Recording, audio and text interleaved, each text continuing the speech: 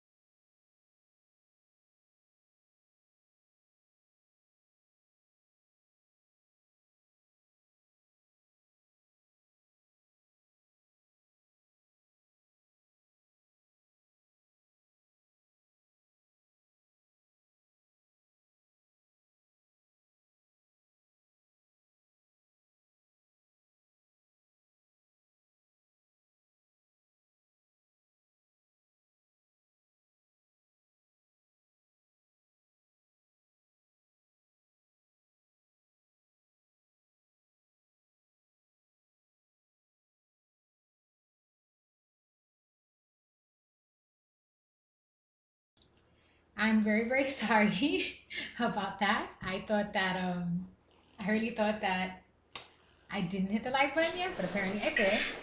Hi, Corey. How are you, darling? Fun. Yeah, how are you?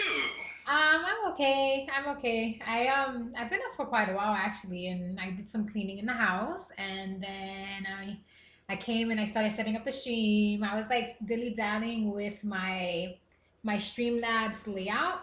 I've been experimenting with the Streamlabs layout for a while now. Oh, what is this thing doing? Is it frozen? Oh, I thought okay, this thing got frozen. So I got up this morning thinking, hey, I'm just gonna go to the gym. But it turns out the gym is closed. So then I was saying to myself, this is not gonna work for me. Like I've been enjoying working out, and it's like kind of not even kind of like working out has been a stress relief for me. And it's like, all right, instead of me like coming and crying to you guys, let me just go work out.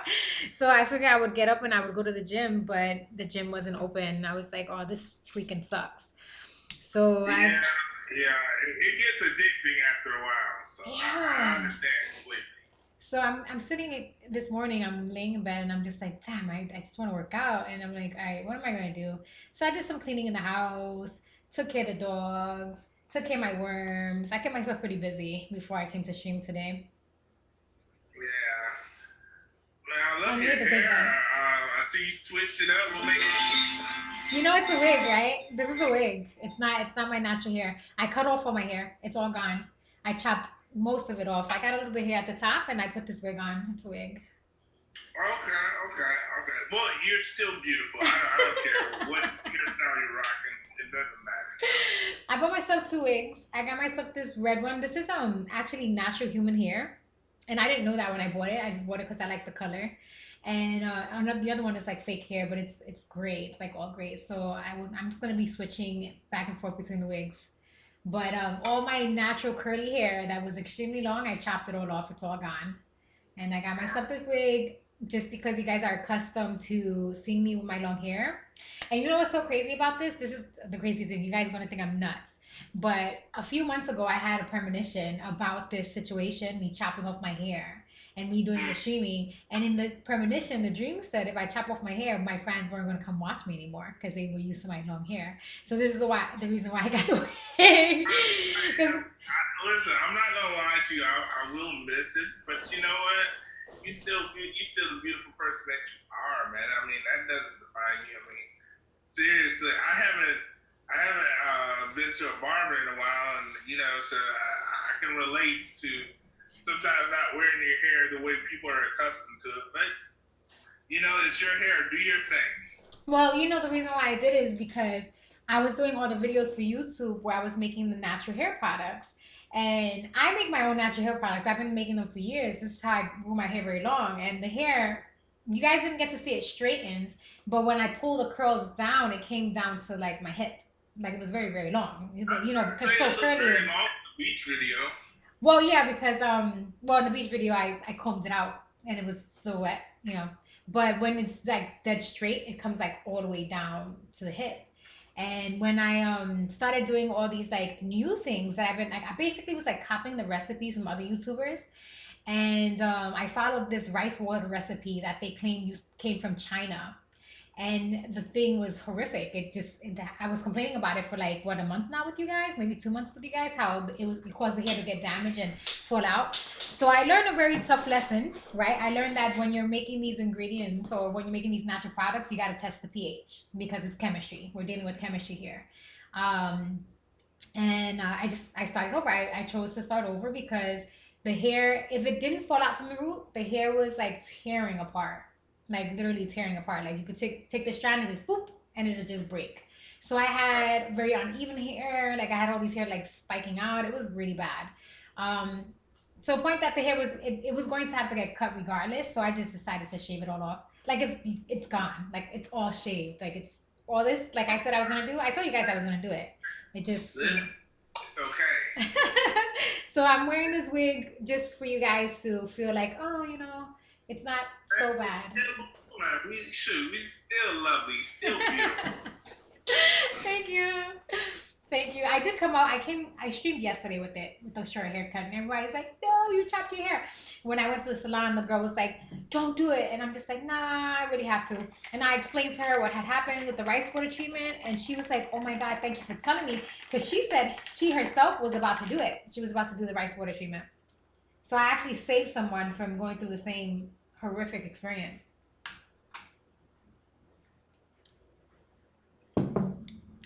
I made myself my matcha latte. I only have 3 of these matcha latte packs left, and I'm so sad. This stuff is so expensive, these matcha latte thingies. It's a lot cheaper than going to Starbucks and getting it. Starbucks, you pay like $5, you get about the same size, and you pay $5. Whereas you go to like the supermarket and you get like 10 packs for $11 or something, or $15. So it balances out. You save some money. But it's like I'm down to my last 3 and I'm crying. It's like, no, I'm running out of matcha. Okay, you're not out yet, so. This is what I've been drinking every day before my workouts. Oh, you gave me love, Corey. Mwah. Thanks. Always. So literally, I've been having this, and what's inside this matcha latte? Oh, this is a recycled jar, by the way. It's a recycled coconut oil jar. I recycle everything. Inside this matcha latte, I have the matcha powder. I have turmeric powder. I have moringa powder. I have coconut oil, chai seeds, and the matcha powder, and milk. And flax seeds. So the reason why I started drinking this is because I'm taking bodybuilding very seriously. Like, I'm really doing this bodybuilding thing. Like, I'm not just doing it because I like to work out, and I do love to work out. I'm going to bodybuild. Like, I'm going to see how far I can take this bodybuilding and see if I can really, look how old I am, guys. I'm 38. I'm 38 years old. So, it's going to be a lot harder to do than a 22-year-old. You know what I mean? But I've been drinking this now as, to, 1, give the nutrients that my body needs, but 2, to help me really build that muscle and everything that I'm going to be needing to build. So I've been doing this every day in the morning. So instead of going to Starbucks and spending ridiculous amounts of money, I'm enjoying my matcha lattes at home. Do they have a GNC near where you're at? Yeah, but GNC, everything in GNC is ridiculously expensive. Let me tell you something about going to the GNC, guys. The GNC is going to charge you $50 for supplements that you can literally go to an ethnic deli. I went to an Indian deli, not a deli, a supermarket, an Indian supermarket. That's I don't know. It's like, okay, so you guys know when you go to the I-95, you get off at exit like 97 or something on I-95. Then you make like a right. This is if you're going like south, I think. No, you're going north. If you're going I-95 north, you get off at exit 97. You make a right, and then you go down a little bit and make another right where there's like hotels and stuff. And then, am I doing this right? I don't know if I'm envisioning it right. It's like in that area when you get off that exit, there's an Indian supermarket. You can get all the herbs and spices that you get at a GNC for a fraction of the price. Like, I got like an 8-ounce packet of moringa powder for like $3. If you got moringa powder from a GNC, you're paying $50 for that. And they put it in a capsule, so you're not even getting as much. Yeah. Okay. Mm-hmm. All right. Well, thank you for that. Yeah, stop wasting your money at GNC. They rip you off. Literally anything you get at a GNC, you can get at ethnic deli. So you can get it from like an Indian deli or any of those Asian markets. You can get the same herbs and spices for a fraction of the price, and you can get them fresh. Like when they have like those mushroom supplements and stuff like that. What you should do is, as a matter of fact, here's the idea. Go to the GNC. Look at all the supplements they're offering. Look inside those supplements. Whatever they say on the supplement, just do a little Google search, like on Google Maps or something, and find one of the grocery shops that sell it, the Asian shops that sell it, because you'll find it there. No, that's actually a good idea. Just yep. Just thinking about it. Yeah. Okay. You will find it for so much cheaper. And it's the real deal stuff. It's real herbs. Like, you're getting the actual herbs and spices. You're not getting it in any pill form or any capsule form. They're giving you the real thing, the pure thing. Right. So your body will process it a lot easier, right? Hold on a second. I'm gonna choke. Remember though that drinking. Oh, I forgot to put the biotin in here. Oh, I always forget to put the biotin.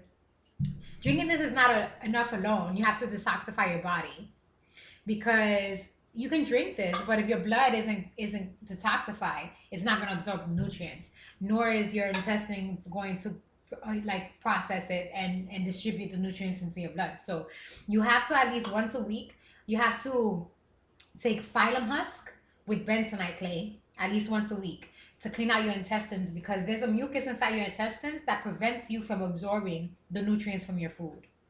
So if you want to absorb the nutrients from your food, you got to clean out that mucus that's in there. Like you got to get it out. You got to get all that stuff out of your intestines. So once a week, do bentonite clay with phylum husk. Hello. Hey, how you doing? Fine, thank you. How are you? Alrighty, so what you got going on? What's the topic of discussion? Fill me in. Let's go. So today we're going to be discussing relationships, but I made it very general. Oh, Normally I have a very specific topic, but I made it a little general today. But I basically want to touch on relationships, right? How do you work them out? How do you get over your problems?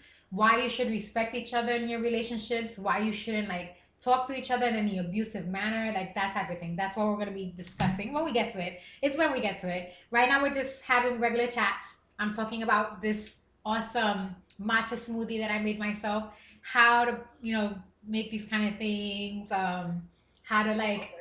What is this? Can you share the ingredients? Because it looks awesome. Yeah, I'll share it again. Sure. Inside here I have 1 packet of matcha. I have turmeric. I have moringa powder. I have flax seeds. I have chai seeds and coconut oil and milk. Okay, so you're on your health and wellness tip, huh? Well, I've been going back to the gym. Yeah. I've been going back to the gym, guys, and I've been loving it. I've been loving the gym very much. And I'm taking it very seriously. Like I'm finally I'm going on a bodybuilding journey now. Whereas before I used to work out because I mean I'll be honest, like when I first worked out at a young age, I did it because I was told that I would live longer. But when you get to like your mid-20s, you do it to look good, you know what I mean? And then you get to like your mid-30s and you do it because you don't want to die. Right? You're like, wait a minute, whoo! Right. You start feeling the chest pains and you're like, oh my God, Right. nope, we got to Right. start doing some running or Right. something because I don't want to die of a heart attack. But now I just have this thing where because I don't have like access to karate out here, that I have to do something else to fill that void for the physical fitness. So now I'm doing bodybuilding. Okay, so you're taking preventive measures. I've been working out for some years myself. I do a lot of calisthenics and I lift light weights, and plus my job is very strenuous. So, like you said, you got to take preventive measures, man, and just drink a lot more water. Try to eat cleaner because you don't want to end up going to the doctor and the doctor saying, "Oh, well, you should have been drinking more water and walking." But we already know these things. The You problem really is have though, to value. Yeah, I'm sorry. Go ahead. I'm so sorry. I just cut you off and that was rude. You were This is talking. your show. This No, is no, your no. show. I'm just- yeah, Rudeness is not acceptable whether it's for me or anybody else. So my apologies. your show. What I was gonna say, and I do apologize again for having cut you off. I do apologize again. Is that it's not as simple as just drinking lots of water, right? It's the quality of your water, and we don't really even realize that. It's the quality of the ingredients you're putting into your body. You can go to the supermarket and get vegetables, and won't be doing anything great for your body because the vegetables aren't truly organic and they have chemicals on them. And the same thing with water. They put chemicals in our water to purify it. Those chemicals are bad for our brain, right? Right.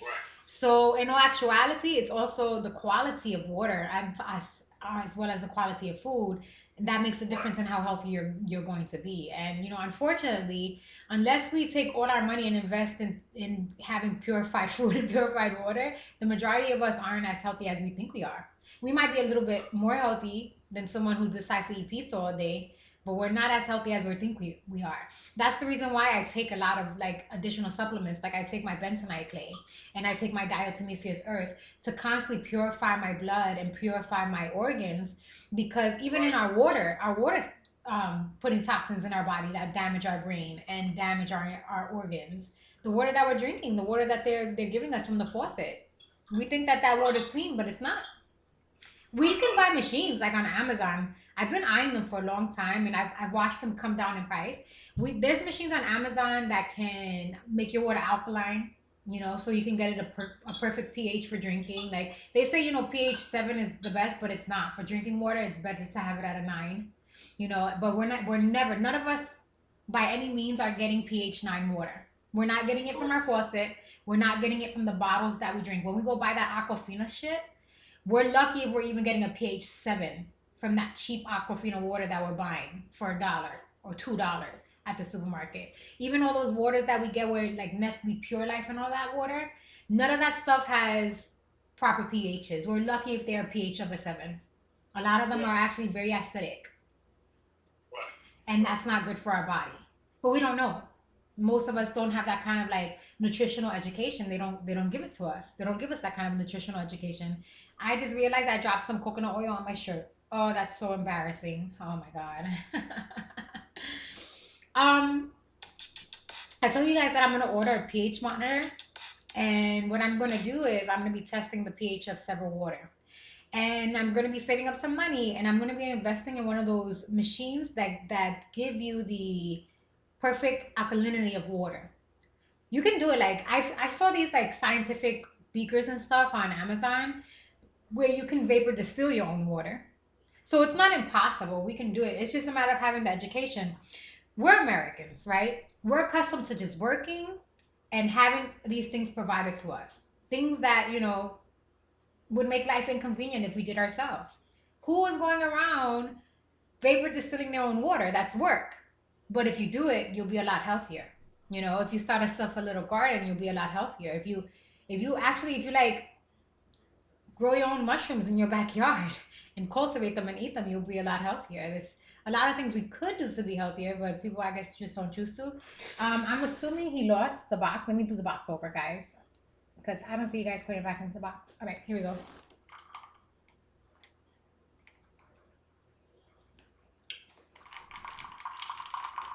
Look at the way it looks. I always try to give other people a chance to get in the box. Well, when I do the box this way, it doesn't matter because you guys go on a list by order of who requested it. So it's perfectly fine because everyone gets 5 minutes when I do it this way. When I do it the other way, then that's a whole different thing. But this way, everybody gets an even chance. Everyone gets 5 minutes per shot, and then if they want, they just go hit the request, and they're up next. And I give everybody the opportunity to speak, unless they're vulgar. If they do anything nasty and vulgar, then they get blocked. If they say anything nasty on this stream, they get blocked because you're not going to be coming in here when we're talking about relationship issues. You're not going to be coming in here talking about, I just want to lick you. No. Get out of here with that. Yeah,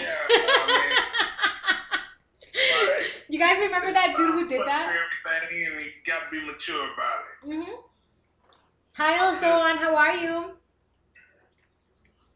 So, I just want to say you're spot on as far as like looking to invest into the machine for alkaline water. It is great. A lot of stores now, they're starting to come along with selling alkaline water, and to your point, you're right. You do have to pay attention to that pH. Yeah, but you don't know if plays a big difference in that, and that's why I was like putting out the Fiji brand. That's that's pretty high, but then like I said, there are other brands out there. Like I think it's Eternal that sell alkaline water in the stores, and you guys just look up alkaline water. You'll taste the difference. I mean, it'll make you pee a lot at first, but once your body gets used to it, you'll feel more energized when you drink. So. Oh, Zohan, I'm chilling too. Thank you, darling. Thank you for coming to see me again. So, listen here. Corey just said it makes you pee a lot. That's a good thing. I know it sucks to have to pee a lot.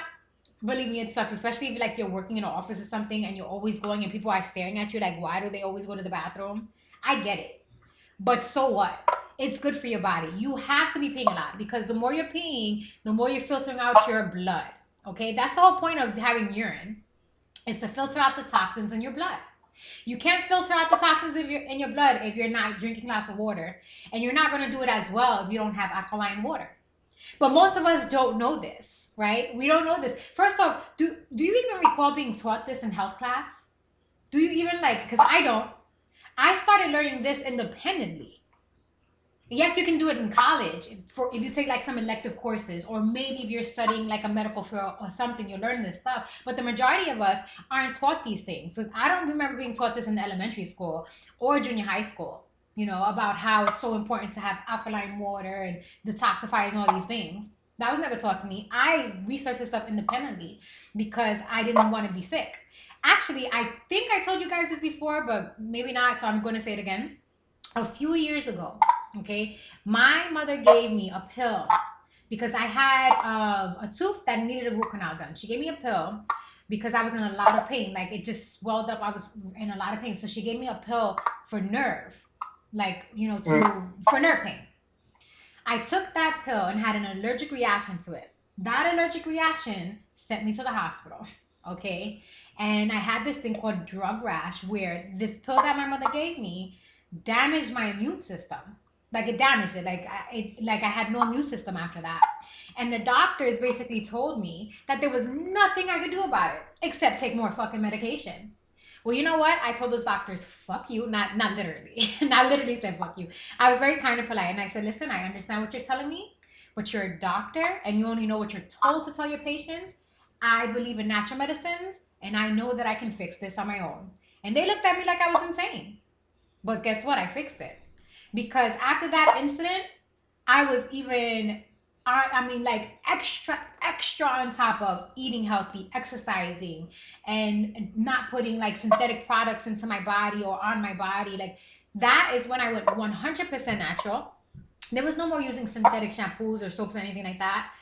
I went 100% natural. I started doing my bentonite clay, taking it internally, using it externally, taking different herbs and spices. I boosted up that immune system. And it took me, I would say it took about 3 years before I finally built up an immune system where I wasn't getting sick. But then when I didn't get sick anymore, it was officially I can fight off just about any virus that came into my body.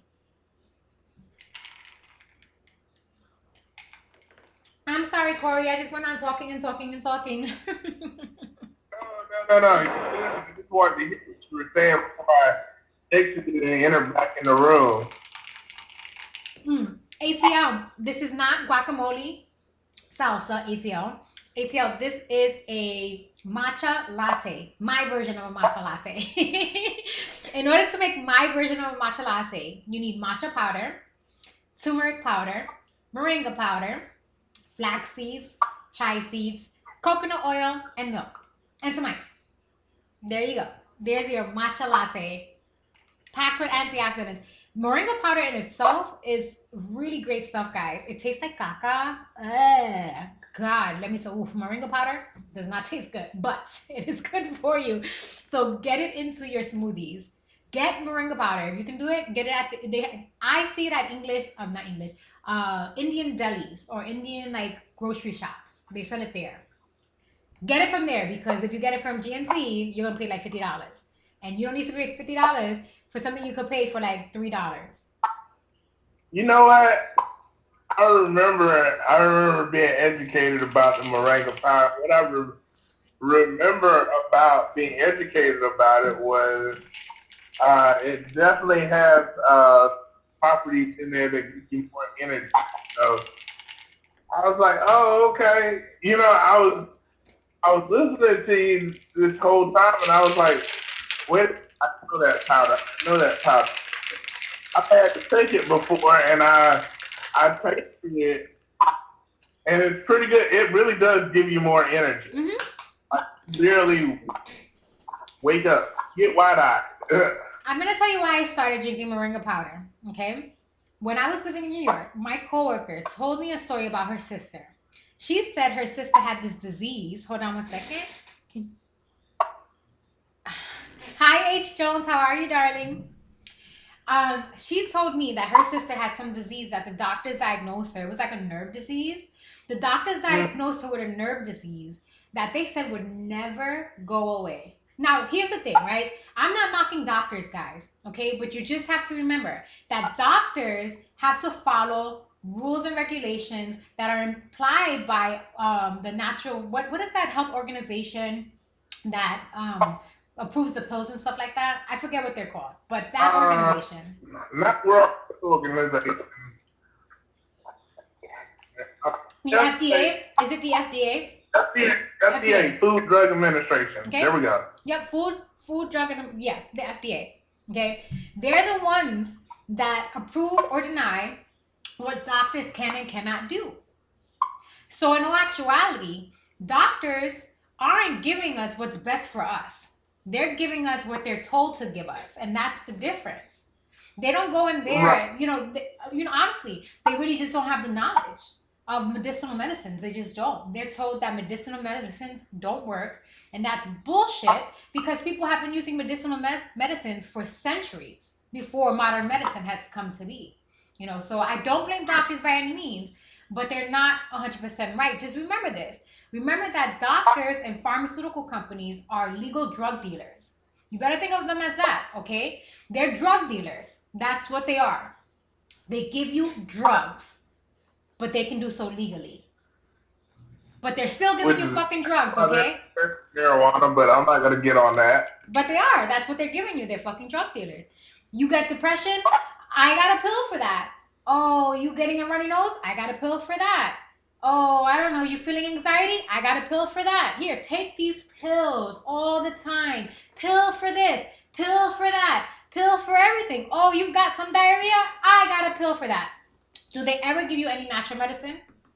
Never. Do they ever tell you, hey, just work out some more and drink some alkaline water? Never. You talk to a doctor and you tell them something about medicinal medicine, they will tell you that you're crazy. Okay? Right. And you're not. They're the crazy ones because they, you know what it is. They pay like what, $100,000 a year to go to some medical school, and now you can't tell them anything different. They don't know. They just honestly don't know any better. They don't. Well, you remember I had a surgery a while back, right? So in addition to taking the medicine that the doctors were taking me, I was taking this supplement here. And what is It's that? called Mento. And for men, what it does, it promotes prostate. And so I had... Ooh, come back, Corey. ATL, you said never, but what are you talking in reference to? Never to what?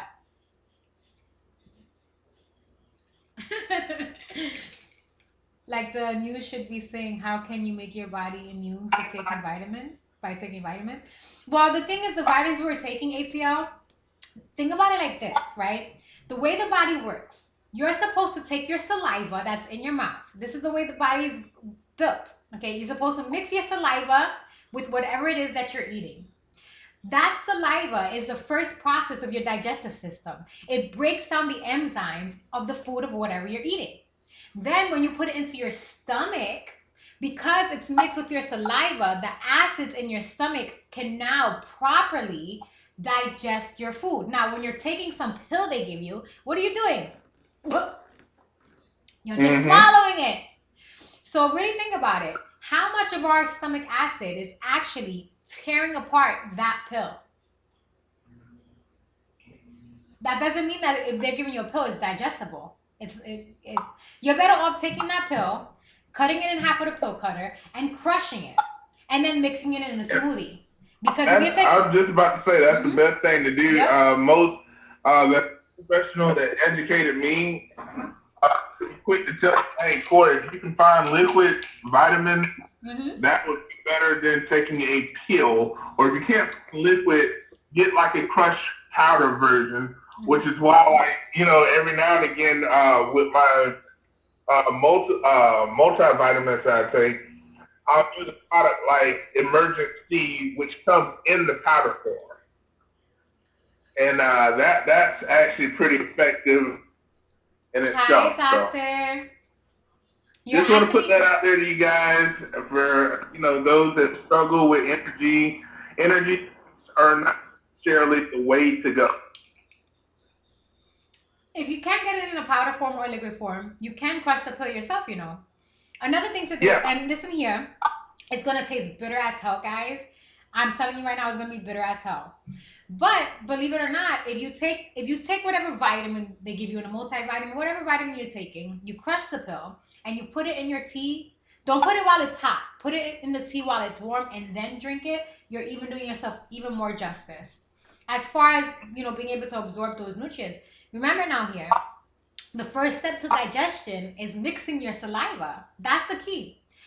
Most people don't even know that when you're drinking a juice, when you drink juice, you're supposed to swish it in your mouth. You're not supposed to just gulp it. Juice is meant to be sipped. Americans don't sip juice. We gulp juice the way we do water. You're supposed to take it in your mouth like this and then swallow it. Who do you ever see doing that? I don't even do it. I know I'm supposed to. That is how you get all the nutrients from the liquid that you're drinking. Because But wait, now what about, now hold on, what about the food acid, that in some of our juices, you're saying on our teeth? Well, remember, our mouth has natural bacteria that actually fights bad bacteria. It's an issue of balance of the bacteria, but we brush our teeth, yeah? Right. Yeah, you're supposed to brush teeth every day. Day and night, but at least every day. I know it doesn't make sense, right? But it's the way it's supposed to be because the way our mouth is designed, we salivate. That saliva mixes with all the food and everything we have in there, makes it easier for our stomach to digest. But our cheeks actually, believe it or not, absorb nutrients as well. Right. Right from the liquid. Most people don't know this about the digestive process. That they don't know how complex it is. Like they forget these things. Maybe they get taught it and they just forgot. But most people don't know. Like this is the way it works. So we're not even chewing properly. We're not even eating our food properly. On top of the fact that we're not really getting nutritious stuff. And we all think we're being healthy by buying these vitamins. Oh, I'm just going to go to GNC and I'm going to spend $50 on this multivitamin and I'm going to be healthy. No, no, it doesn't work that way. It's how you eat it. It's the kind of water you have, how much exercise you're doing. There's so much more complexity to keeping yourself healthy. It's not as simple as, oh, I'm just going to take this multivitamin, I'm going to be a healthy person. It's not that simple at all. It's far more complex. Now I will go ahead and say real quick for the time is up, like at GNC, a lot of those protein powders do some they do produce some good results. So Doctor, I want you to say pretty please. Say pretty please with a cherry on top because you're the most beautiful woman in the world. If you say that, I'll stand up and I'll flex for you. Come on, you gotta say it. Pretty please with a cherry on top because you're the most beautiful woman in the world. Doctor has to say it. Oh, look, he said sit. Oh, you see? Doctor always wants to fight with dominance. Doctor, I agree that you're the dominant one. But remember, happy wife, happy life, darling. Happy wife, happy life. Amen. Yes, so go ahead, say it. Say, pretty please, with a cherry on top, because you're the most beautiful woman in the world. And I'll do it. I'll stand up. There's another saying that counteracts that, right? What counteracts it? Happy spouse, happy house.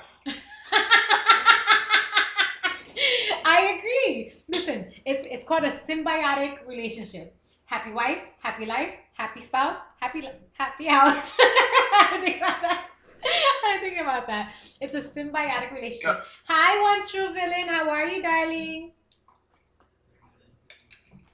Come on, doctor. If you say it, I'll stand up. Maybe I'll do a little dancey. Brother, we all say it's hard to do the ball.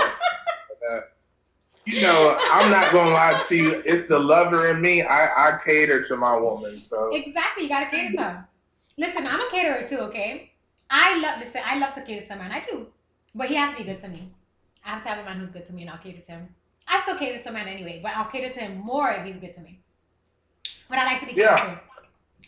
I love to have my back massage and my head massage and my feet massage. Like I'm really terrible. Like I'd rather have my own boyfriend pluck my eyebrows for me than me go to the salon to have it done. Like these kind of things, I want my boyfriend to do. I don't want to have anyone else doing those things for me. You know, Dominus, that's something that you got to teach most guys. Like, I don't know too many guys that know how to just pluck eyebrows like that.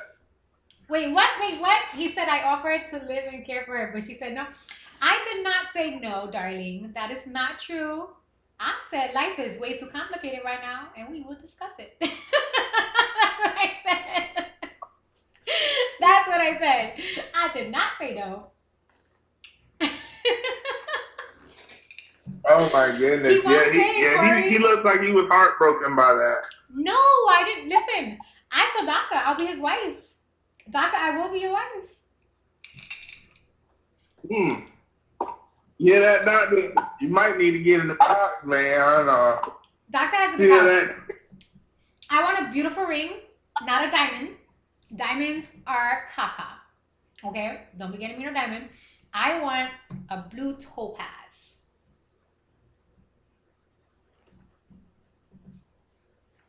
Okay. When did you do that? Listen here. I want a blue topaz ring with rubies in it. That's my engagement ring. Go find one. I'm a 6.5. Oh, wow. And she gave you the ring size. I did not say no. He's so full of crap.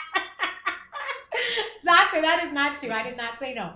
I said I totally would marry you.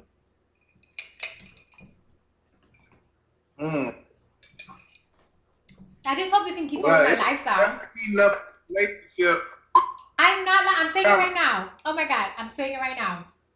But just know, I like to go for runs in the morning. I like to work out a lot. I need a lot of attention. You gotta spend a lot of time with me. A lot of time with me. You can't be mean to me, you know. You can't be cursing at me if you're angry at me. You have to be nice. And I want to get spoiled. I want to be spoiled like a little brat.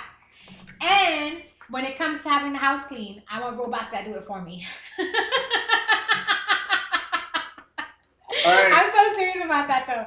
I saw this like this Samsung robot that does like all the sweeping and stuff and these robot mops and everything. I want all of that stuff. And I want a baby. All right, Doctor, this is where you're supposed to list your demands. So keep demand. Look, we demand everything. Give me a baby. We want head every day. We want the house. We want a meal when we come to the house. Shoot, we want all, man, in 2020. I'll cook on alternating days. I'll cook on alternating days. Not every day, alternating days. So one night I'll make dinner, but the next night I want to eat out. Oh, okay. I see you, Doctor. Oh my God, Doctor, that's so disgusting. I can't do that. This is relationship talk we're talking about now. We're within the guidelines. He's throwing it on the table. All right, listen here. The only condition in which I can do something like that, and I don't want to repeat it because it's very yucky, is if I'm extremely... And that's the truth. I'm sorry, that's just the truth. Like that. You know how everyone like has their hard limits? That is definitely one of my hard limits. And I've tried, guys, I've been in 4 like long-term committed relationships, and that is like the one thing that I cannot do. Not sober. Like I have to be super intoxicated. Well, I mean, so he says it's good for my skin. That depends on the person, doesn't it? That really depends on the person and how well you take care of your body. Because if you don't take care of your body well, that's not going to be good for anybody else's skin.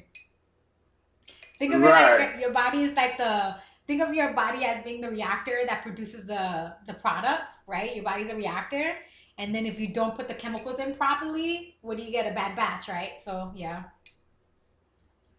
Okay. As long as the doctor can produce good batches, you're saying that you're up for that. Okay. Doctor, listen here. We got to compromise here. You see, look, already, he's not willing to compromise. What kind of husband you going to be if you can't compromise with me? Oh, she's got a point. Doctor. Come on, I'm trying to be on your side, buddy. Doctor, you have to say, pretty please with a cherry on top because you're the most beautiful woman. Say it.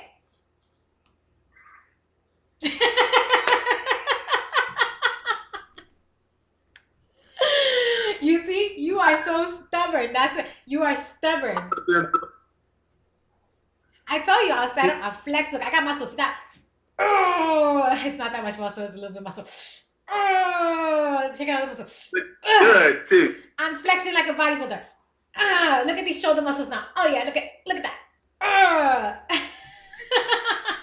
Like we'll have to come over there and eat an arm or something. I told you if you say that, if you say it, I'll get up. I do a little dancey dance, dancey dancey, dancey dance, dancey dancey dance. Come on, doctor. What do you feel makes you inferior? You just listen. What did Corey say? Well, what did I say? What did Corey say? Happy wife, happy life. Happy spouse, happy house.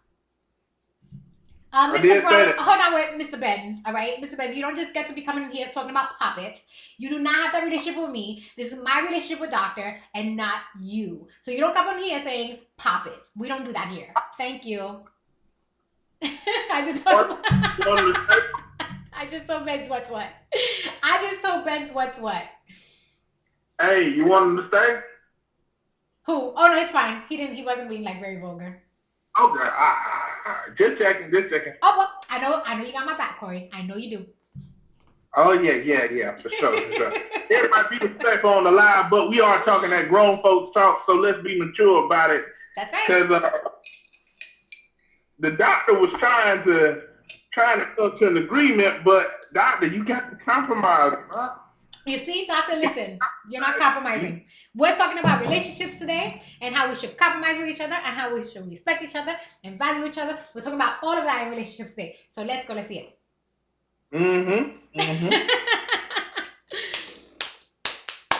Now, you know what? I do have a question. So I'm gonna throw a controversial question out here. We on grown folks talk. So let me ask you something. If you're with a guy, right? And I know plenty of women that do this, and you never experience an orgasm while you're with this guy, can you really be truthful and faithful to this guy?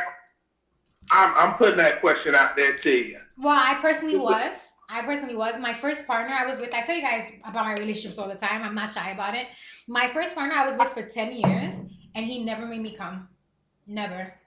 Honestly, I didn't experience coming. I think the first time I ever came, I was 26 years old, and I didn't even know what was happening. And I actually learned my own body, honestly. And then I didn't actually start really enjoying real, sex until I was 30. But I was with someone for 10 years, from 15 to 25, and never came. Not once with him. Never. Never came with him. And he tried, like he would eat my vagina, he would like lick my butthole, like all of that kind of stuff. Like he did lots of stuff. Doing it right. Yeah, but he must have been doing it right. Cause see, I've never had. I'm sorry. I talked to some lesbians at an early age because I knew a woman would know how to eat another woman, and I learned from them how to do it. But I never had a problem. Hi, Trump. You miss me? Where you been hiding? Can you see me? No, I see your house. I see your house. Oh, it might be facing the wrong way. Here we go. Oh, you have to push it back, or here we are. Oh, where's the button? Trump, doctor won't tell me that I'm the most beautiful woman in the whole world. He won't say it. I'm not going to take off my wig. Oh, okay. The wig is for the stream, guys. I'm not doing it. You're going to see me in my wig when I'm streaming, and that's what it's going to be. Corey, But I don't know how to switch the camera backwards. No, I see you now. I see your face now. I see you now. Yeah, I've been, I was going to do a little dancey, but doctor didn't want to say I'm the most beautiful woman in the world. Dancey. Not, jackass. Hello, Trump. I don't care if he means it or not. He just needs to say it. And besides, I am the most beautiful woman in the world, okay? I have external beauty and internal beauty. It's a combination of the both, okay? Beautiful on the outside and beautiful with the soul within. No, I'm not seeking. Yes, I am seeking validation. You're absolutely right. Doctor, you're too clever for me. Doctor's always on point. I am seeking validation. This makes me feel better. So give me what I want. I don't drink. No, no, no. I do not drink.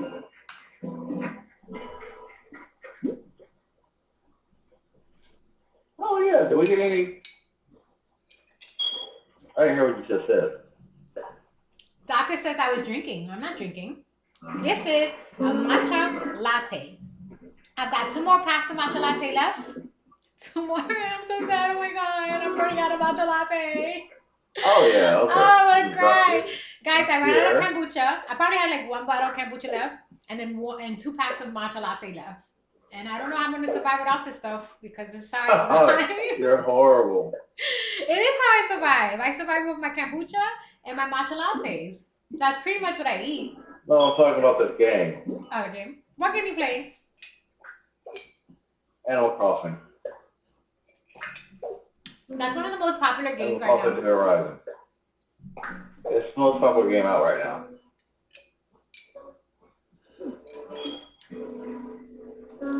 Doctor, I do need a hug. Are you going to give me one?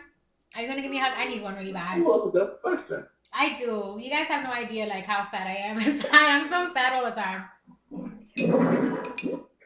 Are you gonna cry again? No. Hopefully not. Oh, you guys can't hardly see me, can you? Sorry. I'm hoping that I won't cry again. I'm hoping not. I tried to like go to the gym to kind of like work out my sadness, but the gym was closed. I'll tell you a secret. What? What's your secret? I only cry in my dreams. You only cry in your dreams. Yes, it's horrible. I mean, you were military though, so maybe you were trained. What, doctor? Is that true? Doctor says he only cries in his dreams too. Is that true? Really? So it's not just me? Oh, alright, here we go. Guys, I'm a big fat crybaby. If my feelings are hurt, I cry a lot. If you hurt my I feelings, I miss cry. Sim City, Corey. I cry so much when my feelings get hurt. But I I'm gonna usually set the do it in volume down. I think privacy. it's too loud for you guys. Like if somebody hurts my feelings, I try not to cry in front of them because I don't want to seem like I'm weak. You know what I find? Especially when it comes to like being in a relationship with a mean person. They will say mean things to you because they want to make you cry. So you can't cry in front of them because then you're giving them what they want. So you kind of cry in silence and not let them know that their words hurt you. Because the more you let them know that they hurt you, the more they think of something worse to say to you. Mean people do that when they want to hurt your feelings. When they get angry and they want to take it out on you, they'll say like really mean shit. I used to go through that with my daughter's father. You generalize people a lot. You're right. It's all based on my experience with my shitty ass partners.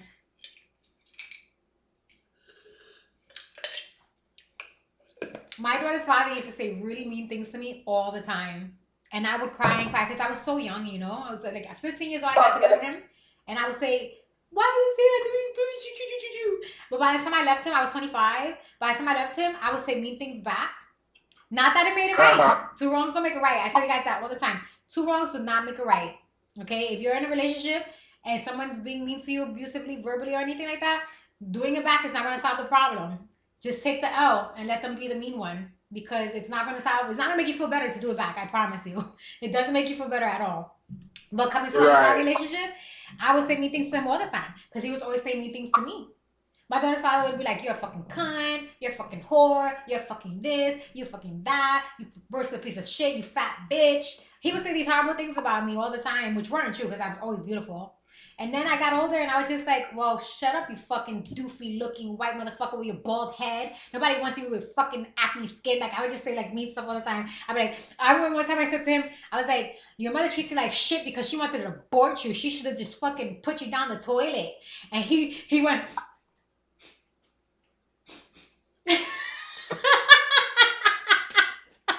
I was about to say, look, you know, if anybody who has ever watched the movie Devil Wears Prada, that's a good movie. What is that movie about?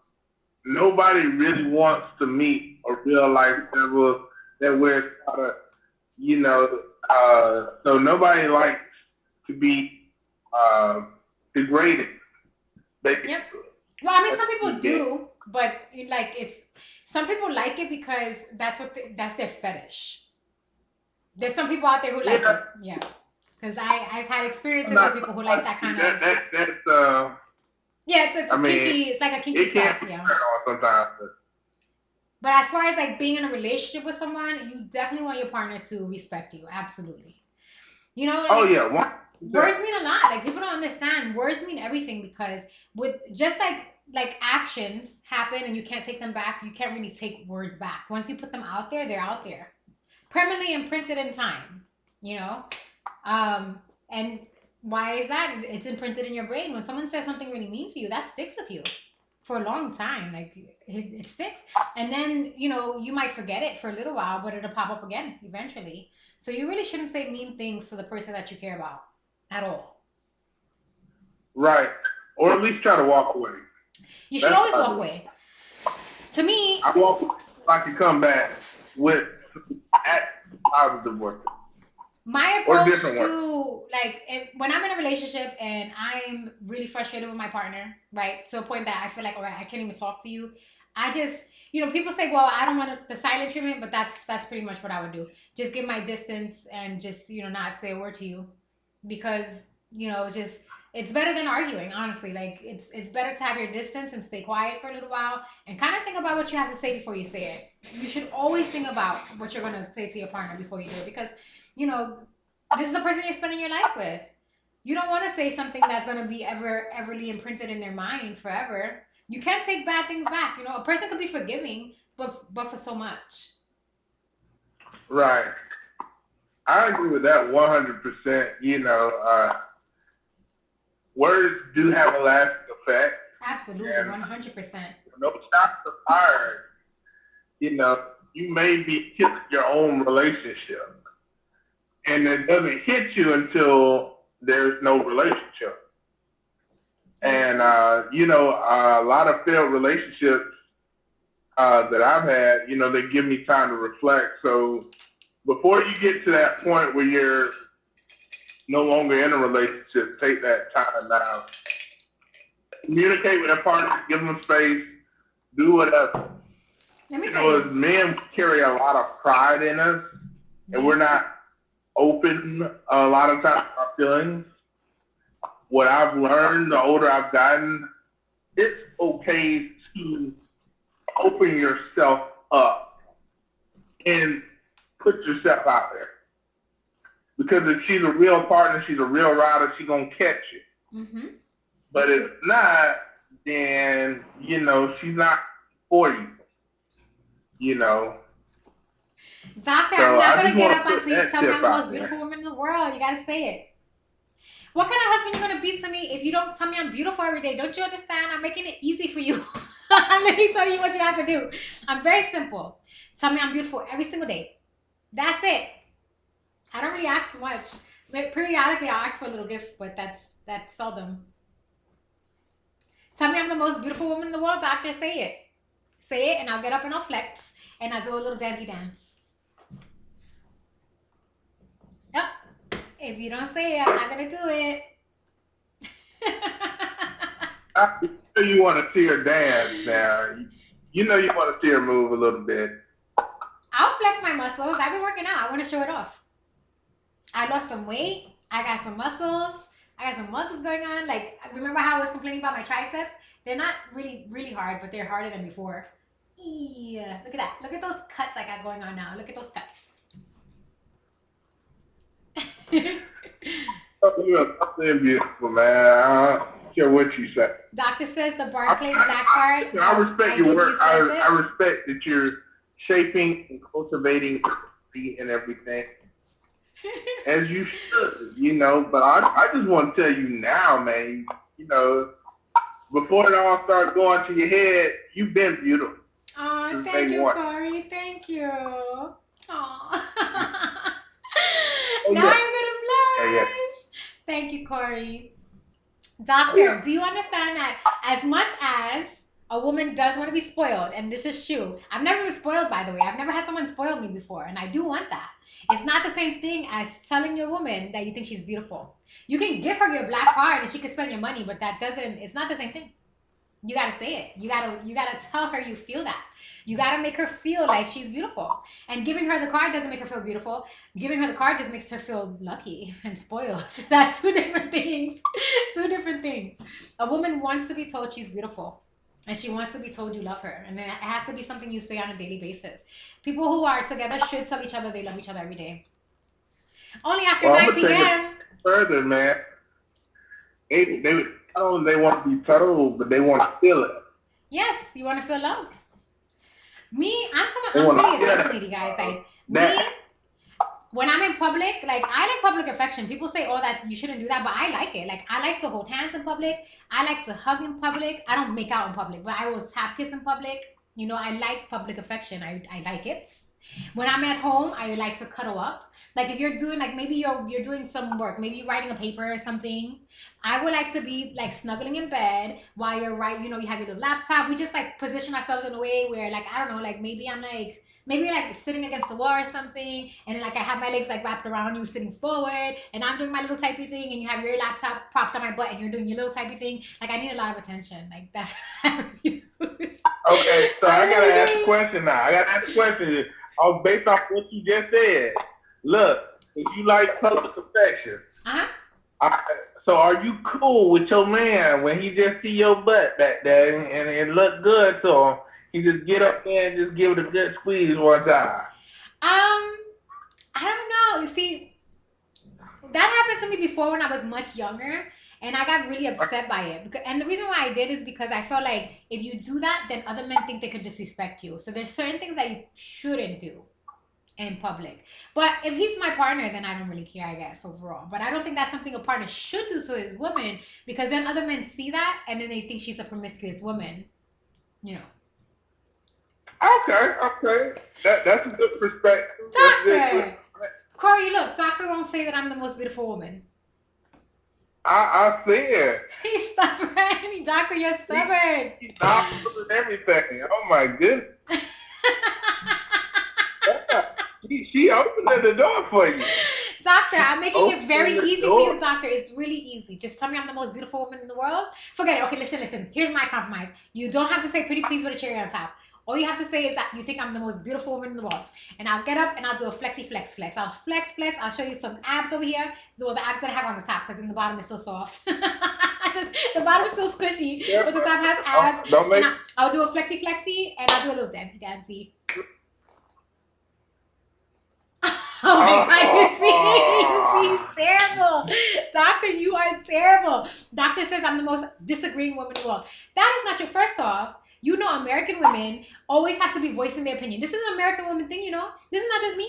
It's not even a Latina thing. It's like an American woman thing, okay? We're not the most disagreeing people. It's just that this is an American woman. See, in America, when you have an American wife, you have to compromise. That's just, that's part of being with an American woman. Otherwise, you need to go to another country, like, I don't know, the Philippines or something, and go get yourself one of those agreeable women. Oh, wow. Doctor says I'm the most stubborn woman in the world. I am not the most stubborn woman in the world. Again, this is an American woman thing. So let's compromise. You tell me I'm the most beautiful woman in the world, and I will get up and do a dancey dance and a flexi flex and a flex. I'll show you all these muscles from me going into the gym every day. I'll even do a squat for you. I'll squat down for you, but you just have to say I'm the most beautiful woman in the world.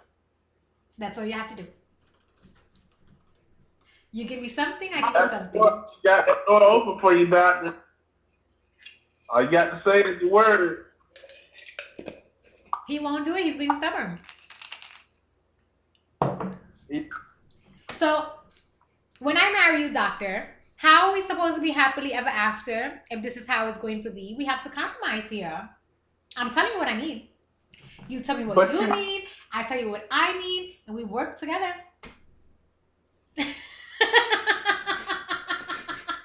Doctor may be one of those guys that like the feariness, like the spice in the relationship, as they say. Some guys like bossy women. Like in one of my relationships, I was extremely bossy. I really was. I was extremely bossy, and he loved it. Otherwise, he wouldn't have stayed with me. Yeah. I don't want to be extremely bossy anymore, though. Honestly, like I want to be with a man that's dominant, but not. Dominance does not mean abusive, though. That's the thing. That in these times, it seems that men think that dominance equals abusiveness, and that's not what dominance is. Dominance is understanding your partner's needs and ruling not with an iron fist, but ruling with your cleverness.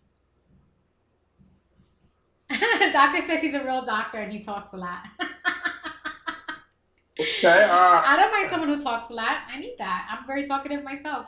So what do you prescribe, doctor, for a relationship and a marriage with dominance? Huh?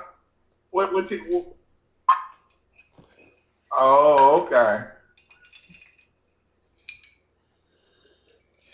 So is that true? That's why you love him. That's why you head over here for him. He's like. When like the saying that they say, "I had you at hello." When the first time I met Dr. Ernstine, when he first was like talking about himself, he had me at that time.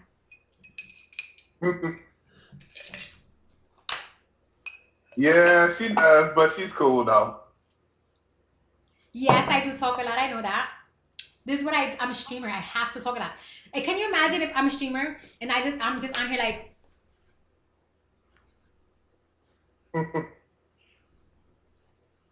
That's what I'm doing. Who's gonna want to watch me? Nobody's gonna want to watch me. It would be dull. It would be real dull. Yeah, what am I mean, I've seen streamers do that. Like, I've seen people go on the stream and all they're doing is putting on lip gloss. Yeah, those streams suck. They get plenty followers. The time they're not talking about anything when they do talk. Yeah, no. I want to talk about things that matter. Yeah. Yeah. We need to see a justice of the peace. A justice of the peace to get married?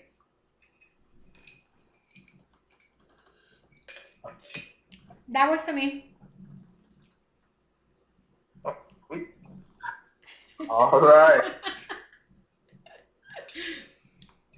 Doctor, I don't believe in divorce. Just so you know. I don't believe in divorce. Marriage is forever. So you better keep that in mind. You'll be with me till the day that you die. You said you say after you get up. Oh, wow. No, you gotta still say I'm the most beautiful woman in the world. I don't think so. There's no beating around the bush. You gotta say it. I'm the most beautiful woman in the world.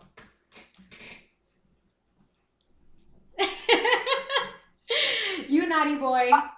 He won't say it. He's being a naughty boy. You being a naughty boy, doctor. A naughty boy. He won't say it. He won't say it. Insurance on you. He won't say it. You're so terrible. Just say it. You gonna have insurance on me? What? Wait, what? Definitely a lot of period in there. You say he's gonna get insurance on me. You talking about life insurance? Bot vote up. Come on back in the box, bro. You know I love hearing your opinion, bro. You talking about life insurance? You would get life insurance on me? I mean, it kind of makes sense. Life insurance is a guaranteed thing because a person is guaranteed to die one day. Yeah, no divorce. That's right, no divorce. Oh my God, you're terrible. No, forget that. Divorce is okay. You're gonna get a life insurance policy on me, and if I don't divorce you, you're gonna feed me to the alligators. You're terrible.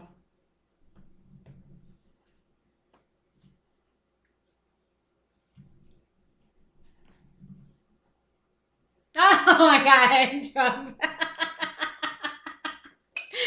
Every every man should think that their mother's the most beautiful woman in the world. That's another thing too, girls. Listen up, girls. If there's any girls listening to what we're talking about right now, any girls out there listening to what we're talking about right now, listen up. You look at the way a man is with his mother, and that will tell you a lot about his character and what he's going to be like when he's with you. A man should believe his mother's the most beautiful woman in the world, and you should look to see how he respects her.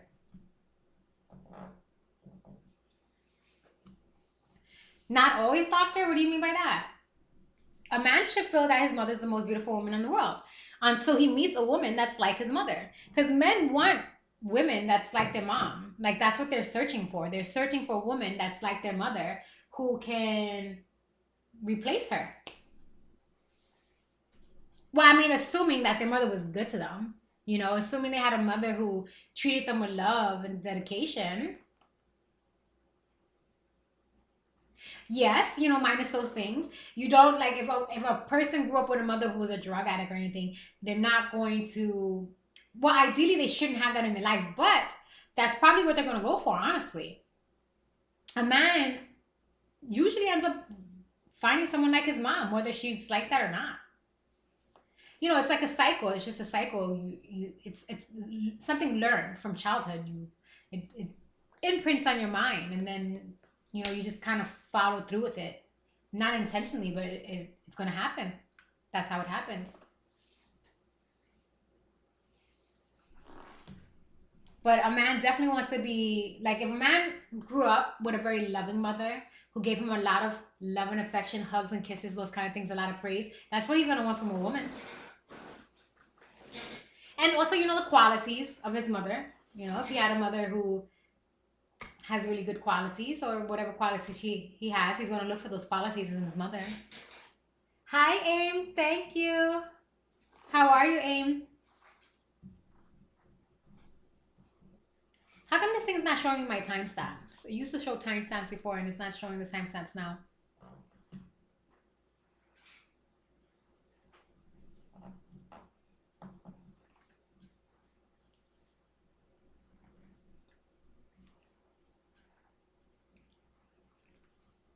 I'm fine, Aim. Thank you. How are you?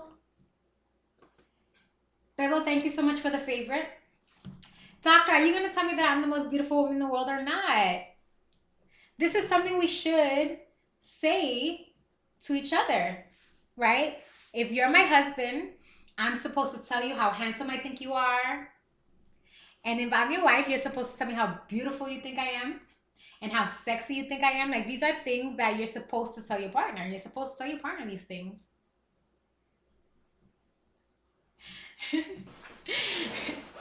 You know what? Let's go on the internet and let's find the diamond ring that I want. Let's do that. Let's go on the internet. Not the diamond ring. I don't want a diamond ring. I want a blue topaz ring with rubies in it. I'm going to show you the ring that I want. You're going to get me my wedding ring, and then I'm going to say I do.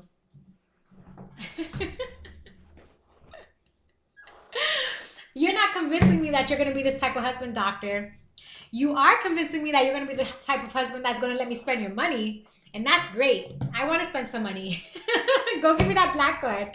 Send me that black card in the mail so I can go buy myself my robo vacuums.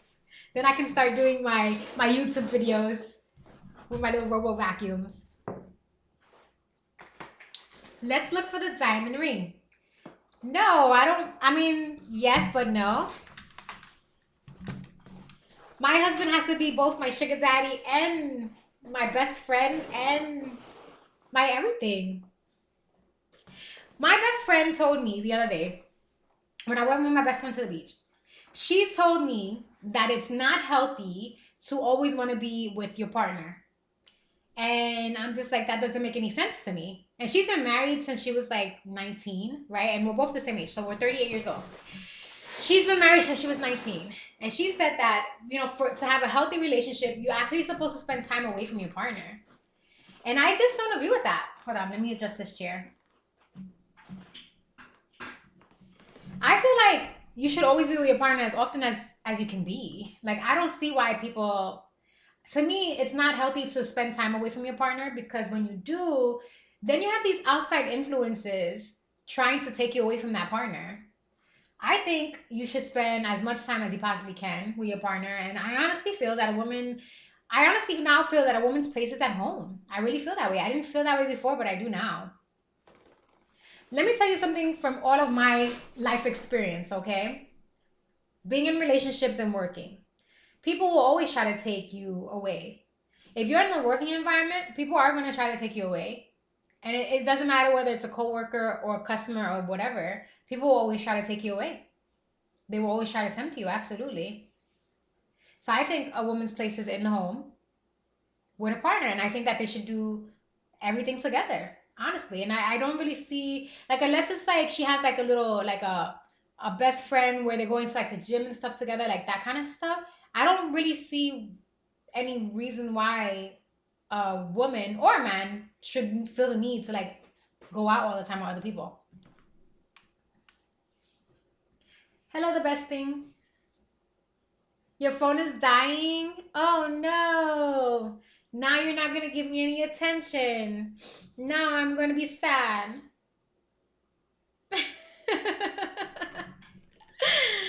Oh. Try to touch my elbow with my outer one? Like this? Oh my goodness. Are you trying to make me do one of those bad symbols?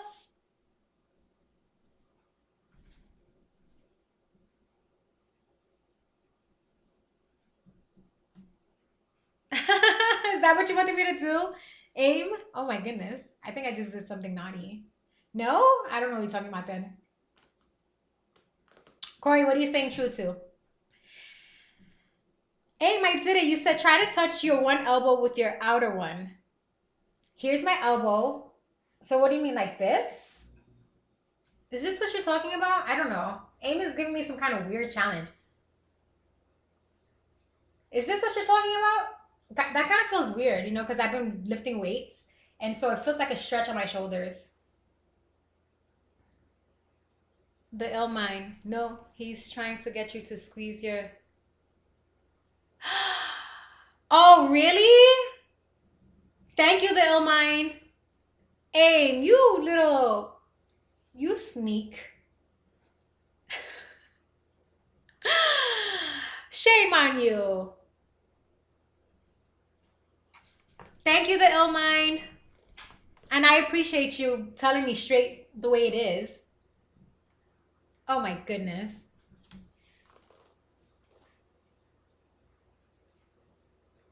So wait, Corey, are you saying that you agree with me that partners should spend more time together? Are you saying that you disagree with me? You're saying you agree that they should spend as much time together. And I agree with you because that time together creates intimacy. I totally agree. You know.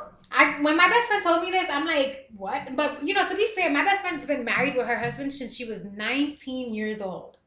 So I guess she's giving me advice for a relationship. How many years are they now married? She's 19. She's 38. So figure for 20, that's, oof. Oh, wow. That's me. Oh, my God. They've been married forever. Jesus Christ. Wow. That's close to 20 years of marriage. So, you know, she's giving it the advice from that perspective, but I don't know. Like I feel, and I'm doing this based on the relationships that I've had, you know, that people really should spend as much time together as possible. You need that time together. And then, you know, if you do need time apart, then go to a separate room and do separate things. But, maybe you're upset with each other, you know. Sometimes you get angry at each other and you need that time apart when you're angry. But as far as it goes where you have to like hang out with friends or something like that, like I don't see that. Like I feel like couples should go out together with other couples if you're gonna go out. You know what I mean? It shouldn't be like guys get this night out for drinking and the girls get a night out for drinking. That's what Americans do now. They're always doing this. We need this alone time apart. Let's go to the bars. Hello, everyone knows when you mix alcohol together, it only ends in disaster. You can't just be going to a bar. Surely enough, if you're going to a bar, you're going to end up with your tongue in somebody else's mouth. I mean, it's all based off the relationship you have with that person. You know, Because if you really are into that person, you really trust that person, then, you know, if her friends come in town to visit and she wants to go out with them, I'm not going to be the over-possessive person. Like, okay, you can't go out with your girls because I want you all to myself. Nah, I'm going to try to give you the benefit of the doubt and trust. And then, you know what? Maybe when you sit back, we have a conversation about how your night went. You know, it'll give us something to talk about. But it's all about that trust that you have with that person. And that's why it's important to spend that time together so that y'all have that intimacy so that when y'all go apart, you're not really apart, you just take time away from each other. That's it. I think it's like an age thing, maybe, you know, like when you're like young, when you're like in your mid 20s, you're gonna feel like you have this need to go out with friends because being in a relationship is frustrating and you don't know how to compromise and you know, come to resolve when you're that young. So what happens is you're in this relationship, you're a young person, you're having frustrations with your partner, and so you need to go out to vent because you don't understand how to communicate well enough with each other to resolve the issues. So to me, it's a recipe for disaster. By the time you get to this age, like I don't need to really go anywhere. Honestly, like I'm perfectly content being at home and doing everything with my partner. You know what sucks is if you guys are upset with each other and then you know there's no way to vent. Like that's why it's good to like go to the gym, go for a run, that kind of stuff. You know, or maybe you go into the room and you do some designing. From time to time, you end up running into issues that you can't resolve immediately. You know, but hopefully by the time you get to this age, you're really good at communicating with each other and communicating your emotions. Not everybody is. You know, a lot of people don't have the ability to really explain what it is that they're feeling. They're angry, they don't want to explain why, or they can't find a way to explain why, or they don't know how to control their anger when they want to explain why. And I think that's when we run into issues in the relationships, is having that lack of communication with expressing what it is that we're feeling. That's what it comes down to. But I still agree, or I still propose that people really should spend more time together as opposed to less, and they really shouldn't be spending time going out on girls' nights or guys' night out. That's no bueno. I'm telling you, it's a recipe for disaster. So this sister comes into town and says, "Hey, Donovan, we hadn't hung out in a while. I know we got a lot of water under the bridge. I want to make sure it's good and bad. Let's go out and talk. You know, can I borrow from your man for a moment? You don't want to go with her. That's blood. You know, or somebody that you grew up with, you know, that you hadn't seen in a while, girlfriend."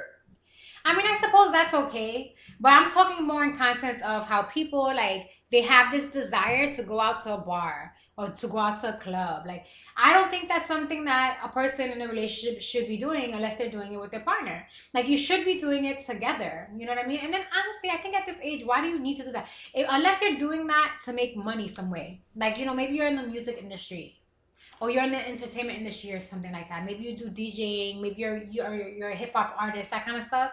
I don't think you should be within that industry unless it's there for making money. But if it's just to go out and vent, to me that's not a healthy way to be venting, especially if you're in a relationship. If you're in a relationship and you put yourself in that situation, you're only setting yourself up for failure because you're bound to be a cheater. I don't care how loyal you are to your partner. If you're going out, like say if you go out of frustration because you guys had a bad fight. I'm sorry guys, I gotta stretch my legs out. Oh my God. I need some oxygen flowing now. Say it is so that you're going out with your partner. You go out because you and your partner had an argument or something. You know, that's not the proper contents to be going out. Because if you're going out due to the fact that you guys had a fight, then you're easily susceptible to giving into those negative emotions. I think if people are happy in a relationship, they don't feel the need to like ever go out. The only time people feel the need to go out is if they're not 100% content in their relationship. That's what I think. That's not true. Maybe a hard day at the job. You never know. Corey, you asked if I would go to the strip club with my boyfriend. I would. My husband, boyfriend, yeah, I would do it. I've done it in the past. I'm older now. You know, I don't expect my boyfriend or husband to want to kind of do those kind of things, but I would if that's what he wanted. Yeah, I don't see any problem with that. I think that's something that you should do together. Why not? Why not have fun together that way? I need to massage my other leg. Get this oxygen flowing in here. I asked that question because a lot of women are closed-minded about that. I'm an extremely open-minded woman, extremely open-minded, and it's years of experience. First off, so you live and you learn, right? In a relationship, you experience some kind of trauma, and you learn from that. It makes you stronger. You learn from that, right? The trauma that I had in my very first relationship was like the first time I ever had is when I first got cheated on ever. And you know what that taught me? That taught me that I better have an open mind because men have a desire to be with more than one woman. That's what that taught me at that age. So after that, that's when I became like a poly person.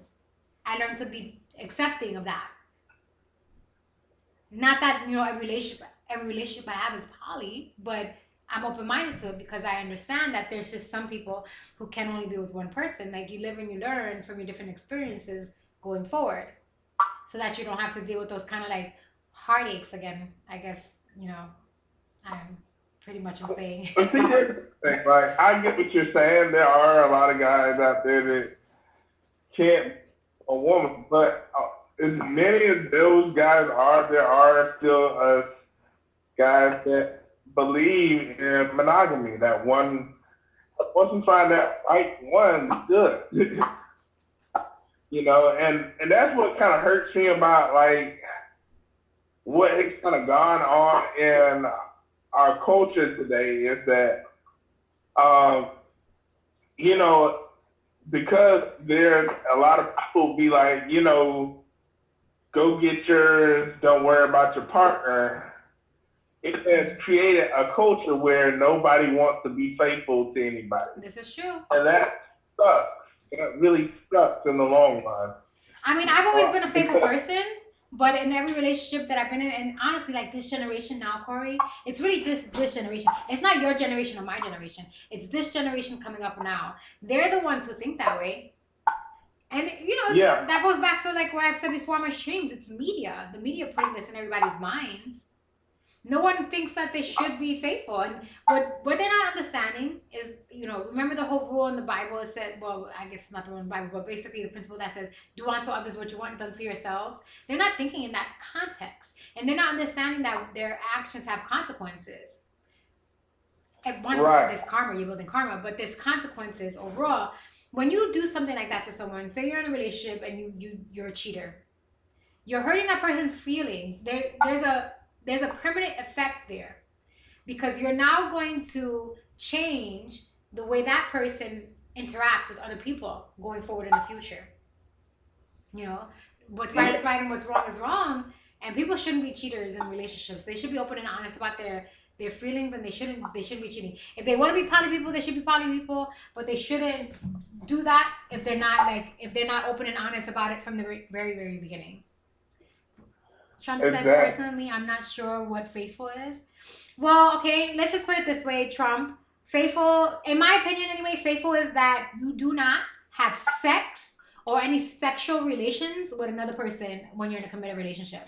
That's what faithful is to me, right? People go faithful beyond that. Like people say, oh, well, you can't even think about another person. You can't help. Sometimes that happens. Sometimes thoughts wander off into oblivion. But some people feel like, some people take it to the extreme. Some people say, well, you can't have friends if you're being faithful to me. Now that's a little bit too extreme for me, but, not that it really matters because honestly, I spend all my time with my partner anyway. I'm the type of person who spend all my time with my partner anyway. But there's some people who feel like if you have friendships outside of your relationship with them, you're not being faithful. So really faithful is subjective and it's relative to your particular relationship with that person, what their morals and standards are. To my moral standards, faithful is not having sex with another person. That is what faithful is to me.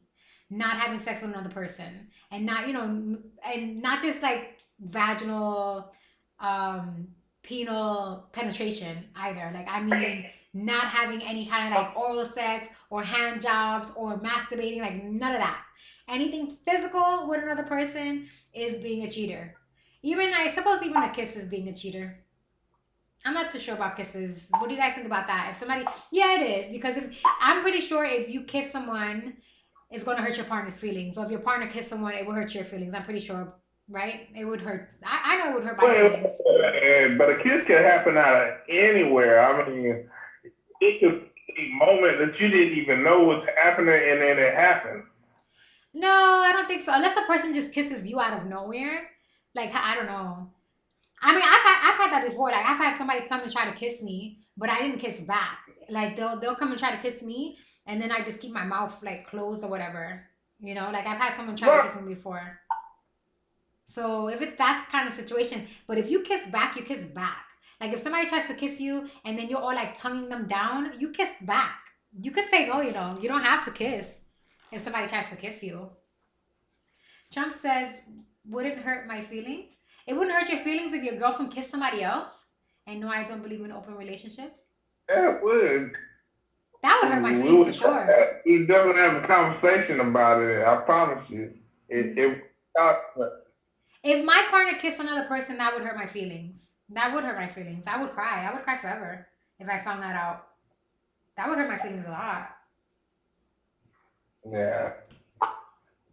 But then again, it depends on the relationship too. Like, you know, if I'm with someone that's a poly person and they're honest about it from the beginning and they're like, hey, I'm a poly person, this is what it is, and I choose to accept that, then I would not, like, I probably wouldn't care. But if I'm in a relationship with someone and they're like, we're monogamous and committed to each other, and then they go behind my back and they do something like that, I would care. I'll be honest with you guys, like, if I'm in a relationship with someone and our relationship is not going well, I'm very paranoid too.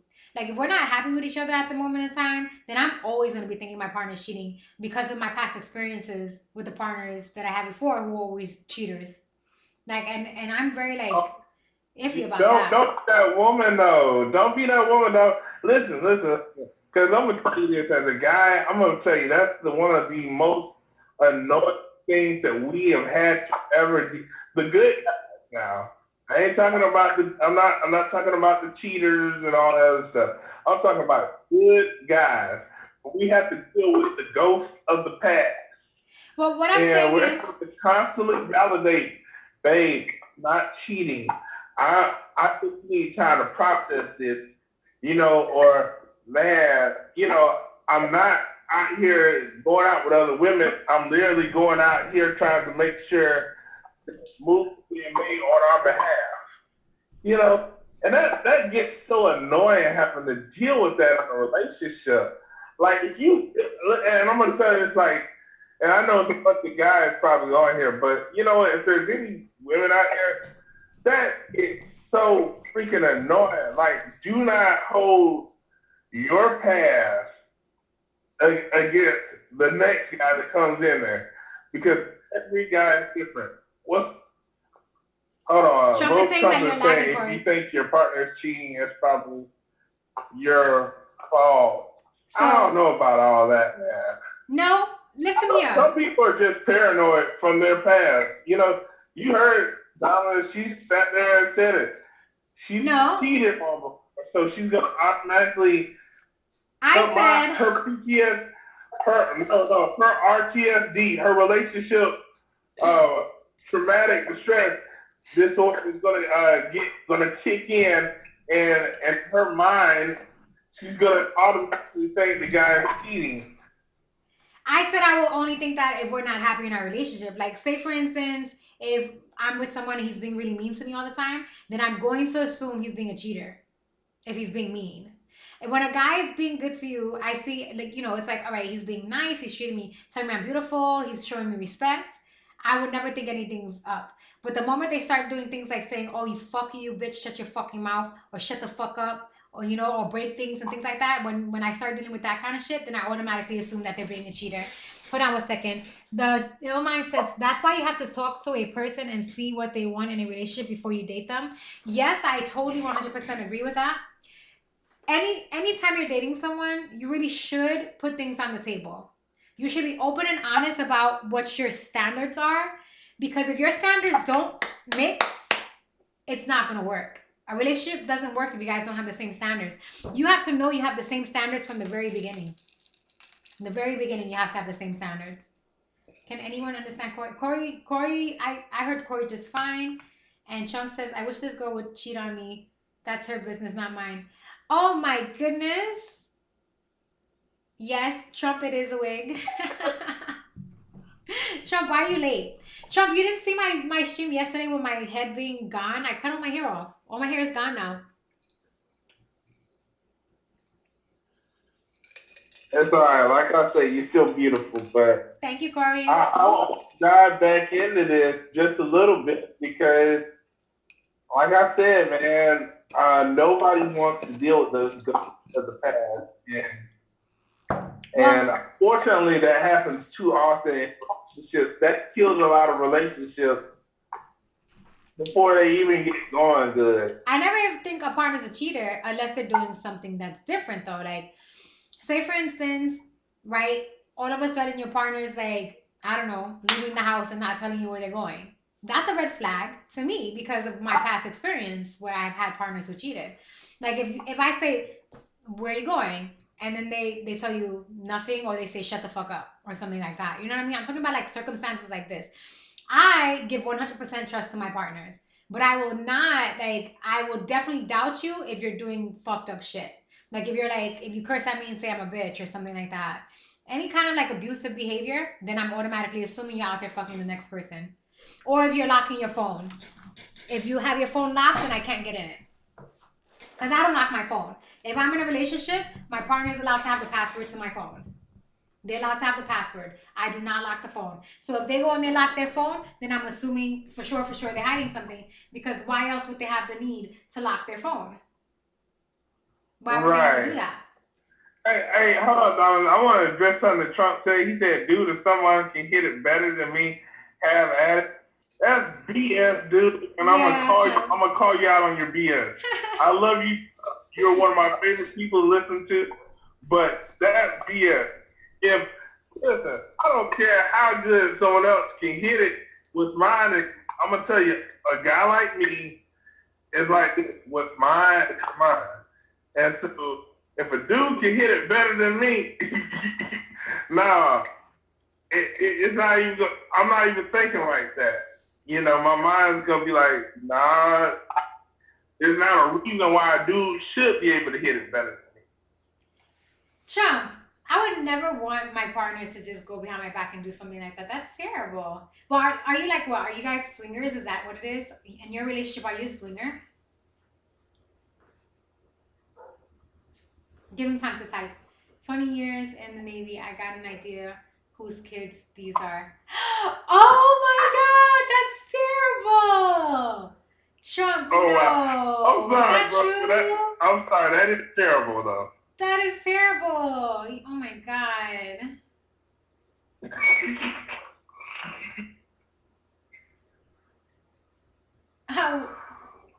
Who's the way? What is wild rice? You're on the way to cook dinner?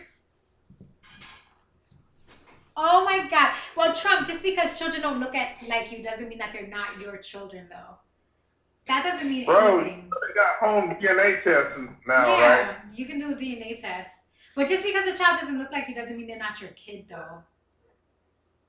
It doesn't mean that they're not your kid. You know that, right? Children don't necessarily come out looking at you. Remember, genetics travel over from grandparents.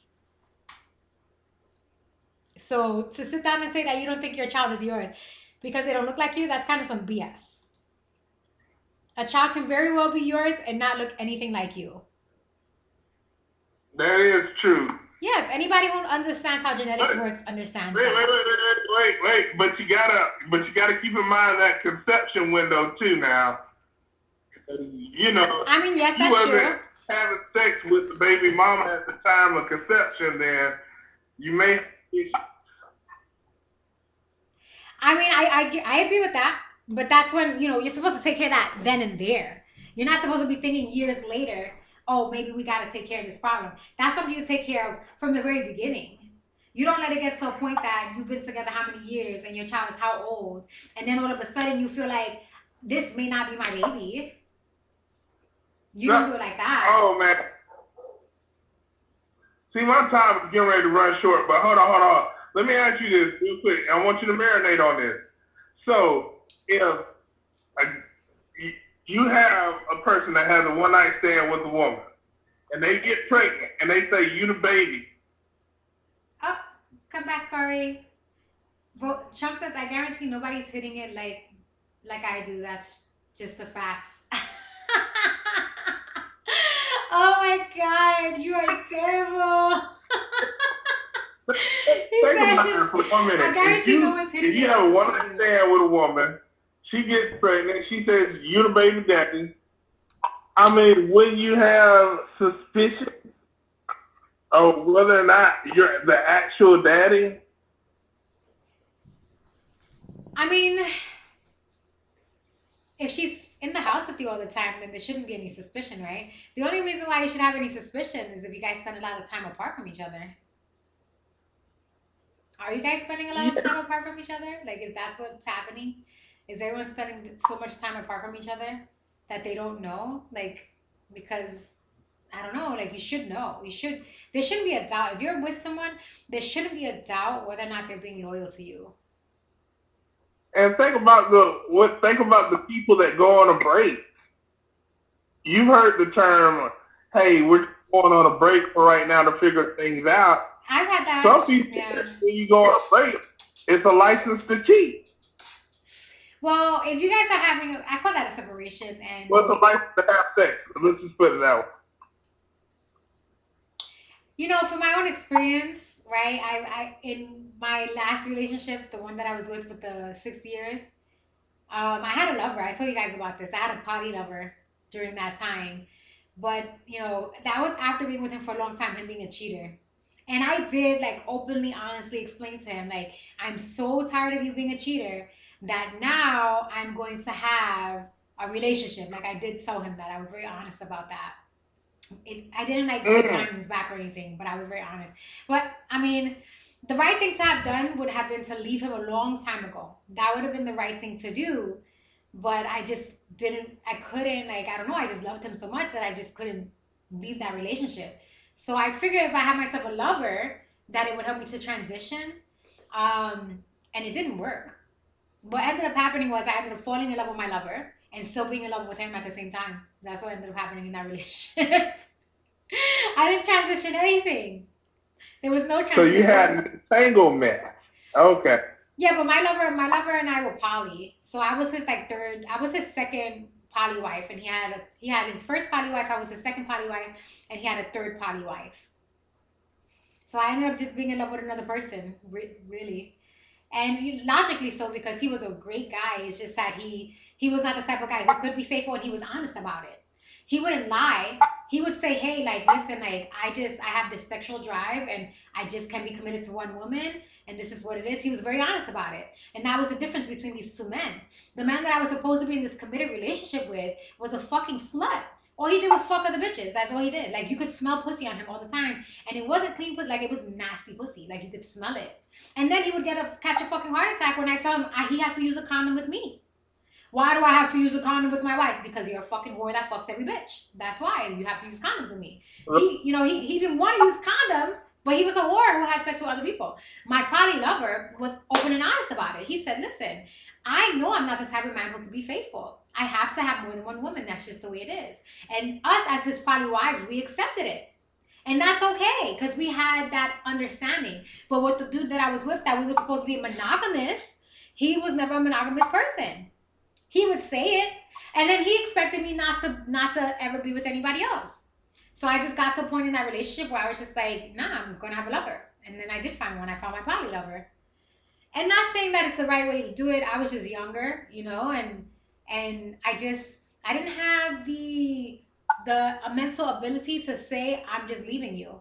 I wanted to leave him because he was bad to me, but I just couldn't. I'm so loyal. Like, I think my loyalty is a sickness, to be honest with you. Like, I'm so loyal that no matter what a person puts me through, I'll deal with their shit forever. It doesn't matter what they'll put me through, I'll deal with it. And unfortunately for me, guys who are predators can see that. They know women's characteristics, and when they get with me, they just know that I'm just one of those ride or dies. They'll know I'll go through it. They know I'm a ride or die. And they know that I will sit down and I will take the fucking abuse. It really sucks. Yeah. Yeah, no doubt. I mean, obviously you're a good woman, man. But see, the point I'm trying to make is sometimes people make those bad decisions. You know, you can't expect everybody to do the right thing and just leave a relationship. Sometimes they do what you did. Yeah. That's all. Hi, Trump. How are you? Okay, I'm actually here for the lagging. Can you guys hear me? Yes. You're testing out the lagging? Is Corey lagging or not? Or am I just He's not crazy? on my end. I hear Corey just fine. Does everyone else hear Corey just fine? I hear Corey just fine. I'm gonna open up the Okay, chat on well. my phone so that I can so I don't have to keep on coming in like this. It's gonna go on my phone. I'll look at the phone for the chats. Are we changing the topics anytime soon? Wait, what did you say? Are we changing the topic anytime soon?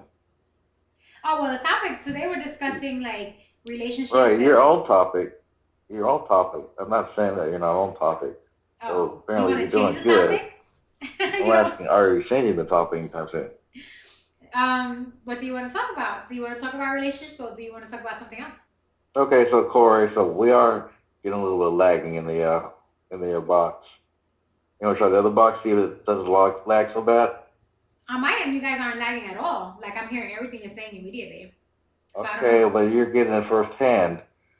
Me and Corey and other viewers that are watching the person in the box is really lagging bad. It's horrible. All right. If you guys want to try the regular box, we can do that. You guys want to try the regular box? Yeah, let's try that. See what's just for performance. Okay. Let's test it out. All right.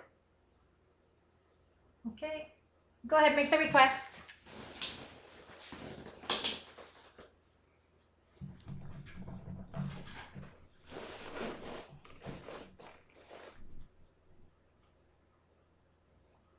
Oh, poops.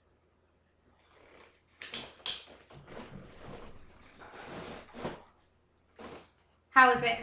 Okay. So the performance of Corey last time, I'm going to give him a 6. The performance Okay, of and Corey? the performance I did last time in the date box, what's on score right now as far as lagging? Corey ain't like to jump in the box. Stop being a dick.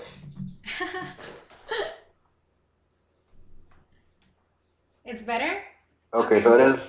I think it's just the date boxes. You know, Scout has these. I think the mod bots maybe sometimes slow down things because they're making sure we're not showing our penises and things. Oh. Okay, let's get Corey back in the box so he can finish talking. But Okay. that date box was just lagging really nasty. And I'm glad that Corey was able to get on the other side and see what we were experiencing. I'm pulling up the chat on my phone so I can lean back and just watch it off the phone because then I have to. You guys always see me adjusting myself to get comfortable. I just want to kick back and relax. And I think Doctor left us. Doctor gets bored so easily. It was a pretty boring conversation. What? I can't really participate in that conversation. Because for me, that's all figured out already. You know, I'm not 17 anymore. Oh, that's true. I'm That does make 40. sense. That makes a lot of sense. I love you too, Corey.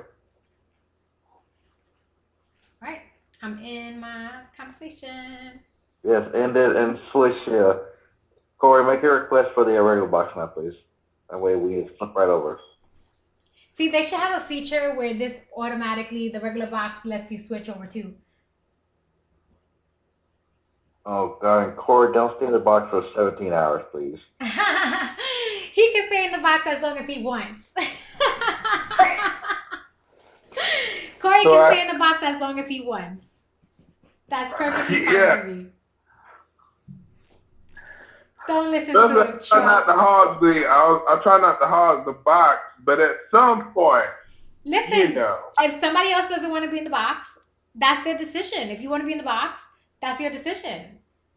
Everyone's welcome to Yeah. come to the box. What do I say all the time? I say if you're on my Twitch channel, you can come to my Discord and you can share your opinion. You can join the podcast. If you're on Scout, you can join the box. Everyone has an equal chance to do it. If they don't want to join the box, they shouldn't be complaining because you're in the box. That doesn't make any sense. If they want to be in the box, they should make a request to go into the box. Agree. 100. What are they crying for if they don't want to be the ones talking? And if they do, make the request. That's it. That's what you have to do. Go onto my Discord, make the request to go on Discord. Or come in the box, make the request here. Everyone gets an equal chance to talk on the box. Everyone. Right. Trump is getting tired of our relationship discussion. He doesn't want us discussing relationships anymore. No, because when that stupid heart box was up, there wasn't nobody jumping in that thing. Yes, this is true. Nobody was jumping in it. I was literally waiting some time before I jumped back in, and then eventually I just had to say fuck 'em. So you know You one of the know, problems I have with the date box? Gotta be that way. The date box, I have an issue with it because what it allows to do, I mean, it could be a good thing and a bad thing, but what happens is we have people who join our chat and they know exactly what we're discussing because they're part of the chat. But people who jump into the date box can do it randomly. They don't have to be a part of the chat to do it. They can just be browsing and they see the date box and they can join that way. Then they come in, they do it based on just liking how beautiful I am. Like they see how beautiful I am and then they come in and they join the chat. That's what I don't like about the date box. Because it gives anyone the ample opportunity to join, and then really they're not joining for the right purpose. They're joining because they just want to try to date me. Hold on one second. Trump wants the box again? Okay, hold on. We're going to switch you over, Corey. All right, switching. Trump, are you trying to make a point? Are you trying to make a point right now? What's that facial expression for? I thought Corey was hopping in. He I told was. Corey to make his request now. So make your request now. He was. He was And then just as in soon as I here. hop out, he should be hopping right back in. I want to see Corey's lagging. Oh, you didn't see it? Okay. Once he switches over. All right. Let's put Corey back in the box. Corey, I don't think Trump was seeing you. Yeah, I don't think he was seeing you. And I'm back. Yeah, Trump wasn't seeing you. So you guys think maybe it's my signal? Maybe that's what it is? It could be my signal. I'm not sure. I mean, on my end, I can hear you perfectly, no delay, no nothing. I don't know. Oh, he says he sees you now, so maybe it was just on his end. You know what? This is all data that's going back and forth through like the internet, so things get lost in data all the time. Stuff gets lost all the time, so that's really what it comes down to. It gets lost. Trump says he had to leave and come back. See you when you get back, buddy. No, he said he had to leave and come back for it to work. Oh, okay. I got it. Yeah, it's just this data stuff. Things get lost in translation, you know. So it'll be like, I don't know, something just happens. So I don't. What should we call it? Like a virtual mind or something? Something's not connecting properly, and you just reset the stuff, then it works again. He says it's so much better. Zero lagging. So maybe that's what it was to begin with. Maybe it wasn't the date box necessarily, but you just had to reset it. Like reset it on your end. Yeah, it could have been. I mean, like I said on my end, you guys are now. So there's something I did want to discuss today, but I don't know. Like I'm kind of iffy about discussing it because it has to do with some advice that someone asked me for, and I didn't like ask them in advance if they would feel okay with me discussing it on the stream. So I don't know how I can touch on the topic without making them feel offended. So I think I'll just wait on it, like maybe till tomorrow, and then we'll talk about that particular part of a relationship tomorrow. But someone recently just asked me for some advice, and I gave him some, I think, pretty decent advice about the situation, about being in a relationship, and it's just, oh my goodness, relationships, they're all about like compromise, guys. It's hard. Listen, the thing is, when we get together with a person, right? We don't really necessarily know that that person is the most compatible person for us. We don't know. They may not be. They just may not be. And then when we end up getting involved with people, we settle down, we have some kids, and later on down the line find that this wasn't the most compatible person. It's a tough situation. It's a tough situation. I feel like regardless, people should always try to work things out. Who gave me a gift? Trump, you gave me love. Mwah. Thank you. I appreciate that, Trump, man. You my guy for life, dude. What is Trump trying to say something? Hey, He said he so gives you look, advice. I wanna get to the meat and potatoes of this. You don't have to say the guy's name, but like, what was going on with his relationship? God, I hope, I don't know, I don't want him to get frustrated with me bringing it up. All right. So basically, the situation that he's in, right? He has been with someone for a very long time.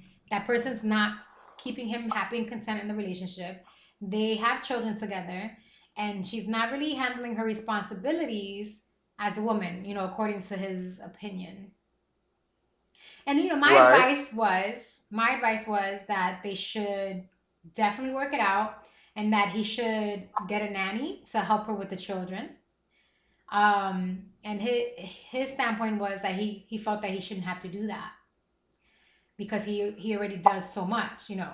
So as it is, he basically does everything with the kids. He does the house cleaning, he does all of that, and he works and he pays the bills.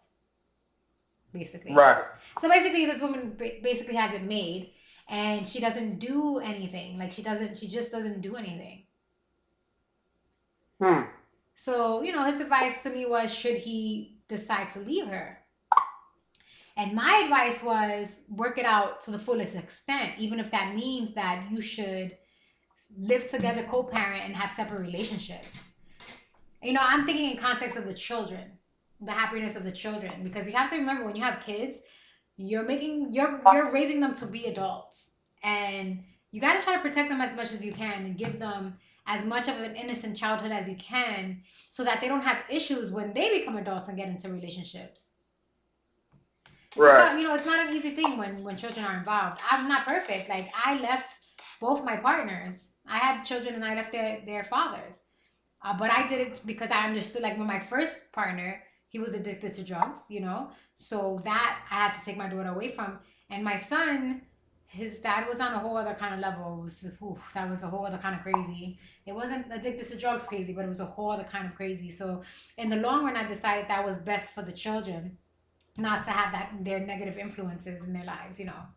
In this situation, I don't know the whole entire situation, but there's many children involved, and from what my understanding, the wife isn't like caring for the children properly, you know, not really like monitoring their hygiene, that kind of stuff. It's a tough situation, you know. It's children are a job. Children are a job, and if you have so many at one time, like, that's why I don't think people should have so many kids at one time. You really should have a child every few years. If you're gonna have lots of children, it should be like at least 5 years apart. You shouldn't have them so close in age, because it's a difficult job for a woman to do. Oh my goodness, Yeah. Trump. Oh my goodness. Okay. Trump said, give the children to grandma. No. Yeah. That's what happens, especially in the black community, for sure. But I want to go ahead. I want to touch on that. So, you know, that is not actually an uncommon situation. I know. Women today, especially with the younger generation, I'm not talking about our generation, but The younger generation. especially with the younger generation, there is a sense of self-entitlement that they feel entitled to. Mm-hmm. I feel entitled for my man to spend all his money on me. I feel entitled for him to let me have a day off from the kids. I feel entitled to drive the car whenever I want to and all that, Mm-hmm. you know. And so all this entitlement behavior kind of replicates a selfish in toxic environments because when you're in a relationship, you're giving up the me for weeks. And so that's where that gets kind of foggy. Some women don't make that transition or know how to be supportive, We you know, did not in a solve the problem, relationship. Trump. We're discussing the problem now. It's not solved. Right. And so, like, you gotta have those real honest conversations. You gotta have those hard truths. Because men need to feel loved too, not just the women. You know, we need to know you got our back. We need to know that you have us. You know, if he's doing his job as a man and as a provider, then it is your job as a love to support him. I agree. And I that's 100% agree. taking care of the kids. That does mean, shoot, sometimes having that meal ready. That does mean, hey, look, you know, hey, you may not feel like sex tonight, but I need sex sometime in the near future. A woman is supposed to give her man sex You know? every day. Listen here. A woman is supposed to give her man sex every day. Assuming he does what he has to do as a man. If he pays all the bills, listen, I'm a woman and I'm telling you women, if your man pays all the bills, and you're not paying bills in that house, you better be giving him some sex every day. Okay? Yeah, you better be doing that. You better be giving him some sex every day. I don't care if it's just a little quickie in the bathroom or something, but you better be giving him something. A man needs to have that. Okay? We have to understand a male's nature. He has to have it. You can't be denying him sex. Preach. It's true. Oh my goodness. Oh, what? If a man is, I if feel like you're a the floodgates stay-at-home is wife open. and your man is Woo! paying those bills, girl, you better be giving him some sex every day. You better. You better be giving him some sex every day. And you better be giving him some head too. You better be giving him some head too. Okay? Oh, yes. Oh my goodness. But I listen here. I'm talking about a real man here. I'm not talking about those piece of shit men we got going on in this generation. I'm talking about a real man. A man that works hard, pays the bills, handles his responsibility, is loyal to you. I'm talking about that. A good quality man. I'm not talking about these bums out here that be on this shit where they're like, oh, everything in life is 50-50, so you better pay 50% of this bills. No, I'm not talking about that. I'm talking about the real men that hold it down. Who hold it down for you, take good care of you. You better be giving him some sex every day and give him some head, okay? That's what I'm talking about. So let's clarify. For those of you dudes out there who be on this shit now with this generation where a woman it's 50-50, so she better work and pay some bills. No, I'm not talking about you. Because if that's the case, 50-50 means she gives it up whenever she feels like it, and if she's just not in the damn mood, too bad for you. I'm talking about the real man who knows what it is to be a man, who knows what it is to be a provider, the providers, the old school kind of men with the old school kind of mentality who provide. I'm talking about those men. They're the ones who deserve the back rubs, the feet rubs, the head, the sex. They deserve that. This generation today, you're talking about 50-50. Well, guess what? 50-50 means that this vagina only gives it up when she feels like it. All right? That's what it means, 50-50. Okay? So if you talk about 50-50, then you fall into that category. But if you're talking about you're a real man who's a provider, then you're supposed to be getting it all. I 100% agree with that. I 100% agree with that. And, you know, listen, I'm a woman, and I'm telling you from my experience and from my own perspective, that is my perspective on it. If your man is a provider, he should always be given that, you know, sexual satisfaction. Always. Women shouldn't keep that. And women seem to have this idea that they're going to punish their partner by not giving them sex. What? Right. Now, it's different if your partner's an abuser. You know what I mean? Like, if you're dealing with somebody who's an abuser, maybe he likes to smack you up or whatever. Maybe he's a cheater. Or maybe he's verbally abusive. That's different. Hold on. Let's see. Somebody wants to join? It's probably Chump. Yep, it's Chump. I'm going to switch you over, Corey, and then you come back. Okay.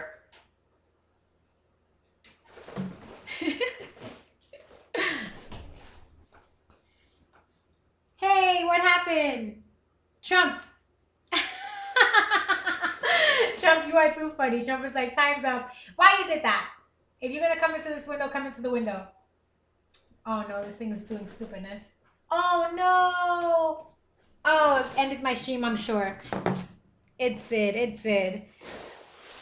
Do over. This thing ended my stream. Oh, so frustrating. Woo. So frustrating. We're gonna have to do it over.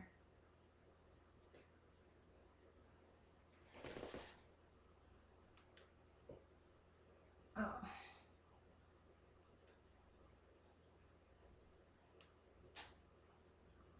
Okay. Let's try that again, guys. Oh, this is so terrible. Now it's not going.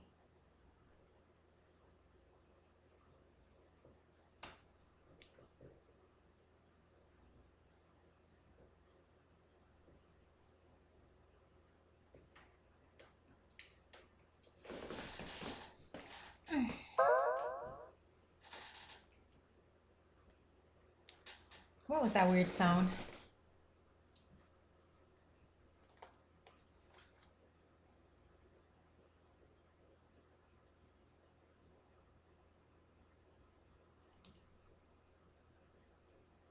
Hey guys, sorry about that. I was trying to put Trump in the box and it ended the stream. That was so not intentional. I do apologize. Hi, Doctor. Doctor, did you leave me or were you just watching? What is this thing doing?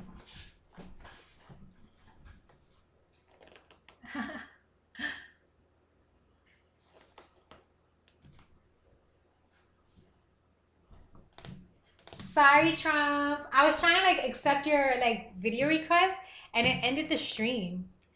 It's like, dude, what just happened? Like, why did that just happen? All right. Oh no! There we go. Where's the hair? Oh, I forgot. Doctor said he Okay. was going to charge us. 100 days until election. 100 Pretty days. exciting time period right now. 100 days to the election. And Biden hadn't picked a Vice president. Biden hasn't picked a vice president yet. I think that's kind of weird, isn't it? Everybody knows that it's going to Yeah, be a Hillary, running right? mate.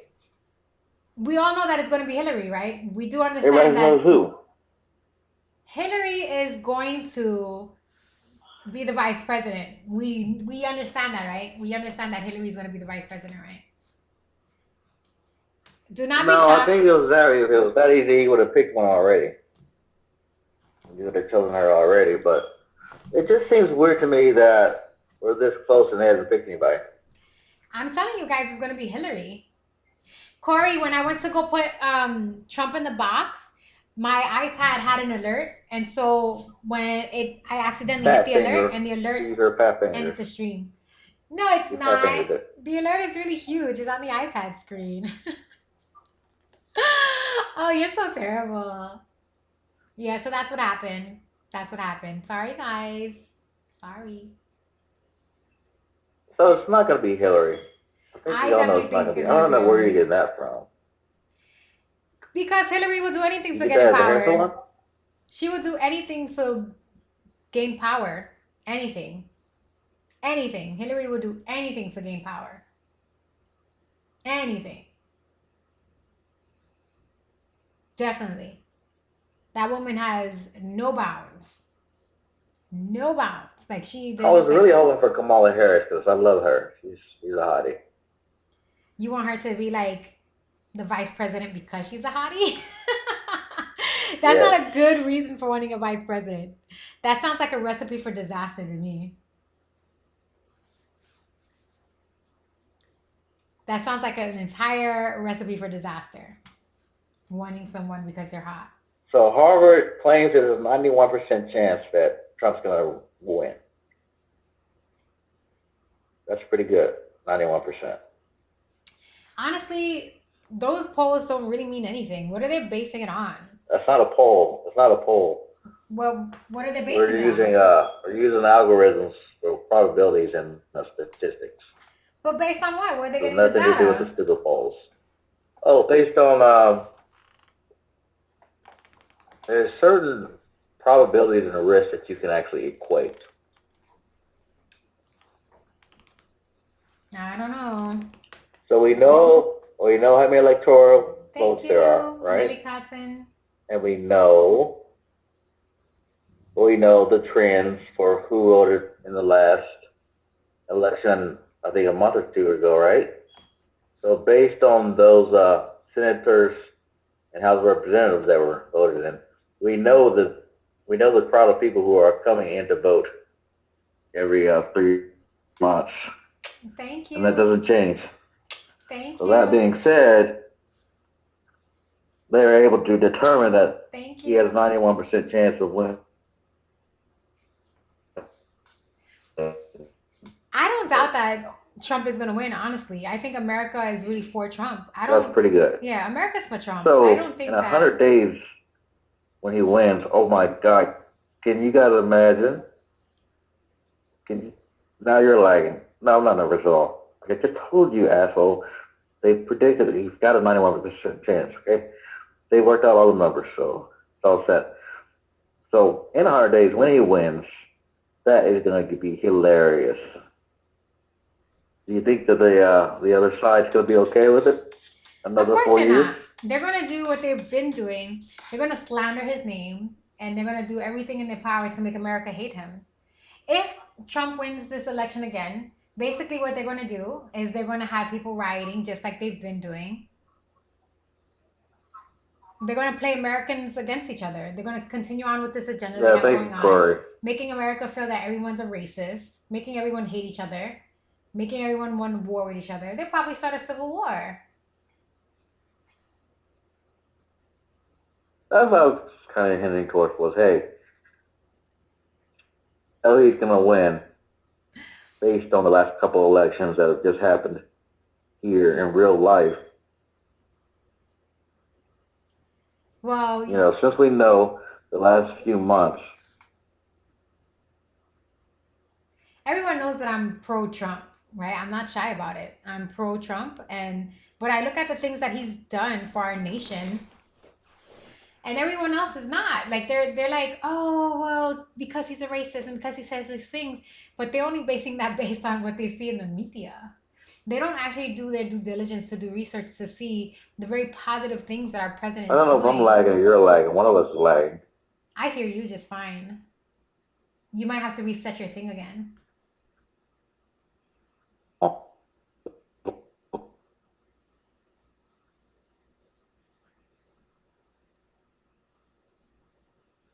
Hey, notable mind. Are you a Republican? Hey, notable mind. Are you a Republican? Oh, I'm lagging out, aren't I? I hear you. I hear you just fine. Am I lagging? Nope, not on my end. Okay, good. Well, then you say it to him. Notable mind. Are you a Republican? Notable mind, do you hear what Trump is saying? He's asking you the question, are you a Republican?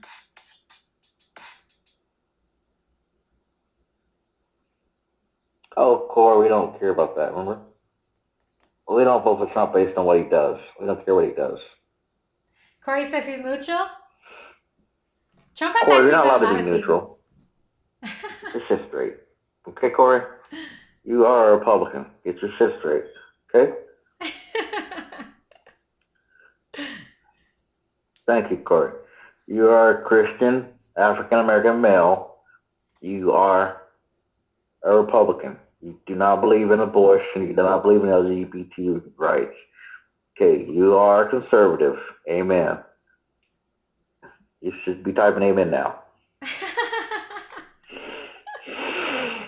Now, Karen here, she's a little bit confused. She hasn't I'm figured not out confused. who her God is yet. Yeah, she's very confused. Apparently, she's a lesbian atheist. I am not an atheist, and I'm not a lesbian. Oh, we got one. Guys, we got one finally. Golly. Mr. Love, finally, we got one. Hi, Mr. Love, guess what? We don't kick anybody out here. But we do want to hear what you got to say, little bitch. No, he's 40. Oh my goodness, he might be LGBT to be honest. Mr. Love? Corey, you LGBT?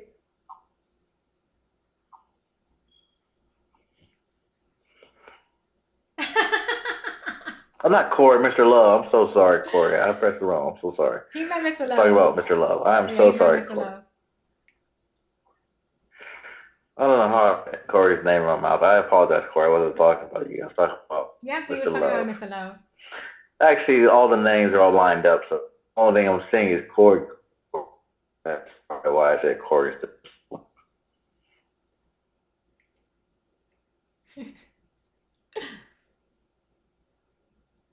I don't think Mr. Love is still here. I think Mr. Love came in and said what he had to say and just left.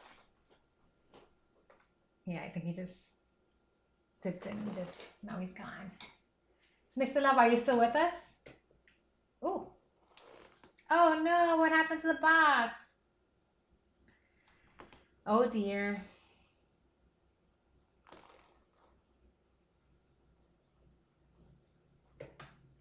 Hi again, Corey. Hello, Jay. Thank you for joining my stream.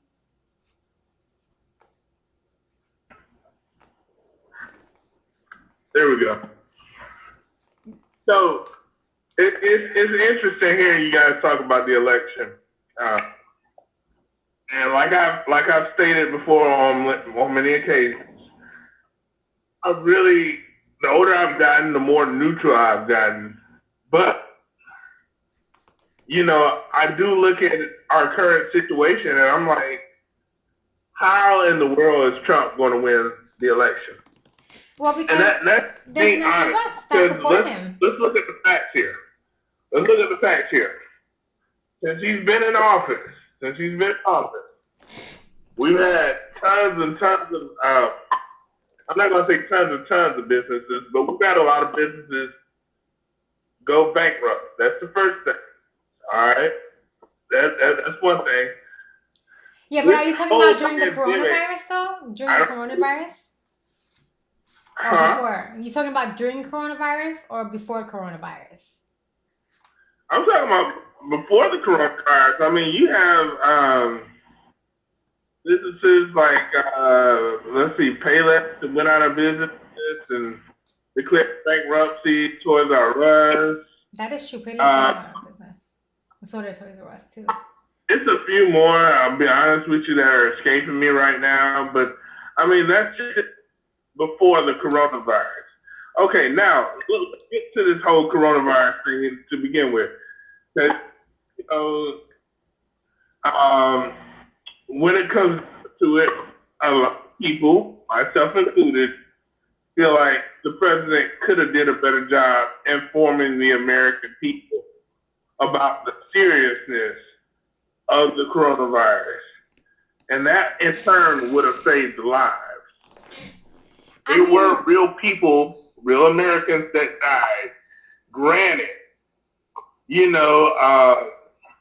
a lot of people say it's a small number, and compared to the whole population of the U.S., it's still a high number, regardless of what you say. That's my opinion on it. The other thing is like, okay, what policies, and I always ask this, like, what policies has Trump really put in place since he's been in office? Now, I will give him this. And I'm one of those people. I give credit where it's due. Trump did kind of up the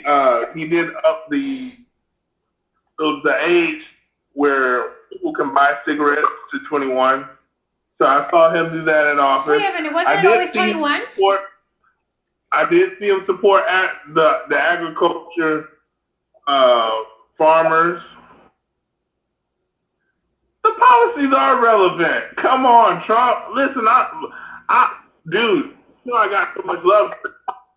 But like when we talk politics, we gotta talk reality because this affects our future, bro. Come on now. I don't think you should blame the president for what happened with coronavirus, though. Like that, you can't control a virus. One person can't control a virus. That's number one. And number two, the media, the leftist politicians have made it where Trump is America's enemy, right? This fits their political agenda. If anything goes wrong in society, it's like blame Trump for everything. You can't blame the man for what happened during a pandemic. You think Obama would have did better? So President Trump had to deal with the coronavirus. President Obama dealt with Ebola. Two pandemics.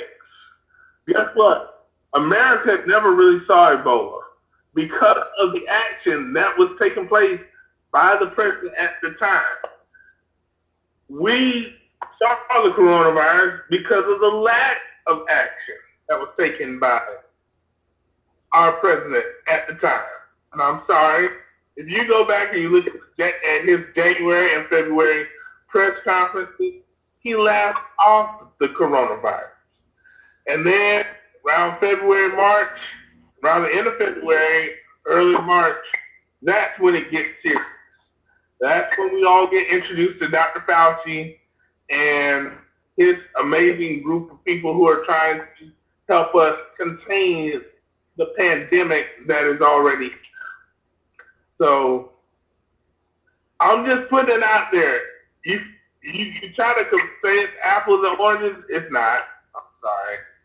There was a whole team that President George Bush, also a Republican, put in place for pandemics. President Obama continued that on. Do you know what President Trump did in 2018, 2019? He disbanded that group because he never thought that we would ever face a pandemic. And subsequently, we're in the situation that we're in now. Do you think that this pandemic isn't like coincidental? You don't think that this is coincidental that this happened? I'll be honest with you guys. Everything that happens in this country, I really, really firmly believe that our Democratic politicians has arranged for these things to happen because they don't care about the people. They only care about being in power. And they're willing to do anything to attain that power. Anything. Like pass on a virus to America. 9/11 was Democrat. Probably. I definitely think the American government was behind that. Hold on one second. The real mind says we had a Republican. Although we had a Republican president.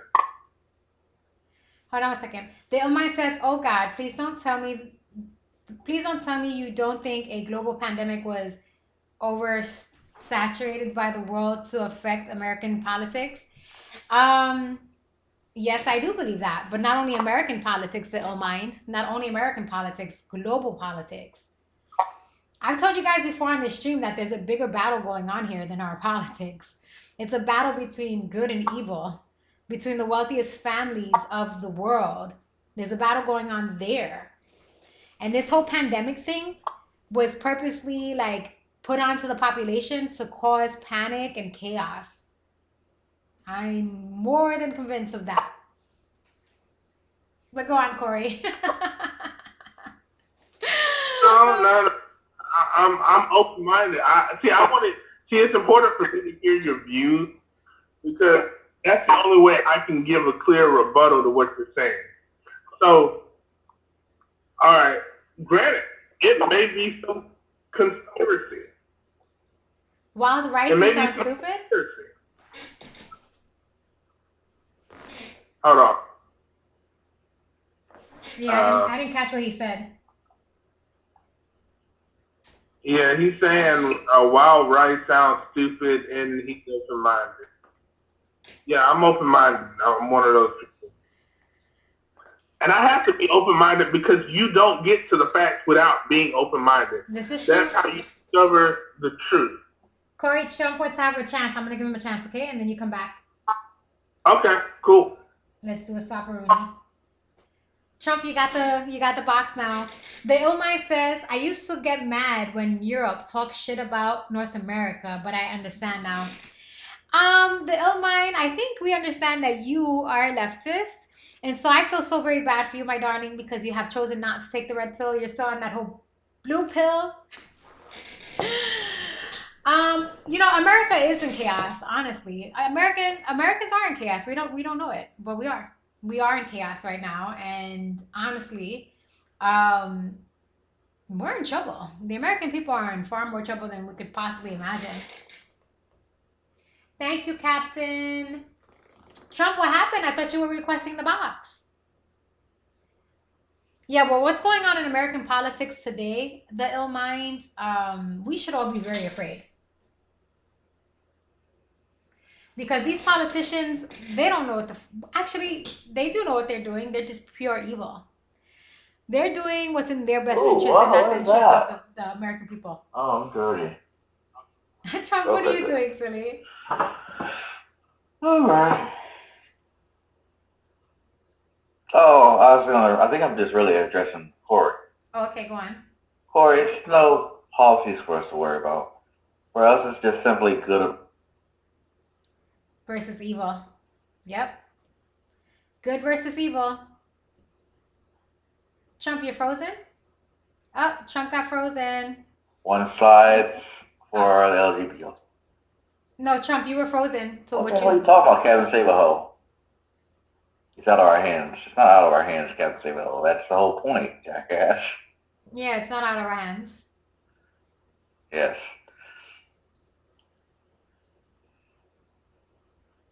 I'm trying to click on Captain Save-A-Ho to find out what his problem is. He's 50, so he's an adult, so I expect him to behave like an adult.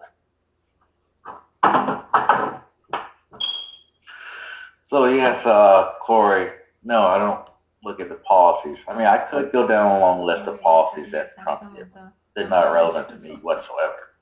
You know, he's a football player, basically. He's the quarterback for the good side. Okay? The red team. Yep, that's right. He throws his touchdowns, and we win. Yep. You know?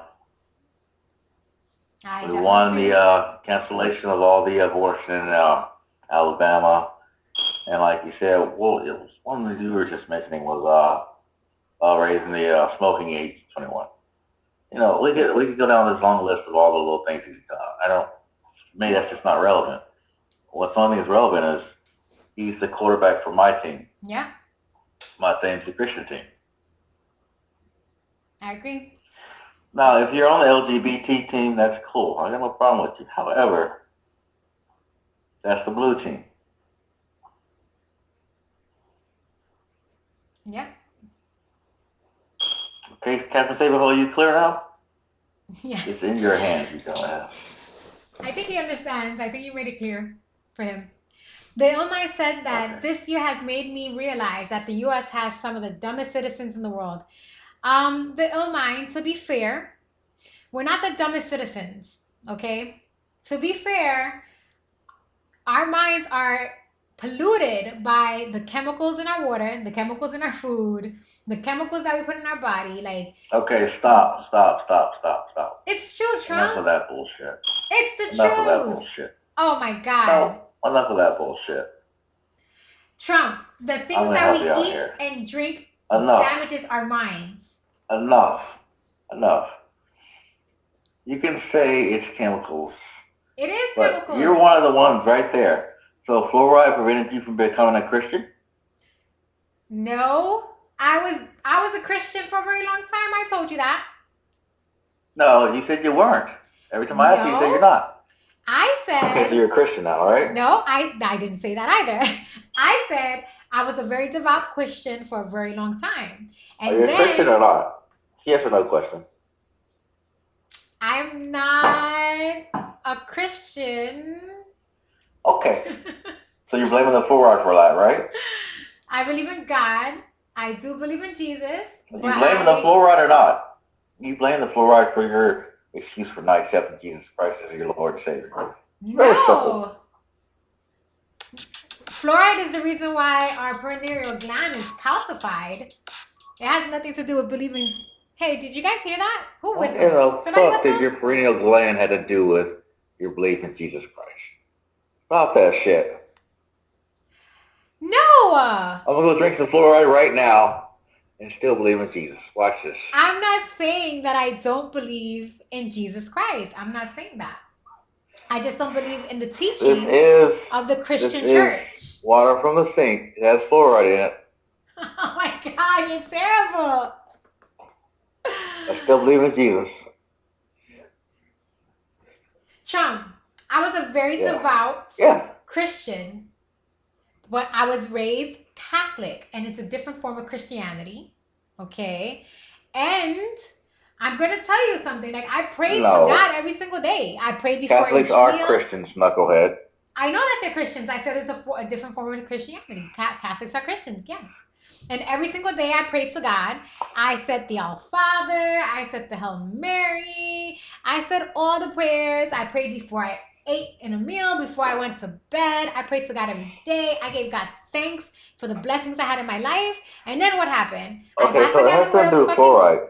When you say that Americans are confused, it's because they just don't want to accept basic common sense.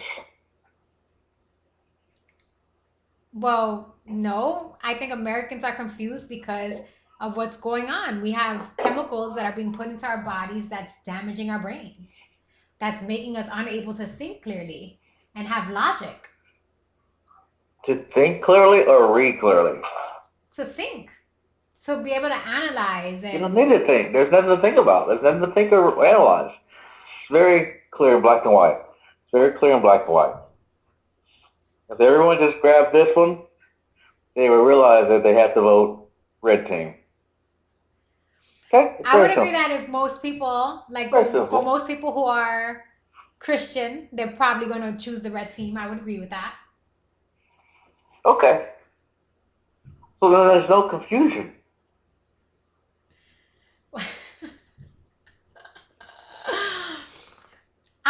Listen, Except for I you, believe in Jesus. you were one of those people who was not convinced that about being you're a Christian. All of a sudden you're on the blue team for some reason. See how that shit works? I'm There's not no on the fluoride. blue team. There's no fluoride. I'm on the red When you team. lose Jesus, you go to the blue team. No. Period. I'm on the red team. I'm not on the blue team. I'm on the red team. I've taken the red pill. You're on the red team now. Welcome. We're glad to have you. But I was on the blue team 2 years ago. yeah, you are heavy on the blue team. I'm not on the blue team. I'm on the red team. I'm on the red team. Now, that being said, Corey, I hope I've covered your question. We don't care about the issues.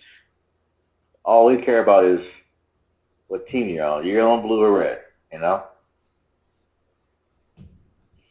And if you're a Christian, we expect you to be on the red team. And if you're on LGBT, you can be on any of the team you want. But if you're a Christian, we expect you to be on the red team. Okay? It's real simple. Corey says he's on the gray team. And the Illmind Corey, says, no yes, gray the team. red team believes in a Bronze Yeah, Age there's no fairy neutral tale. team. I agree too. Either for us or against us, Corey. Trump, the real mind says the red team believes in a Bronze Age fairy tale.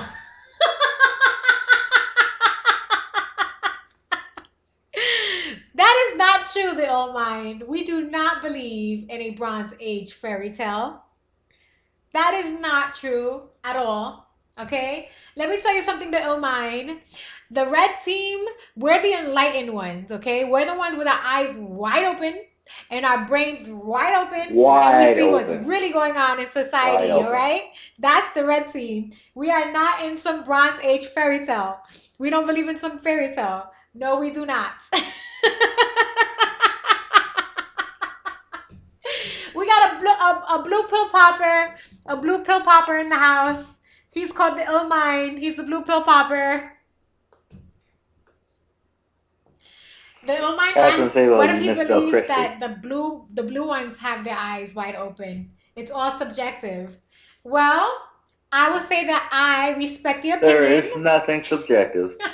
There's nothing subjective. I would say that I respect your opinion, the ill mind. However, I will say that although I respect your opinion, you are incorrect. There's nothing subjective. Listen, you guys are like, Powerful Stoichi affirmation quote. Y'all look it up on those YouTube. of you on the blue side, Just y'all stop losing your being sinful over and minds. out. America 40, that doesn't make sense.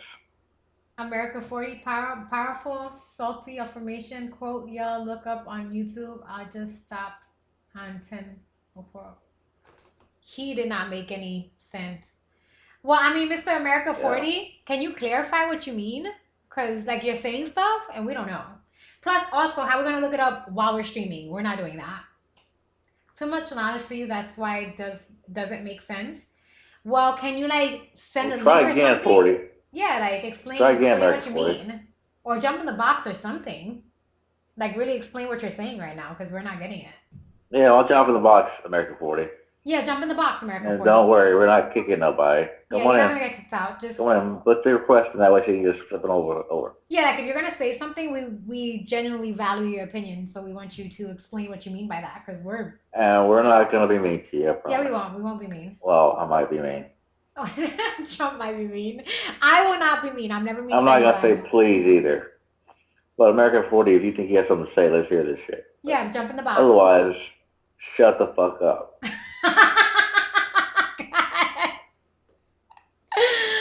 I do not encourage Trump to do that, guys. He is his own person and he's expressing his freedom of speech. This is how he chooses to express his freedom of speech. I'm going to respect his amendment right to free speech. Oh, I think Trump froze again, guys. He froze again. The ill mind said, see. Honestly, the ill mind, like, listen, I've been on the blue pill side, I'm telling you. I've been on the blue team before, and I'm telling you, I realized that I was entirely brainwashed. You know what's crazy? Like, I came over to the South, right? And my political views did change. And my best friend who's still in New York, I have a best friend who's in the South, and I have a best friend who's in New York. My best friend said, I can't believe how the South has changed you so much. But I'm glad that I came to the South so that I can see it from this end. I really am, because I realized how blind I was back then. My head is itching me. Oh, that's so crazy. So the ill mind says I was raised in the South, and I feel that I was brainwashed. I suppose we're gonna feel that way if we're on the other side. Oh wait, we have a request. Corey's coming in the box. Captain, thank you so much. Hi. So I'm back in the box. So listen, to me, this isn't about being raised in the South, being raised in the North, Republican, Democrat. To me, this is about facts.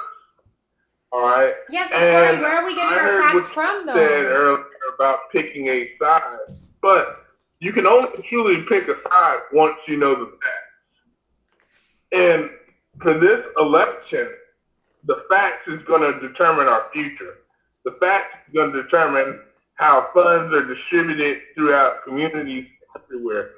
They're going to determine how our infrastructure for engineering and agriculture and so on and so forth goes forth. So you want to pay attention to the facts. Thanks up, love you, dude. Seriously, you're awesome. I don't care what nobody says. That dude, I mean, he can sit here and cuss out anybody and still be cool with me. I don't care. He's just that cool. I think no, Trump. And I love his bluntness. I'll put it that way. Trump told me not to be a potty mouth, and he's being a potty mouth, so he's being a hypocrite. Because remember the other day when I was losing my mind on here and I was going crazy, and the ill mind and I were going back and forth with each other, and I was going crazy, and the ill mind was like, oh, you don't know what you're talking about because you didn't get your facts right about him being a football player. Remember that stream? Trump was like, stop being a potty mouth. So if I can't be a potty mouth, he can't be a potty mouth. You got to preach by example, okay?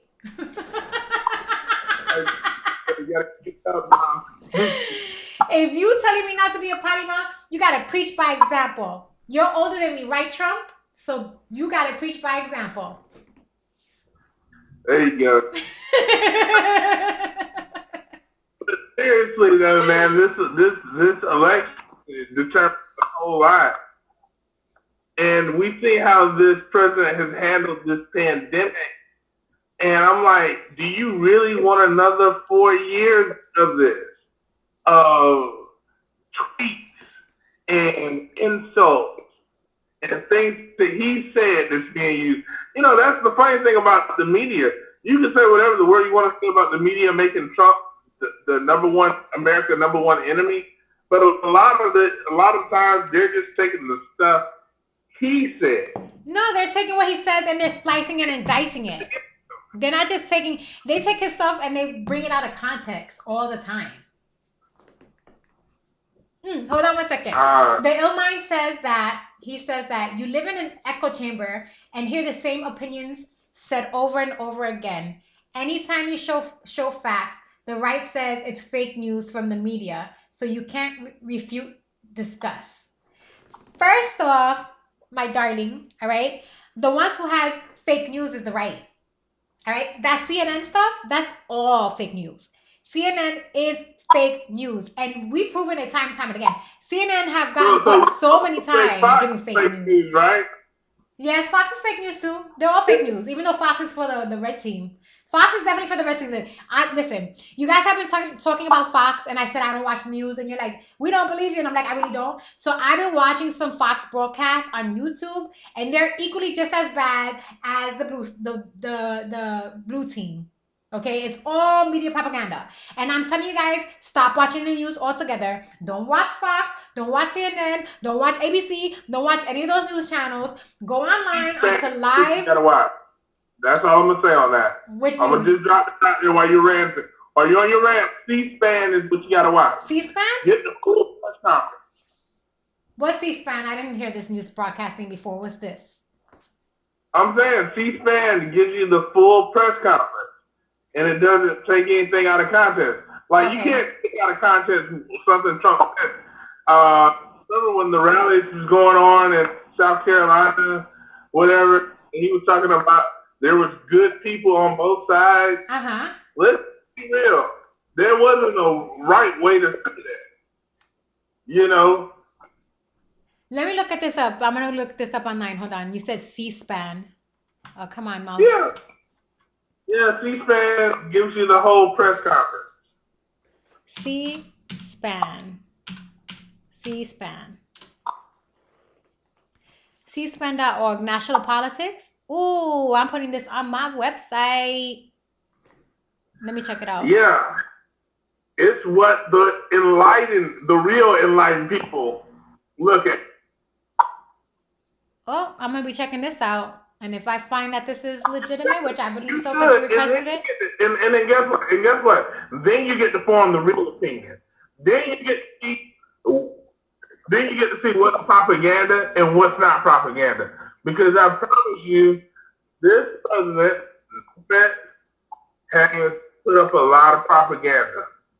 C-SPAN.org, guys. C-SPAN.org. Let me copy and paste it and put it in my chat. It ain't all. This president likes to stir up controversy and say, look over here instead of look at what I'm actually doing. Who's special? I don't know how to say that. Hey, Trump, wait a minute. Who you saying special here? It better be special in a good way. What? I don't know if I like the sound of that, Trump. Trump's going to get a pow-pow. Where's my pow-pow stick? I'm going to go get the pow-pow stick. He's getting a pow-pow for being a bad boy. Trump, let me know when you're ready to switch back over, bro. I just got... Trump, listen here. If I knew about C-SPAN, I wouldn't be like, hey, Corey, what's C-SPAN? But didn't I say, hey, Corey, what's C-SPAN? What, am I pretending? Hello? No?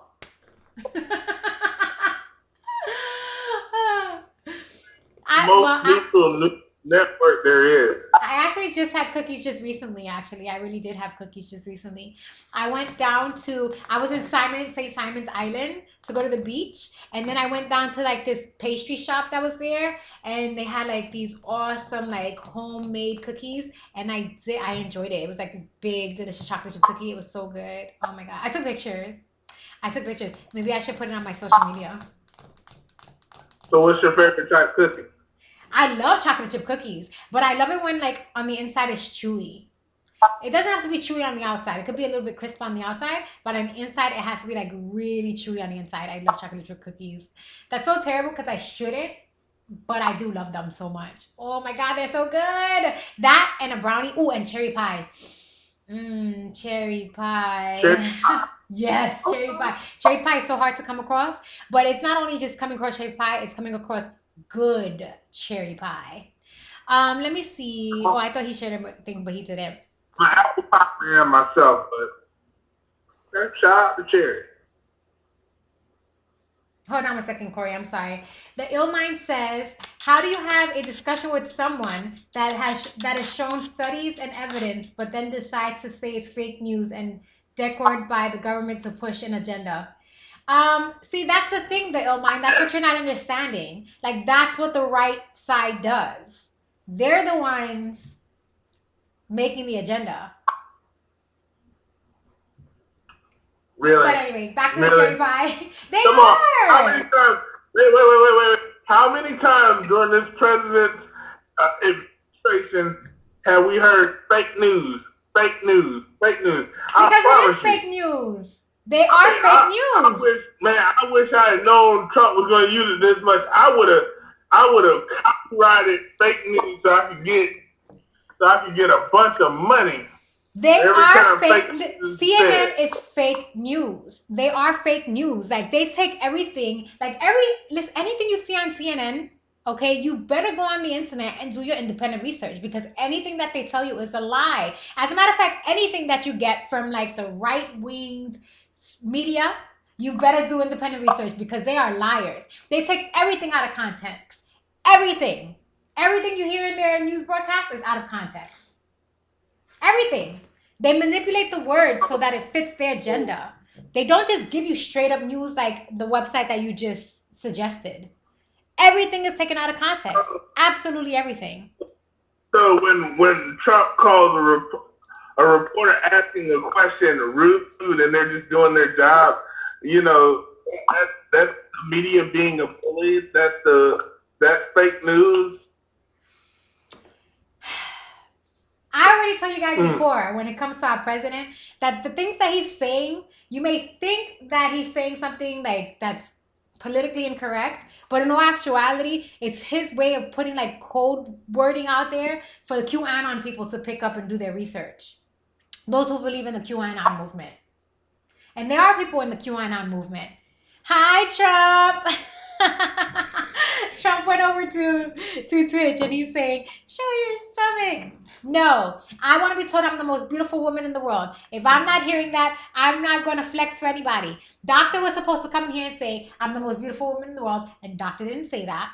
And then if you guys are asking me to do that, you better give me some worship right now. I want to be told I'm the most beautiful woman in the world. If you say it, then I'll do it.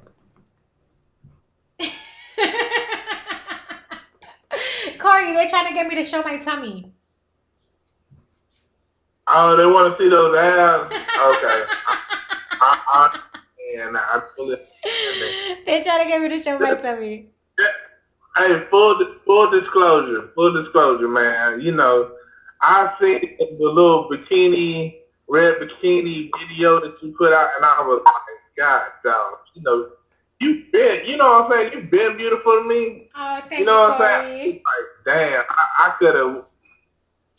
It could have been some things that happened, but I'll be respectful. I'm be the gentleman that I am. So That bathing suit I actually had for a few years, and I never had the self-confidence to wear it. And then one day I said, you know what? I'm just going to throw this thing on. And when I went to the beach, everybody was staring at me.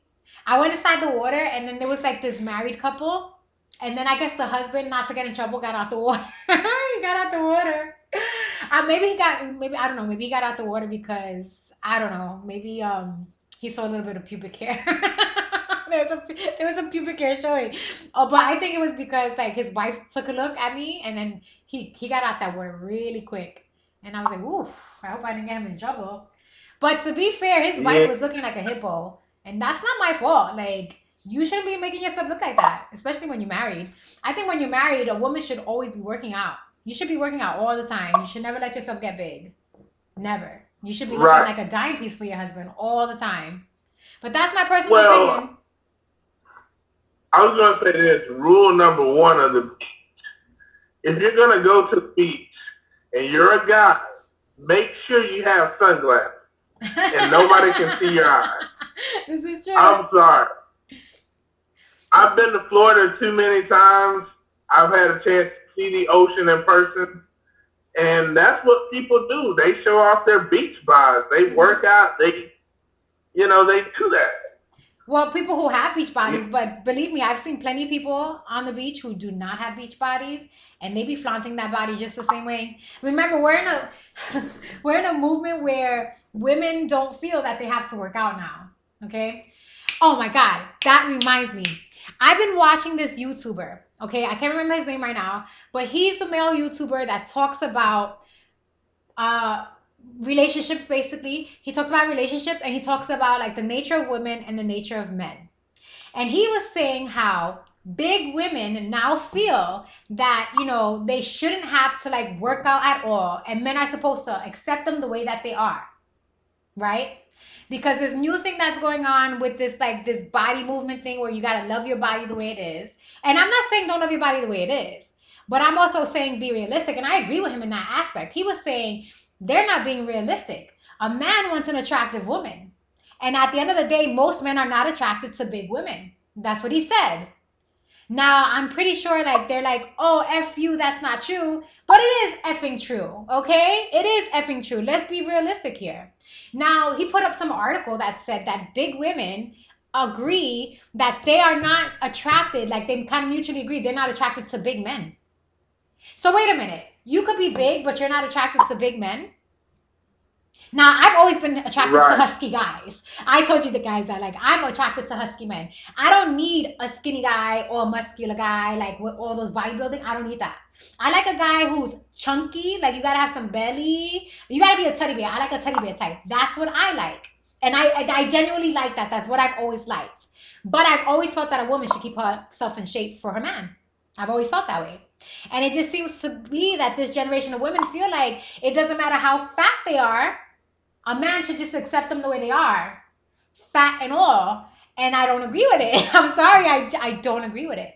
I'm not fat shaming you, okay? I'm not fat shaming anyone. I just feel like you shouldn't have that entitlement, that entitled mentality that a man should equally find you attractive to someone else. That's not how it works. A man is attracted to what he's attracted to. And if he's not attracted to someone who's fat, you shouldn't expect him to be equally attracted to you the way he is to someone who's skinny. That's not how it works. If you want him to be attracted to you and he's attracted to a skinny woman, then fucking get skinny. Don't sit there and have this entitlement that he has to be attracted to you the same way. That's not how things work. That's what I'm saying in that situation. So I probably will play this dude's podcast. I've been watching his podcast a lot. And a lot of the stuff he says, I really don't agree with. A lot of it, I say, you're so full of crap. You don't know what you're talking about. But honestly, he's on point with a lot of his opinions. He really is. And on that podcast that he did, I was just like, wow, this guy is really hitting it on the nail. And he put up like different articles with big women. Ooh. And it's just like, dude, you're so right. Like this day and age, these big women, they be thinking like, oh, I'm going to wear this bikini and it's perfectly fine. And I guess it's perfectly fine. But don't get upset when a guy looks at you and then looks away because he's offended by it. Sorry, go on, Corey. So I was gonna say I 100% agree with your point that you made, and I'm talking as a guy who, has worked to improve his health, and is kind of a big guy, Hold on 1 second, Corey. I'm so sorry, but let me just read the comments here. Let's see. Ooh, it's not doing right. Corey, did you just jump in onto Twitch, or is that a different Corey? Are you my Corey or a different Corey? So okay. Yeah, that's a different one. It is a differon Corey? All right. I'm still on field. Joan said, you are the most beautiful girl. Oh, wait. Hold on. All right. Jones did it. Okay, I'm going to flex for you guys because Joan said it. Joan said, I'm the most beautiful woman. Hold on, wait. Ah, my shorts went on my butt. They were like flexing on my butt. Because Jones gave in, he said it. I'm gonna flex for you guys. Let's do a flex. Can you guys see me? Wait, you guys see the muscles? Can you see muscles? Look at it. Look at the muscles. Look at it. Look at the tummy muscles. Ta-da! Hey, don't take over there now. Everybody, thank Jones. Thank Jones. Thank you, Jones. Don't take the next over there, man. Let's see. And then the Illmind said you should work out for health standpoint. I do agree with you, the Illmind, and I actually work out because it makes me feel really, really good. I don't really do it to be sexy, but I work out, and the positive is that you become sexy. That's that's true. I do it because it makes me feel mentally well. But I feel that if you're in a relationship, the Illmind, you should keep yourself in shape for your man. That's my personal opinion. You don't have to agree with it, but I feel that that's what you should do for your man. You should make yourself look good so that your man, when he looks at you, he desires you sexually. And I don't think there's anything wrong with that. You shouldn't be in a relationship with a man and expect him to still get a hard on if he's not attracted to your fat. If you have rows and rows of fucking fat and that's not what he likes, you have to respect his desires and get yourself in shape for him. That's my personal opinion on the matter. Yes, you should be in shape for yourself, but if you're in a relationship, look sexy for your man. If you see you putting on weight like me, if I go past 135, guys, if my weight goes past 135, I'm hitting that gym, I'm running, I'm getting myself back into shape, I'm going on a diet. Like, I'm making sure that I'm not going past 135. But that's only because I'm 38 years old. When I was in my 20s, I didn't go past 125. Okay? And, it's just my opinion, right? When your guy gets with you, he gets with you and you're probably looking damn good. You're looking good in those jeans. You've got that fit body, right? He thinks you're sexy. You got to remain that kind of sexy for him. You should never let yourself go. What? No, well, Trump was sitting up here with clearing no policies, and I'm like, bro, I look at those policies, and I will give Trump credit. He has done some good things. I don't feel like he's done enough. That's just where I stand on that. I think our president has done plenty for our nation, and we just don't know because they're not putting it in the mainstream media news. Let's see. Well, I mean, no, that's not necessarily true. I mean, like I said, for me, I wouldn't know anything about what Trump has done if I didn't pay attention to the actual news. Ron says he's attracted to. There for that. Ron says he's attracted to Republican women. So wait, Ron, are you like super attracted to me? I'm a Republican woman. Are you? Oh, that is so cute. Now you just grabbing attention. Yes, I am. I am doing that. I'm sorry. Right. I'm sorry, Corey. Go on. I'm so sorry. No. You're good. I'm just to Trump's point, man. Bro, you got to be informed, man. Because look, not every Republican is good. Not every Republican is bad. That's the way I feel about it. Just like every Democrat's not good, every Democrat's not bad. No, but guys, if you're on the Democratic side, you're part of the devil team. Anyone on the Democratic side is part of the devil team. You don't know that, but you are. Think about it like this, right? If the devil was walking the earth, right, and you followed him, but you didn't know you were following the devil, you're still following the devil. Just saying. You could be a blind sheep following. The Democrats equate to the devil? Yes. Oh my goodness. All right. I have to leave the box on that note. See, I'm going to be honest with you. This is America. This is I'm teasing. have the right to choose who we want in office. I'm teasing. I was teasing. I wasn't serious. It was a joke. Right. You don't believe me? I was just joking. No, honestly, like, people like Hillary are fucking evil. You know what I mean? Like, I'm referring to those people. Of course, not all Democrats are evil. I believe that a lot of them are genuine and have like they really want to help the people. Like that chick and Andrea Cortez. So I can't remember what's that chick. AC, that one in New York who got elected for House. Is she Andrea Cortez? Andrea something. That chick, I feel she did have good intentions. She's just stupid. She's just dumb. She's a dumb chick. But she has good intentions, and I think a lot of people who come into office do have good intentions, but politics are so more complex than what we could possibly understand, right? You come into office, and then there's people who are above you and people who are above that. So even if you do have good intentions and you want to do the right things, you really can't.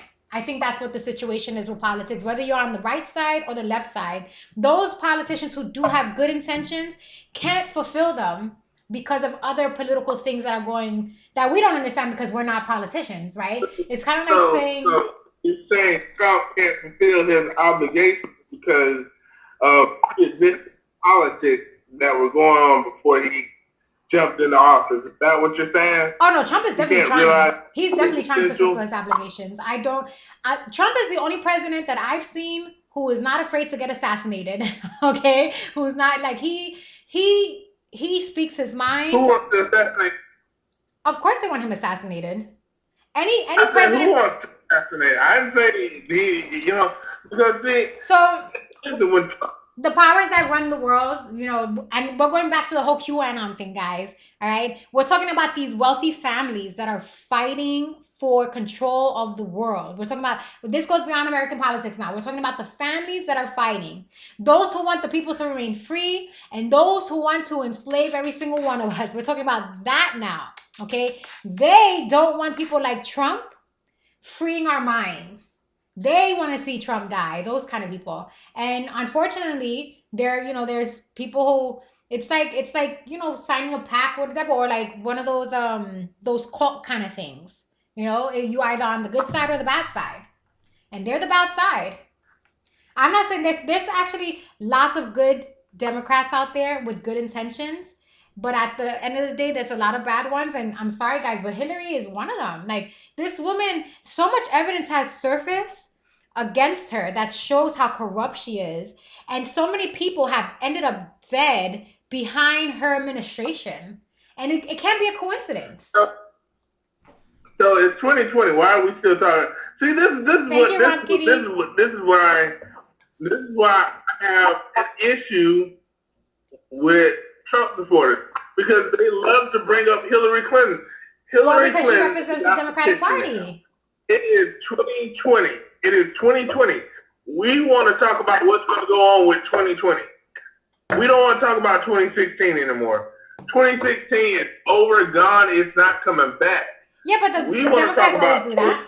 in 2021 and the next 4 years, in the next 3 years that follow after that.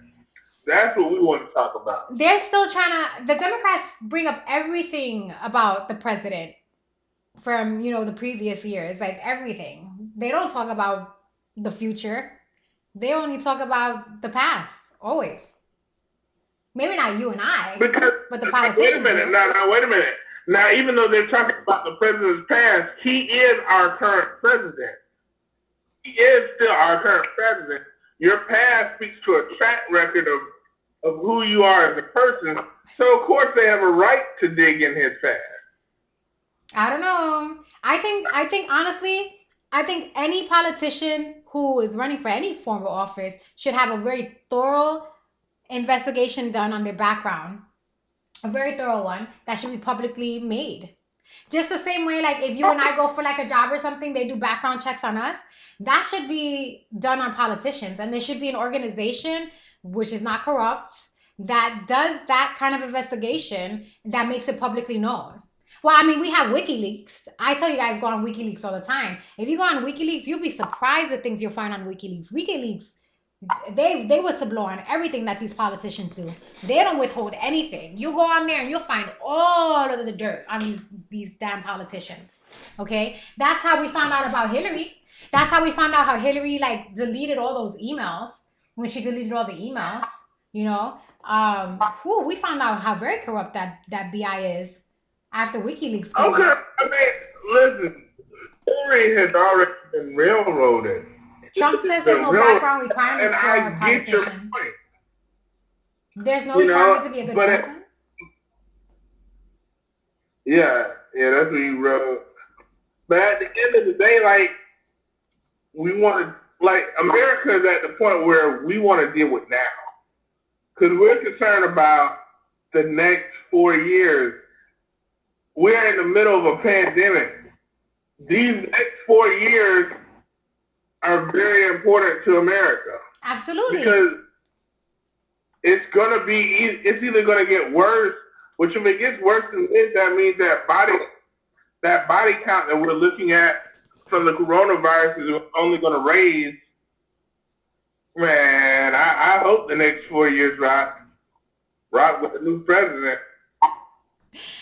Corey, but I wish I can convince you otherwise, but I'm telling you now, like, I truly believe that our President Trump, has America's interest at heart. I do. And listen, I'm a QAnon theorist, okay? I'm a QAnon theorist. So I honestly believe that, there's a much bigger conspiracy going on in the world, and that our president was not only elected by the people, but elected by the good guys, the guys who are on the American side or on the world side, who wants us to be free. And he was elected because he is the one who's willing to stand up for what's right and stand up against these barbarians who are trying to enslave us all. Okay, we have powerful families trying to take away all the wealth. The way they want it is that we have nothing but, like, all the common people. They want us common people to have nothing and for them to have it all. We're talking about the wealthiest families now. Okay, because if it's up to them, we wouldn't even have jobs. I want to stick to your point. You said he's against these barbarians. Okay, so how come he did a press conference with Vladimir Putin? Vladimir Putin is that Russian dude? Terrorist. Vladimir Putin, he's the Russian dude? Huh? Vladimir Putin, he's the Russian dude? He's the Russian dude? Yeah. What's up with that? Well, I didn't see that press conference, so I can't comment on it. I will have to see it. You guys know, you tell me these things, I do my research about it. All right, well, go ahead and see it and see how American President Trump is. That's all I'm gonna leave y'all with, guys. I'm gonna still be in the room for a minute. I'm signing off this box. I want somebody else to do this thing, because I'm just making my point that bottom line, you gotta pay attention to the facts. Corey, I always value your opinion. Always. I always value your opinion. Trump says that Pudding is a Christian. That's what Trump says. Pudding is a Christian. Have you guys seen Benji in a while? Where has Benji been? Benji dipped out. He hasn't come on in a very long time. Ram Kitty says he loves Vladimir. Why doesn't he like him? Corey claims that Vladimir is a known terrorist. That's what he claims. That he's a known terrorist.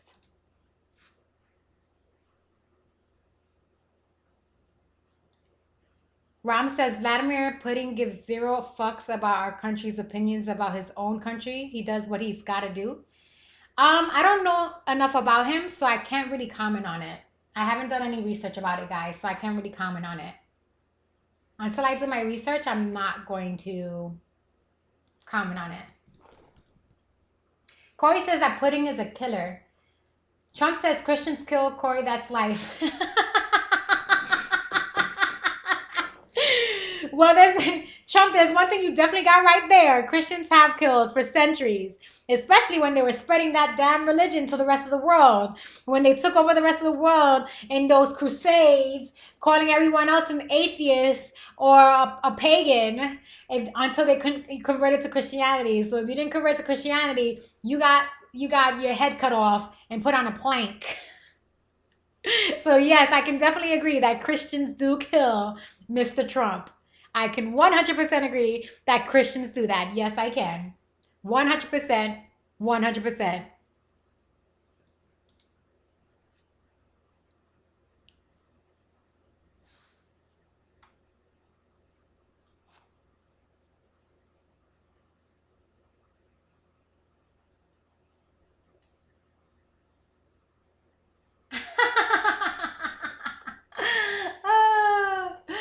Oh my God. So Corey asked, what happens to thou shall not kill? And Trump said, that only applies to vegans. That's what Trump said. It only applies to vegans.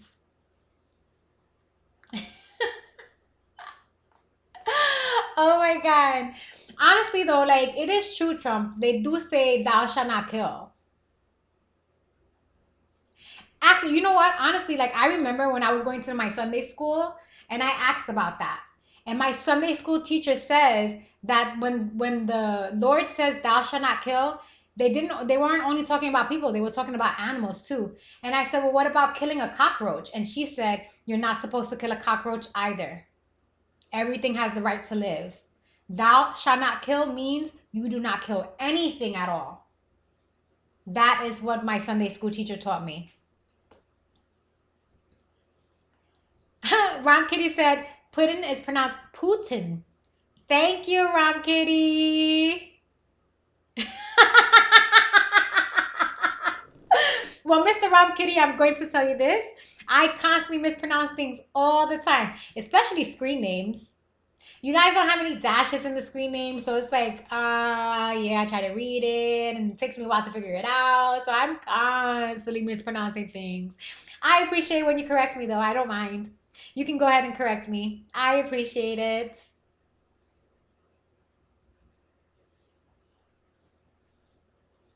Thank you, darling. Chocolate pudding? Guys, I'm thinking about food right now. I am El Hungrio. Oh my God. So I'm debating whether or not I'm going to go get a burrito or not. Today, my roommate went and got food and didn't feed me. Normally, he gets something and he brings something back for me. And today, he went and got himself a nice big burrito and didn't bring back a burrito for me. He's being a jerk to me. He wouldn't feed me.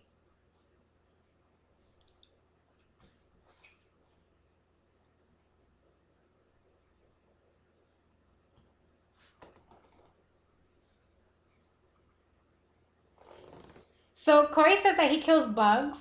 And I told you guys this before. Oh, be quiet, Trump. I'm not going to sex my roommate. You don't do sex with your roommate. A roommate is a platonic relationship. I agree that all creatures should live. I do. But I will admit that certain pestilence, if they come into this house, I'm going to get dead. I will agree. Anything that comes into the house that wants to settle in the house is going to get the hell out of this damn house. Okay? I'm not going to allow any disgusting rodents to be nesting in here. So if they come and they take their little buggy bodies up in here, trying to nest in here and lay some eggs and have a little buggy family up in this house, everything in this house is getting bleached down. Everything. They are not going to be allowed to survive up in this house. Just saying.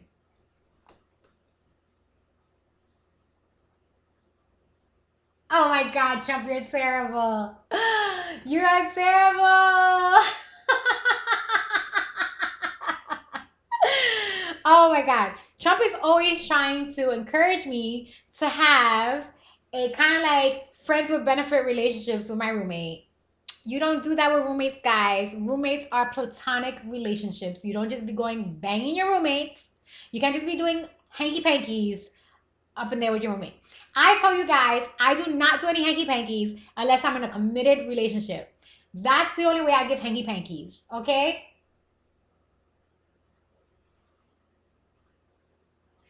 Oh my God. So when it comes to like rats and mice, I do like, with something like that, I would try to do it the humane way.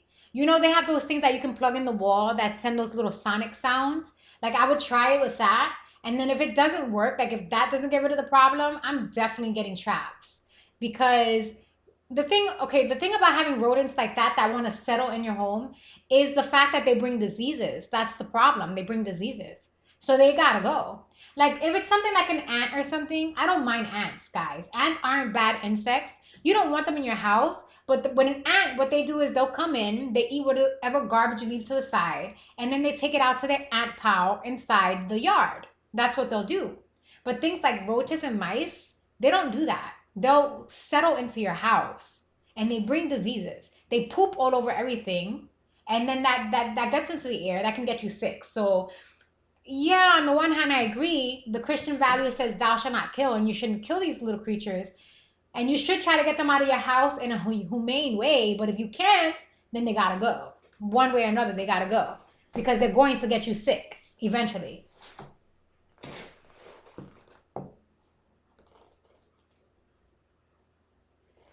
Oh, yes, definitely. And another thing with rodents like that is that they'll get into your pantry. They'll eat through all of your pantry stuff. They can eat through cans too, you know. They'll go through your cereal bags. They'll go through your pastas. They'll go through all of that. Oh my God, Trump, you're terrible. Trump says that he heard that lack of roommate sex can kill you too.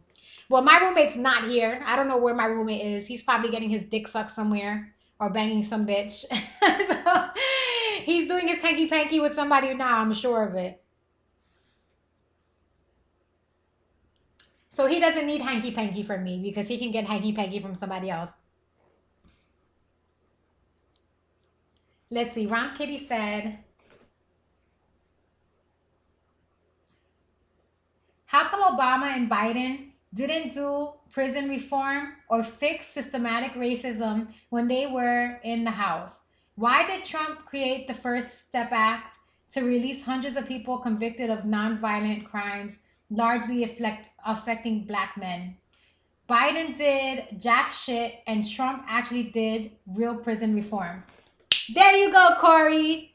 Go around, kitty. Go around, kitty. Go around, kitty. Go around, kitty. What? Go around, kitty. Go around, kitty. In your face, Corey. In your face. In your face, Corey. In your face. Round Kitty just made a point. Ron Kitty just made a point right now. He just made a point right now, Corey. He made a point right now. What are you going to say about that?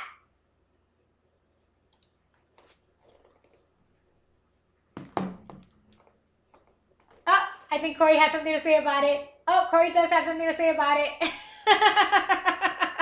Ron Kitty, Corey's going to respond to you right now. See, I was going to get back in the box, but I got to jump in on that. So, President Obama dealt with so many issues in his presidential term.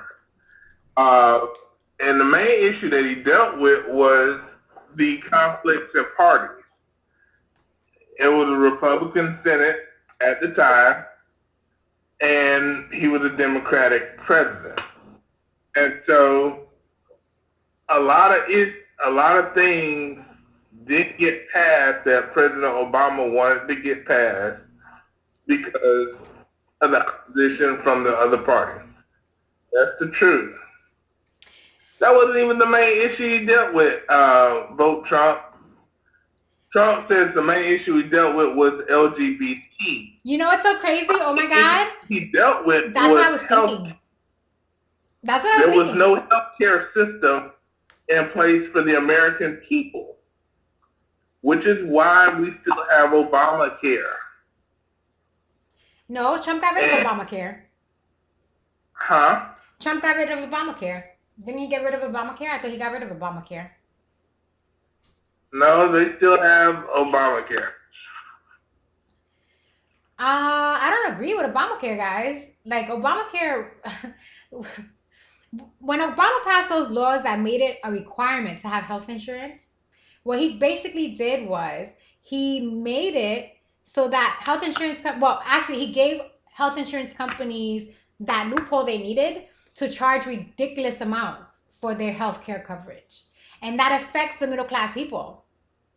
Those are people who are poor. It helps them just fine. If you're not working and you don't have a job or whatever, you're fine. You get all the medical coverage in the world. But for the working class people, we got screwed over when Obama passed Obamacare. And I realized that, like, I experienced that firsthand as an educator when out here where I'm living, the educational system only pays you about $600 bi-weekly. And they expect you to survive off of that. $600 bi-weekly. And then on top of that, every check they want to take $250 for healthcare. After taxes and everything, they still want to take an additional $250 for healthcare. That's what Obama did to the middle class people. So yeah, Obamacare helped those who are extremely poor, but the working class American citizens got fucked over with Obamacare. Because to me, if you're going to pass a reform like that, then charging for insurance should be percentage based. It should be based on your income if that's the case. But nope, you have to now pay for health insurance because it's mandatory if you're working. And if you don't, then you're fined at the end of the year. You're given a fine for not paying for the health insurance. Now, if you're poor... I'm not saying Obamacare was perfect. No, it absolutely wasn't perfect. The Like, man it was fucking did ridiculous. try to reach out to the other side of the aisle multiple times to try to better the bill. No. He had to compromise in order for a bill to get passed. I think Obama passed that Obamacare not in the interest of the American people, but in the interest of insurance companies. Because he basically made it where these bastards can charge us anything. Before Obamacare was in place, okay, my health insurance with my job paid full coverage. The company paid the health insurance. We had full coverage, everything. After Obamacare was put into place, healthcare was like, my co-payments were ridiculous. It was like $1,000 co-payment. $1,000 co-payment, and if you don't pay your co-pay, they don't see you. You have to pay the co-pay up front. So let me go ahead and put it to you like this. I get what you're saying, and it's cool that you had a job that gave you full benefits, but that was not before every Obamacare. American had a job. Not every working class American had a job that gave them full benefits. What Yes, Obamacare did was open the eyes of insurance companies and Americans everywhere. Because what was going on was these people going to the hospitals and they were getting these high bills, but realistically, there was no way in the world they could afford to pay them. You know, cancer patients, people with viruses and diseases. There was no way in the world that they could keep being seen by a doctor. So this is I understand what you're Obamacare saying. became, huh? Like, I understand what you're saying as far as that, Corey. I get it. It helped those people, yes. But for the majority of Americans, this is just a small minority of people it helped. The majority of us Americans... What are you talking about? Which Americans are we talking about? Because see, just like it's poor whites, it's poor blacks. You know, just like you know, it was, like I said, working class Americans with insurance. There was a lot of working class Americans without insurance. Yes, I understand that. Used to be very high. Before Obama passed Obamacare, insurance wasn't high. You can compare prices to different insurance companies, and you can get a company that would give you the best price for health insurance. After Obamacare, every single insurance company charged a ridiculous amount for insurance coverage, and on top of that, not only did they charge a ridiculous amount for insurance coverage, their co-payments were insane. Like, literally, like, as an educator here, it was $250 a paycheck, and I was making $600 bi-weekly as an educator. This is what a college education. I was making $600 bi-weekly, and they wanted to take $250 out of my paycheck on top of that after all the taxes and everything. I was not going to be able to survive. I did not pay the health care, by the way. Okay? And then on top of that, a co-payment was $1,000 to be seen by a doctor. That's raping the American people. Because let's be real. When you pay an insurance company money, that money doesn't get refunded to you. They keep it. You never get it back. They take that money and then you don't even get to use their services, because at the end of the day, can you afford $1,000 co-payment? The answer is no. So in all actuality, he may have helped a small minority of people. Yeah, he helped somebody with cancer not get refused to get treated, sure. But a person like you and I, who have to work hard for our dollar, it hurt us the most. Or the people who are making less than $30,000 a year, it's going to kill your pocket. Obamacare Right. kills the What about middle class people American with people. pre-existing conditions, though? What about the people with pre-existing conditions that were being denied from insurance companies because they had a pre-existing condition? I understand that. I get what you're saying. I'm not saying the bill was perfect, but what I am trying to say is that it did go on to help a good bit of Americans who need the I think help. it helped a rather small minority of people compared to the greater majority of people. Because for the most of us who did not have these kind of pre-existing health conditions, what it did was take a humongous part of our paycheck. Remember, they're taking this after our taxes. They're taxing us first, and then they're taking at minimum $250 per paycheck for health care that we're never going to use because we're always working. It was ridiculous. So I get it. Like, I understand. Yeah, they should protect those people who need it, but don't rape the rest of the Americans. Don't make it so that we can't afford to live. And that's what they did. They made it so that you couldn't afford to live.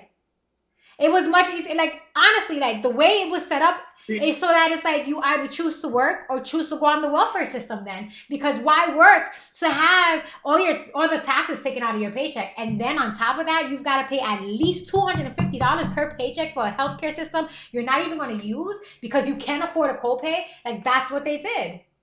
When I worked as an educator, I refused. I said I am not signing up for this health insurance. And they try to force me. Hi, Mizzo.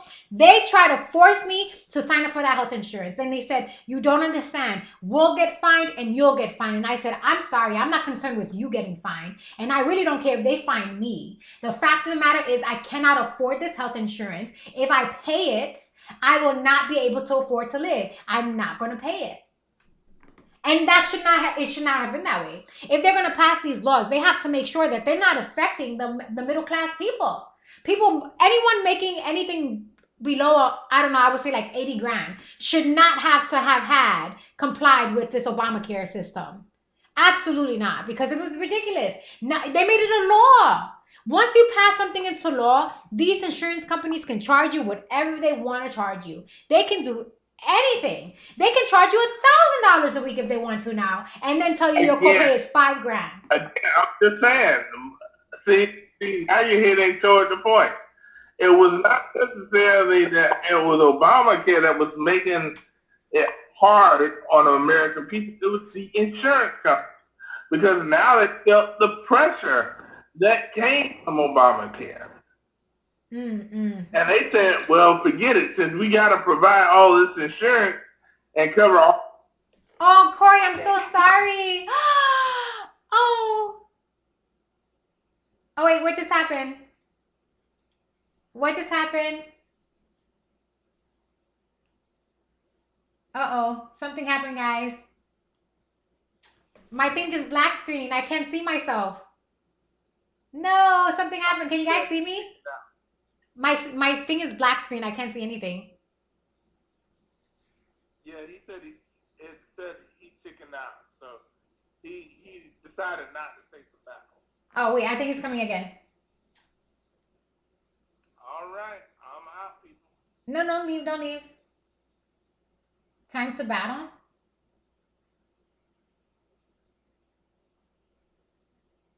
Wait, what? I don't understand what this is doing, guys. Allow incoming battle challenges. Hi, Jamal. My camera's not working now all of a sudden. What not working? My camera's, you don't see me? I don't see myself. Yeah, I got block you. Guys, Jamal wants to battle me, so give me diamonds. I want to win. Last time Jamal beat me and I didn't like that. Jamal can't be beating me. How you doing, baby? I'm doing fine. How are you? Did you start seeing me right? Stop showing off your diamonds to me, Jamal. If you What does those diamonds mean? Listen here. You keep on showing off diamonds, but I have not seen a gift delivered to me. I want you to get me something from my Amazon wish list. And you didn't go onto my Amazon wish list and get me a gift. Oh, I'm going to pow-pow you. Jamal, you're going to get a pow-pow. You looking for a pow-pow. Mizzo, thank you, baby. Mwah. Mr. Guest Kisses. Mwah, mwah. Let's see what Rom Kitty had to say. You might win it. What? You looking for my baby. I don't know why my camera's not working, guys. It was just working just fine until you try to like battle me, and then the camera went out. How you doing? I'm doing okay. Okay. What we gonna do? Rom Kitty, I just read everything that you said, and I totally 100% agree with you. You are so on point. This is why I love when you join my streams, because you are always on point with everything that you say. Thank you, Miss Beautiful. No, Jamal, what are you doing today anyways? Why is my camera not working, guys? What? I don't know what just happened. Can you see me, Jamal? Can you see me? Ram says it's because he uses common sense. You look beautiful. Thank you, Jamal. Thank you. Or you gonna be mad? What? Can I pull that hat? I'm gonna give my own self some diamonds. Your Instagram. What's your Instagram? Ram, you don't know my Instagram? Go to my website, dominusessence.myportfolio.com. All my social media is on there. dominusessence.myportfolio.com. All of my social media is on there. Everything's on there. Right here. Guys, I gotta do pee-pee. I gotta take a pee-pee. Rebattle.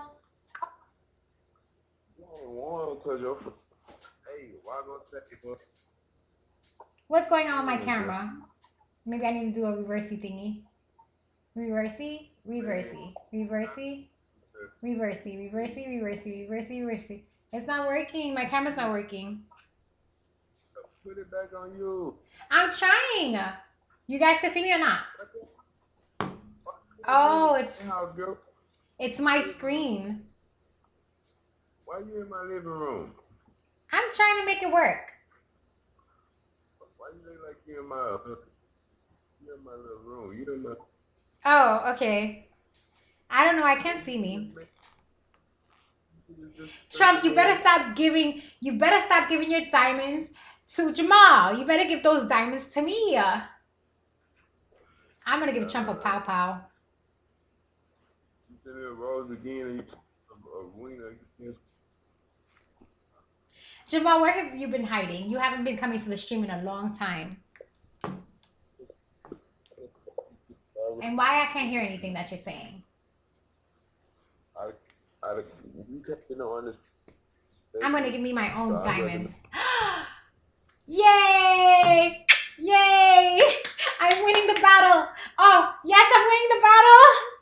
Yay! Thank you, CJ. Thank you. Thank you.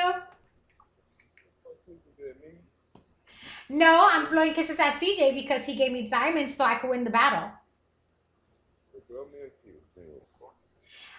Jamal, I'm not going to blow you a kiss because you did not get me my gift. I said I wanted a gift and you didn't get me one.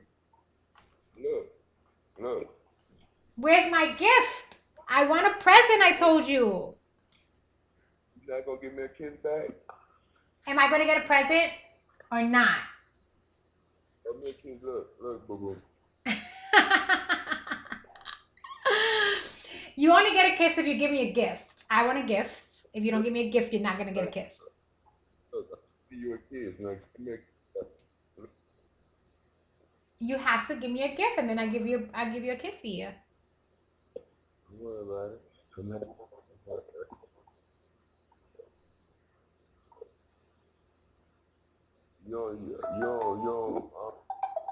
don't feel alive. Where is my present? That's what I want to know. Where's my present? Where's my present? Where's my present?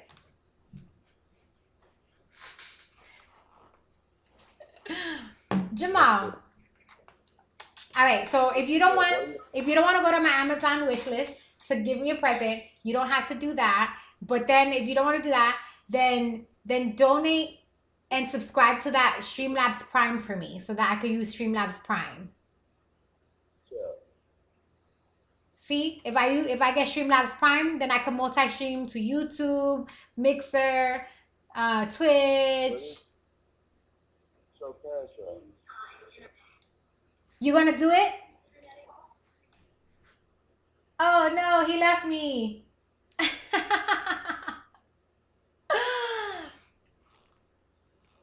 Actually, Jamal, are you still there? Jamal needs to come back.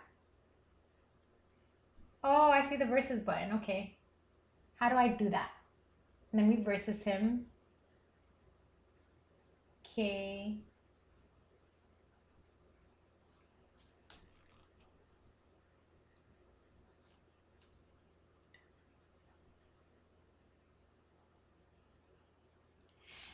H. Jones, I did it. And if you left and you didn't get to see it, that's your own fault. So now you gotta go watch this stream again and see it later.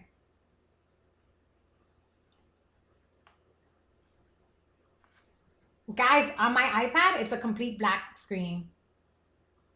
Yes, I just answered what you just said, H. Jones. I just answered it right now. Didn't you just hear me?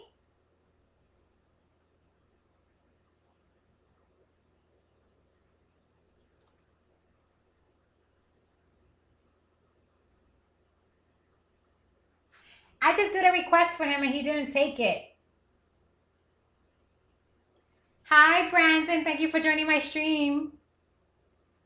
H. Jones, you told me I was the most beautiful woman in the world.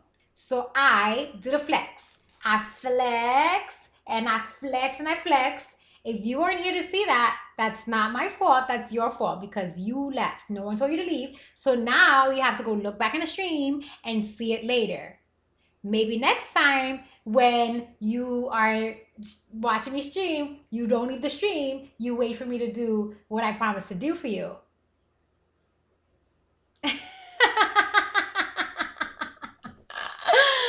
Oh, you're too cute. Maybe. I don't know. Maybe.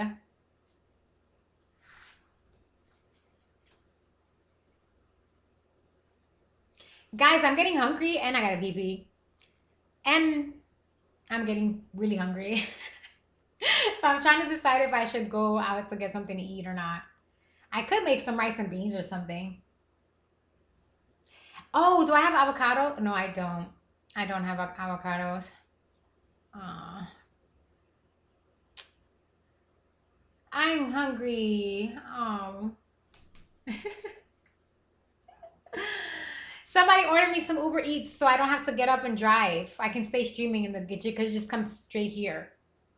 Otherwise, I'm going to have to go drive for some food. I don't have any avocados. Ah, this is bad. Y'all know when I start thinking about food, that's all I'm going to think about on my stream. All I'm going to be thinking about is foodie foods. That's it. Foodie foods.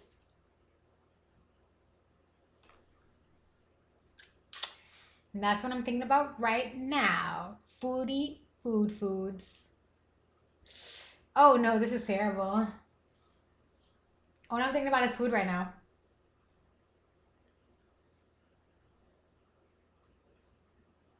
No, don't make me cry, Trump. I don't want to cry.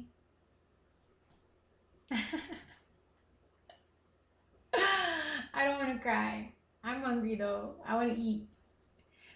Jamal didn't take my versus request. Jamal's being a douche. Let me see if somebody else wants to do a versus with me.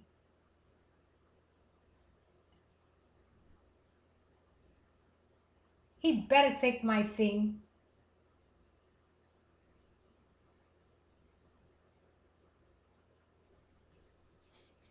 I will beat him up.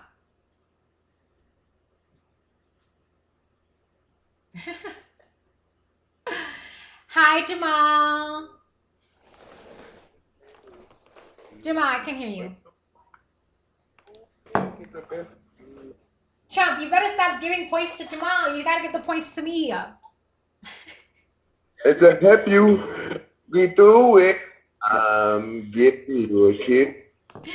Jamal, are you going to get me the subscription to what's the subscription to? Oh, Streamlabs? a little bit. I'm sending you. Put it with Jamal, go to my website. Jamal, go to my website, dominusessence.myportfolio.com, and donate to my Cash App $160 so I can subscribe to it. pressure and attention. There's been another son of you. Jamal, are you smoking weed? Are you on drugs? No. Oh, it won't be no shit. Are you taking some kind of pill? You're looking really.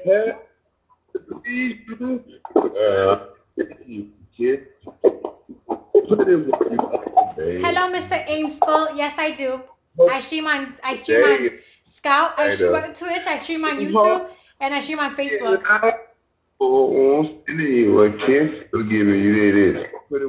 If I give you a kiss, Jamal, if I give you a kiss, are you gonna donate so that I can do the subscription?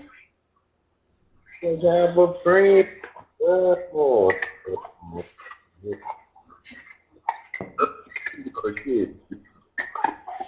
Jamal, go to my website and do the donation so I can do the subscription. See, I put it up here. I put Streamlabs Prime Annual Plan. It's $160 after taxes, and this way I can use Streamlabs for a whole entire year.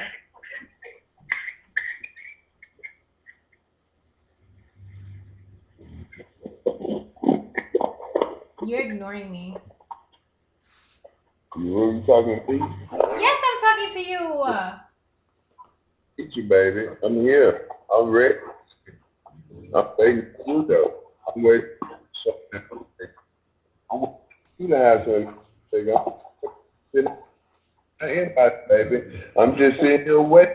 All I want you to do is try to keep baby.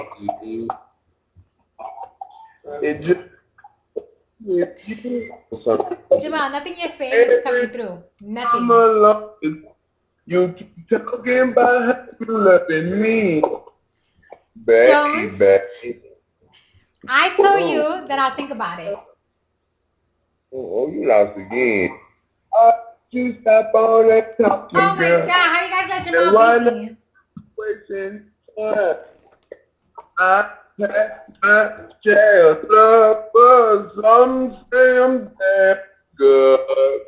But Jones, I if didn't you ignore think you. you can turn me out, girl, I just wish that you would, cause you keep Jamal, telling me that. Say one time with you, go back. Say it's up. you better stop singing on my stream. You better stop Here it. I am. What? This is what's boo. You better stop streaming on my. You better stop. You better stop it. Yes, homeboy, I'm for telling real, Trump. But I come boy, for real. Hey, baby, it's you and me. Trump, So stop many tipping things I Jamal. can do to you. So many ways I can please universe. Oh my goodness. Jones is like, I'm the most beautiful, kindest, best streamer. All right, Jones. Okay, I'll give you another flexi. You're just so cute. I'll do it. I'll do another flexi for you. Say I love us, some say I'm damn good. But if you can turn me out, girl, I just wish that you would, cause you keep me. Check out the workout body. Oh, You guys see the muscles? Look at the cuts here. baby. Look at the abs. Ooh. You also see the Benicio lines, but look. 2 abs. 1, 2. 1, 2. 2 abs. Two abs. Baby, just stop it. Ooh.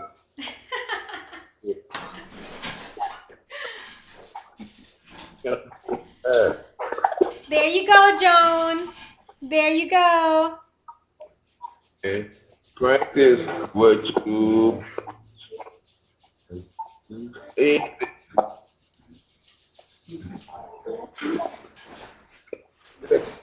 You want to see Aim, I work out every single day. Beautiful. Well, I work out every single day except Sundays because the gym is closed. Yeah, hold me, baby. Trump keeps on tipping you. I'm gonna tip my own self. Get out of here with that. I'm gonna tip my own self. He's tipping you. I'm gonna tip me. I share a love of something. I tip my own self. I refuse to let Jamal win. I refuse. How much I got? A love of something damn good. But if you can make me listen, universe, I wish you would, cause you keep on, you just keep, and you just keep telling me and with you, I never go back. Jamal, stop singing on my stream. We're supposed to be talking about relationships here. Today's topic of discussion is relationships. And you know we always talk about our politics. We don't do... do you see me doing karaoke night? This is not karaoke night. All right? If there's anybody going to be doing any singing, anybody who's doing singing, it's supposed to be me. I'm supposed to be doing the singing. Say what I'm with you, I never go back. You say it's a... You want to teach. I am on the first pray on me. Aim, if you sub to my channel, you get access to Dominus Essence Fetishes, which is where I put all the BDSM fetish stuff. And you also get... Oh my God, I'm going to mute you. You get access, if you get access to Dominus Essence Fetishes, you also get access to my Discord followers, my Discord subscriber private chat. That's what my subs get. Anybody who subs to the channel gets access to Dominus Essence Fetishes, which is, right now I only have one picture and that's me in a red dom suit. But when I get 100 followers, then I'm going to put all the fetish content on there. So right now there's only like 8 of you guys on there. Okay, so you see how I have the followers goal here and it says the goal is what? I have like 100 subs or whatever. When we make the 100 sub mark here, you guys are going to get a dance party and I'm going to upload to Dominus Essence Fetishes Instagram. So that's where I put all that BDSM stuff on there. So everything with me like, you know, like whipping my subs, that kind of stuff would be on there. But there's nothing on there yet until we reach the subs goal. As soon as I make the subs and we hit the sub mark, it's going to be a dance party. And on the dance party, we're going to be doing a private stream on my Discord where I'm going to get dressed up in a very sexy little outfit. And I'm going to dance for you guys for 3 hours. Like all that dancehall stuff, we're going to do that for 3 hours. But that's after we make the goal, the sub goal.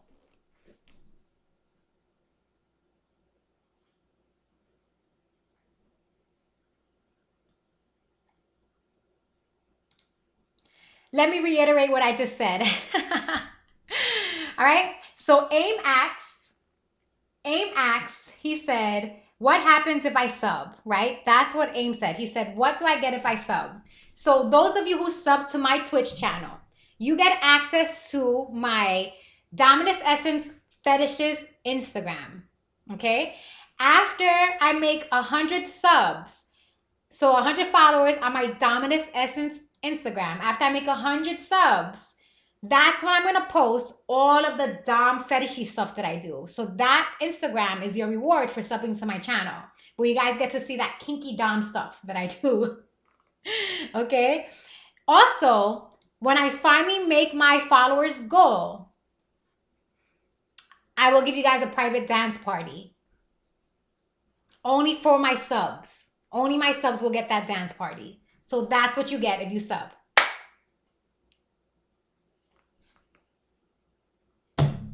Ah! The versus thing went. I tried to do it. I didn't do it in time. No! I'll try it again.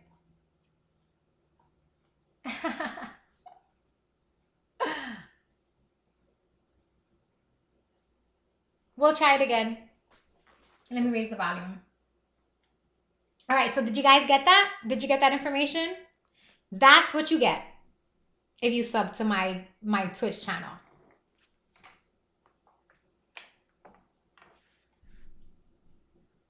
Bad in me. Can you, is it, I need to put a block. What? I hear you now. I hear you loud and clear. I was trying to explain something. They asked a question. So for those of you who do subscribe to my Twitch channel, let me reiterate. If you subscribe to my Twitch channel, you get access to my Dominus Essence Fetishes Instagram. You also get access to my Discord private chats. And when I reach my goal, oh, I got a call. I don't know that number. Come on, stop ringing. I don't like this nonsense. There we go. Trump, stop giving prizes to Jamal. I'm gonna give. Trump wants to get a pow-pow. He's gonna get a pow-pow. So AIM, I'm assuming that you are new. You are new to this channel, right? AIM, we don't ask those kind of questions in our public chat room.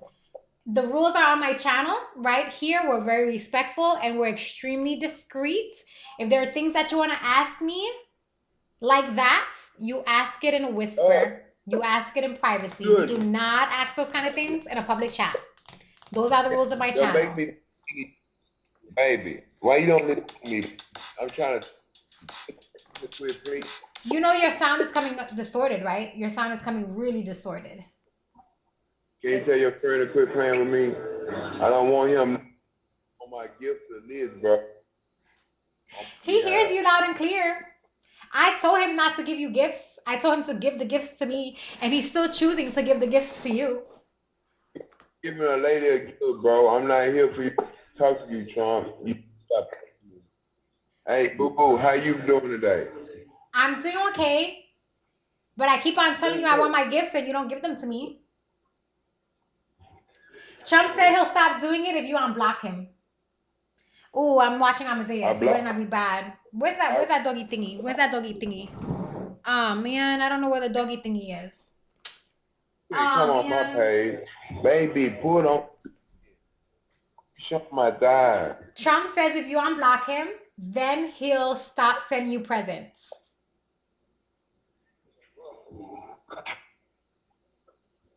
How you doing, baby? Jamal, you don't listen to anything that I say? Nigga motivation. Do you not listen to a word that I tell you, Jamal? Does it go in through one ear and out the other when I'm talking to you? I'm sending me hot dogs. Ain't this gay for you think? Jamal, you're not listening. You made you lose again. I know he made me lose again. That's why I'm gonna give him a pow-pow. You don't want a pow-pow. You'll get pow-pow in You don't like. You gonna get a pow-pow. He's gonna get a pow-pow. Everybody else is gonna get a pow-pow. Jamal, your facial expression is crazy right now. Oh my goodness. Look at your facial expression. Oh my. That is one crazy facial expression. You gonna get a urine infection because he be sticking his thing in boys. Don't do that. Like this, ew, that's nasty. Look, when I said that, you like that? No, that's the nasty face. What's that, baby? I just made a nasty face. That's a.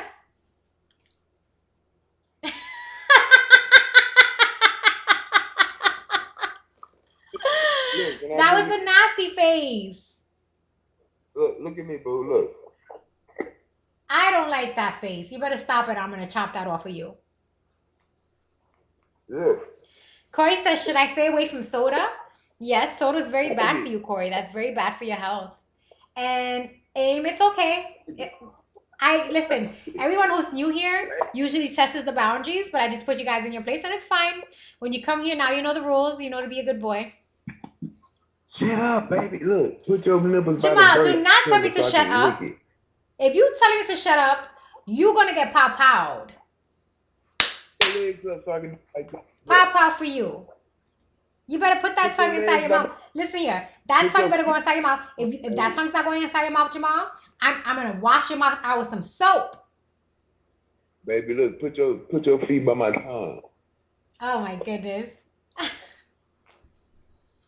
Put your feet by my tongue. Jamal, shut Put your up. feet right. I'm hungry. I want food. That's what I want right now. I want to eat something. You making me lick the bottom of the nose. Put your thing. Look.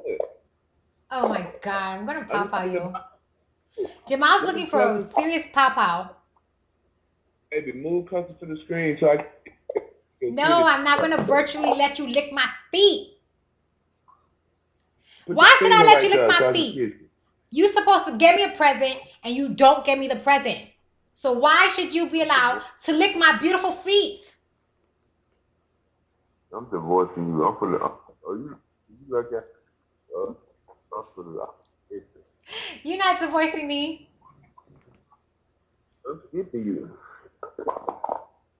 You hot dogs. There's hot dog, bro. Oh my god. Trump kills me in this thing all the time. Look, he made you lose with his style. Whatever diamonds Trump gets to you, you better give to me. You better give me all those diamonds. I'm gonna rematch you again. If he give you 0.5, if he say he's 5, so he's gonna let me do right. Like his daddy messed with him that night. That's why he act like his. Oh my god, Trump, stop giving the diamonds to Jamal. He's a hot dog. See, look, his daddy was wee wee when he. Daddy took his wee wee when he was. You are terrible. Good. Trump says he wants to get in the box. Trump say you want what? He wants to get in the box. Let him get in the box, please. Because Jamal, are you going to donate so that I could get the subscription for the Streamlabs or not? Are you guys gonna donate for it or not? Okay, I'm the warrior part on him. You guys are Look, just boo, you got fight. Look, they got cut. Stop showing off your gold teeth and your diamonds. I don't want to see your gold teeth and your diamonds. Fight. I had a fight. My lip got cut. Oh, crazy girl! I'm trying to show you the. You had a scar. fight? What are you doing See that scar? fighting? See that scar? Oh my god. He had a fight. He just healed. Oh, don't show me. Oh no, I'm very squeamish. That's a scar, man. I had a baby. Look, I had a dude. Why did I dude? How did you end up in a fight? And why are you fighting? You should not be fighting. Why are you I fighting?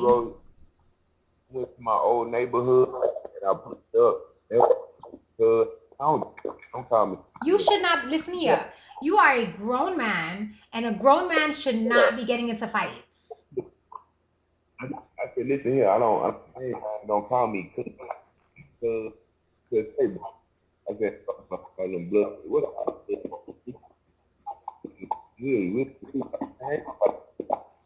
The crab ass nigga. I left. So when I left, I went down the street to my homeboy house. One of the boys walking to my homeboy house on the driveway. I said, "What's up, nigga? What you want?" He said, "What you was saying back there?" I said, "Nigga, you heard me. I left off y'all patio. I left off your went a cigarette. House street for you. When he walked up to my truck, when he walked up on my truck, I just, what you say back there? I can't hear anything Jamal is saying. Look, I started hitting them. Aim, I like you too. Look, Thank what? you. Shut up. Shut up. I started hitting them. Watch two other dudes Thank you, start Yoda. running back. Shut up. The fight dudes at this time. So look, while I fight three dudes, Jamal, I'm if you fighting tell me one, I shut hit up one one, more two times, time. boom, boom. I hit the other one, boom, boom. I hit the other one, boom. And so, boom, I hit them. Look, one of them get on top of me, two of them in front of me, so the one behind me. And so, I feel like I'm running to my truck to get the gun, but you know, I'm looking for something. I just have it. You mad? Big dummy. Jamal, you too funny, I swear. Jamal is so funny. Trump says he wants to get in the box. Make the request, Trump. Make the request to get in the box. Oh, you did. Guys, my camera's not working anymore. I can't see myself. Like, I can see myself when I watch myself through the other, like, the phone, Are but I you can't see ready? myself Can directly. we not do that ever again? That was terrible. That was horrible. Painful. What, Jamal? But I did learn something. What did you Yeah. learn? What did you learn?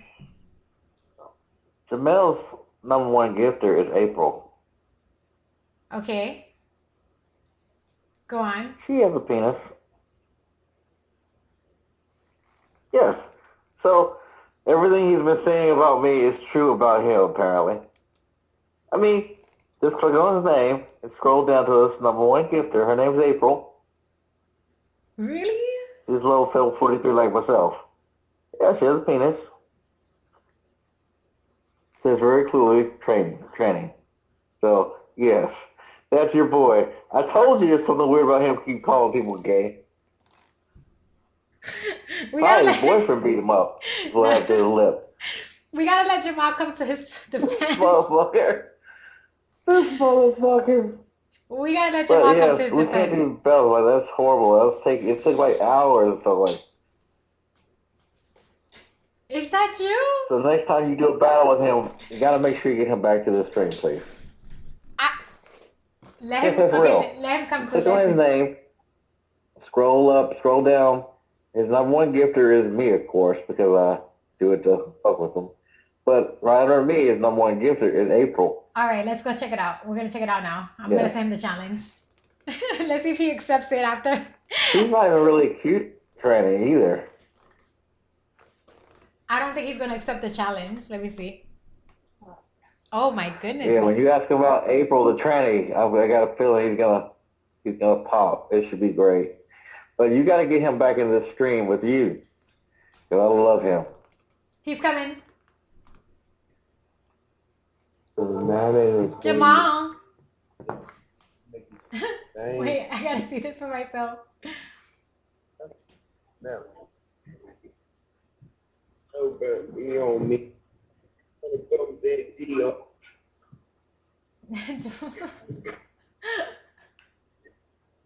No time.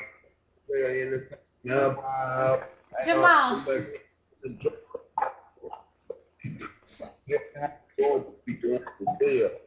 Okay. You like you know it ain't nobody else fucking me right. Jamal. Go ahead, universe. Fuck me like you know it.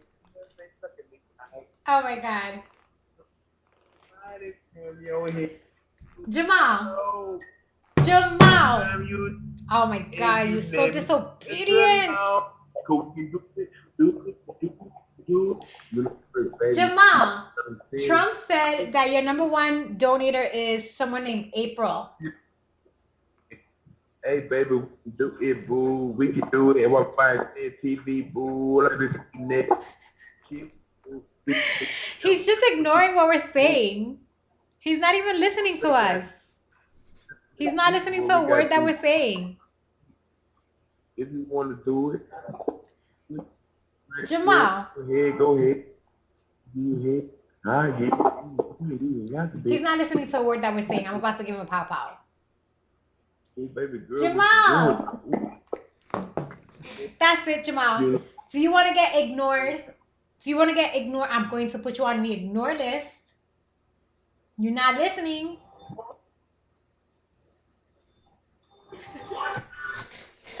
Jamal.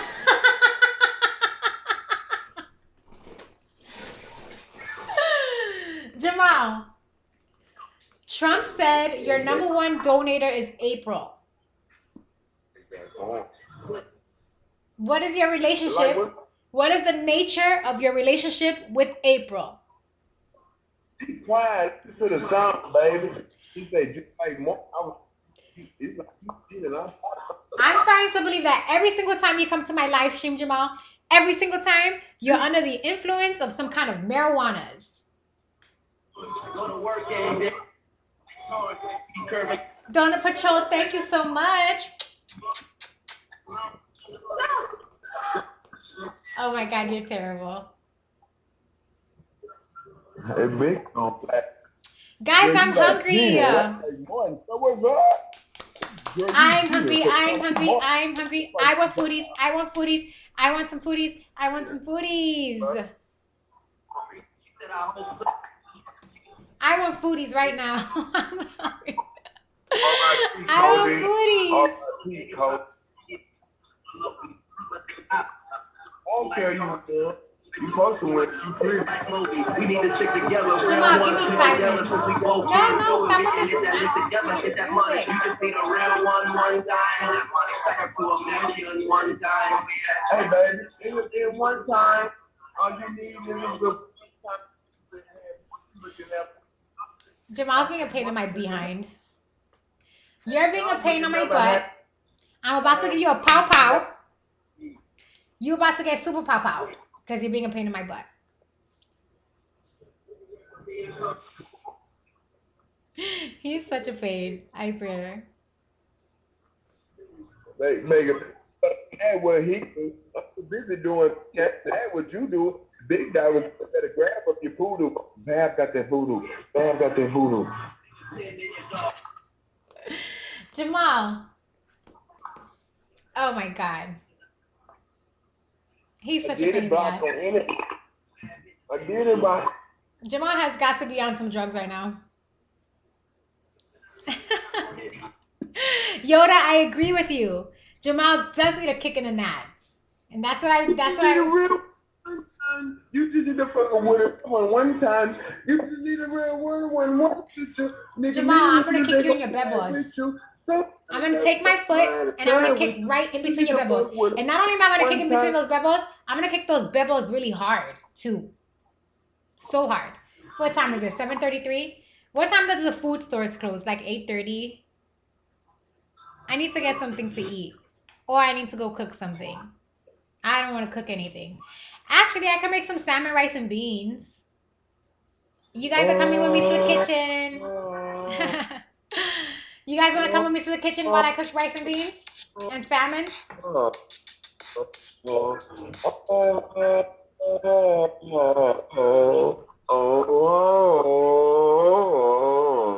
my God, I'm gonna beat his ass. I didn't need a rip. I'm not gonna re-battle you. You're being a pain in the ass. We're not even talking about our politics anymore because you're being a pain in the ass. Oh my God. You might have some, but you never had money. You might have some, but you never had one.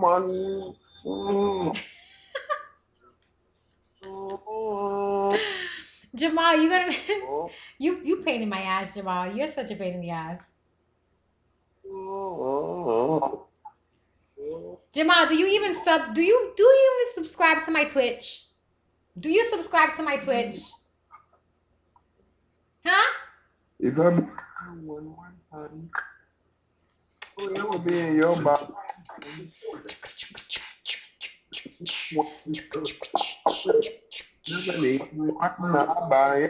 Give one.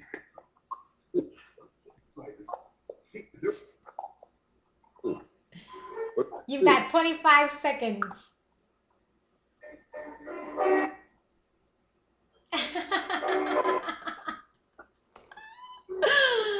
Oh my God, you are so ridiculous, I swear. Man. You're so ridiculous. No, all you're doing is singing on my stream. You're just singing. Oh my God, Jamal, you're such a pain in the ass. All you're doing is singing on my stream. We're not gonna rematch. Let's see what Trump has to say.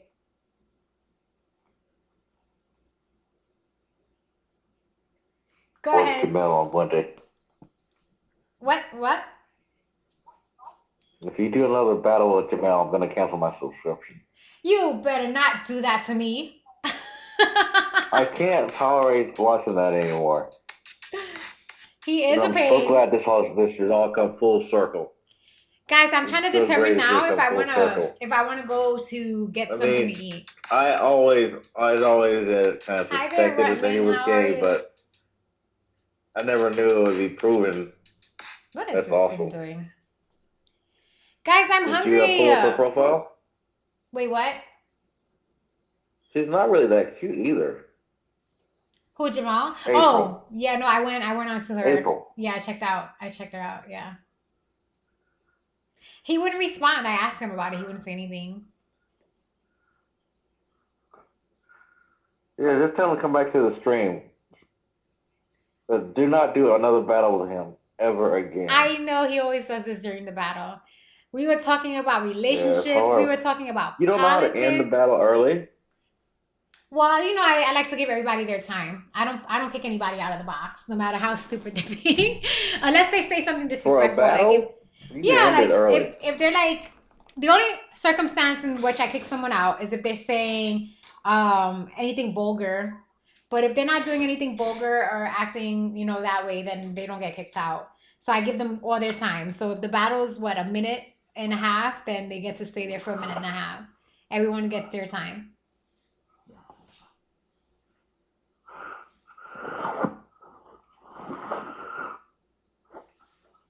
Oh, I got bad news for you. And I don't want to hear bad news, but what Somebody is it? catfished you. They Somebody did? catfished you. Who catfished me? Some bitch. What do you mean catfished me? You know they steal your pictures basically. No. Yeah. She's actually cuter than you. It's kind of cool though. Wait, what are you talking about? You talking about my other profile? I have two profiles, you know. They didn't catfish me. You talking about my profile? Oh yeah, there's this really cute girl named Pamper for me.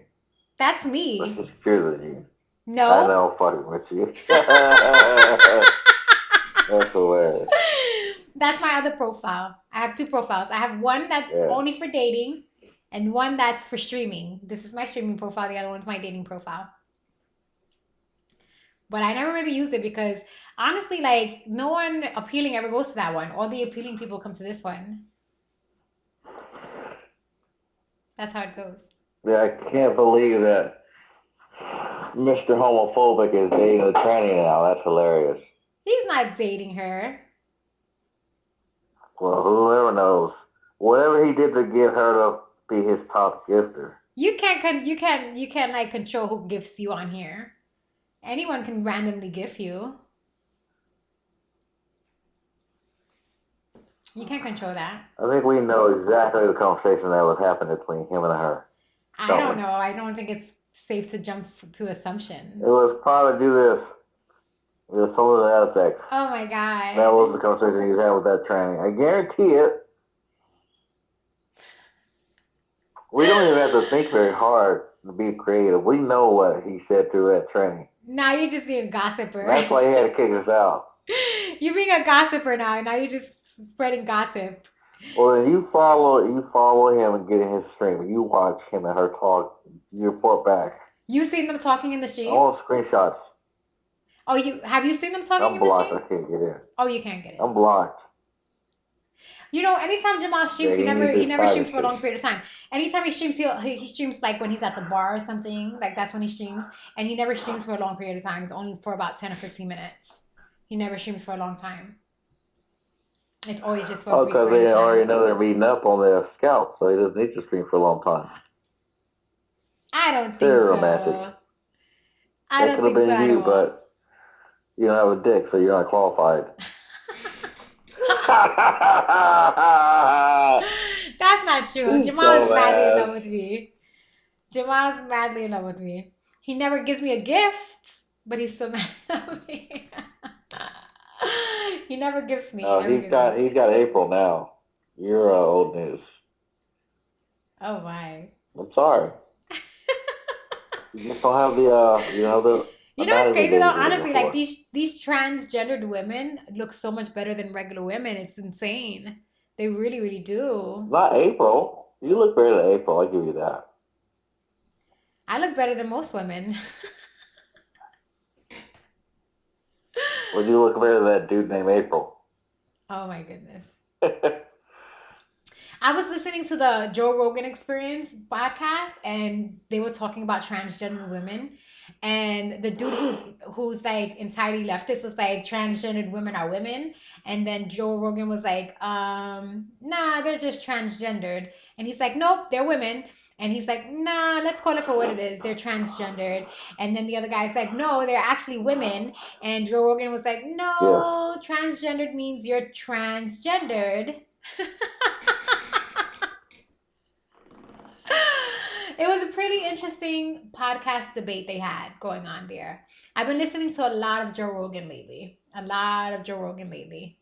And that actually happened. Remember when that guy came in the stream and he's like, oh, I'm Joe Rogan's son. And I'm like, who's Joe Rogan? And he's like, are you kidding me? You don't know who Joe Rogan is? And I'm like, if I ask you, it's because I don't know who Joe Rogan is.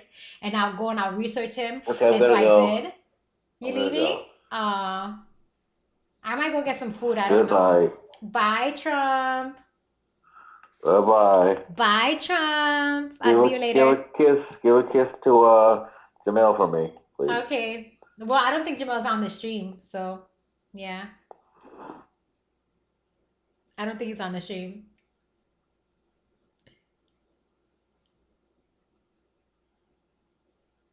Yoda says it's scary how good some of these Oriental transgendered people look. You know, honestly, the people who are Oriental kind of like have a mono look.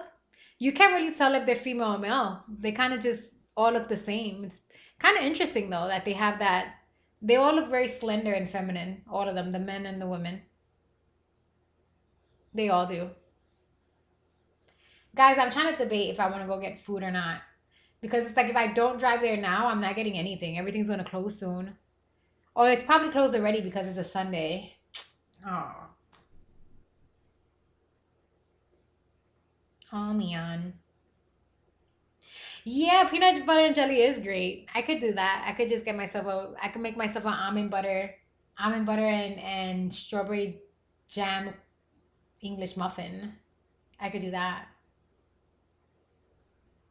I need to do something. I'm hungry.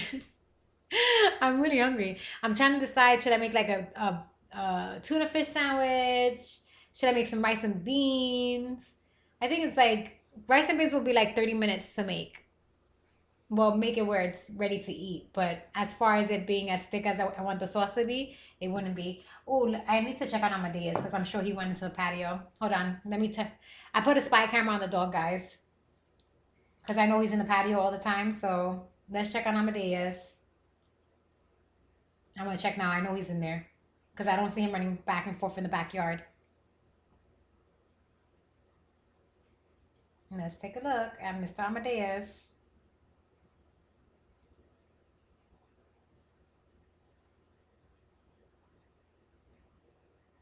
What's going on with the spy camera? Did he knock it over? Oh, Mr. Amadeus knocked over the spy camera? Guys, hold on. I gotta take care of that. He thinks he's slick. I'm telling you, this dog is too smart.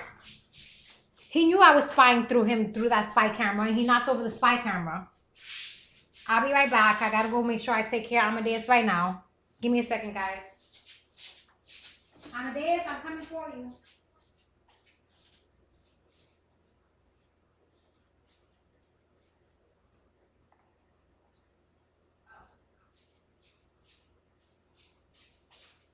I made a mistake.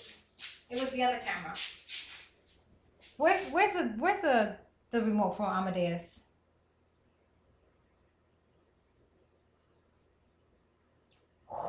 I'm gonna get him good. Ooh, I'm gonna get him good. Hold on, guys. Where is it? Oh man, where is this thing? I'm not seeing it. All right, hold on, guys. Remember how I told you guys what Amadeus does? I'm gonna show you right now this in the spy camera. Look at Amadeus. You guys see him? Wait. Okay. Here he is right there, hiding where I can't see him. And he knows he's not supposed to be there. He's hiding in the patio.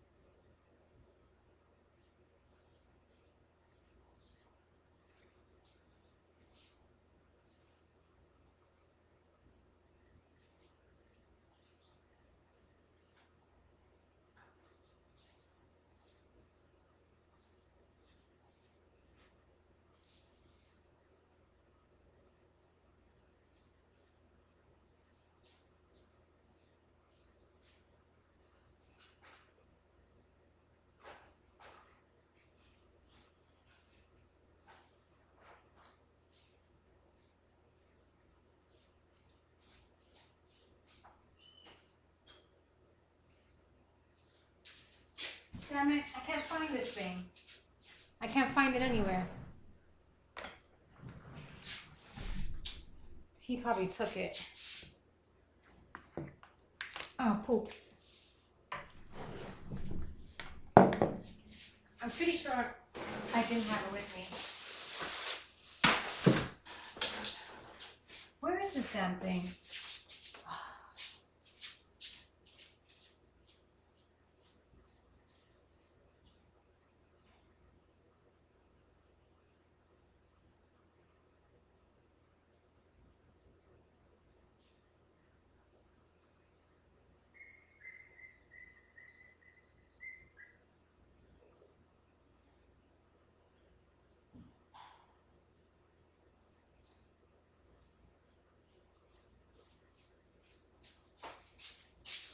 Alrighty, I took care of that situation. Mr. Amadeus is no longer in the patio, and I'm going to show you the evidence. This doggy thinks that he could break the rules. He's not comprehending. He is not allowed to break the rules. He keeps on going in my patio. He's not allowed to go in my patio because he kills my plants. If he keeps on going in the patio, he's going to keep getting punished. He keeps on going in my patio. So let's go put the spy camera back on. Here's the spy camera. Do you guys see Amadeus there anymore? This is where he was hiding. Do you see Mr. Amadeus there anymore? Uh-huh. I'm going to keep watching him, and he's going to keep on getting it. He better stop his nonsense. He doesn't get it. You're not allowed to be in the patio. So now this phone is going to be, I'm going to be facing this phone. Every single time I'm going to get him. Every single time. He wants to be up in there trying to sneak up into the backyard when he's not allowed to be there. And I know he knows he's not supposed to be there, and he keeps on doing it. I had to take all my plants and put them in the patio because Amadeus was killing them. He needs to stay. And also, remember, he bit up all my streaming wires. He bit up all the streaming wires, okay? So, no, he cannot be up in the patio. He cannot be there.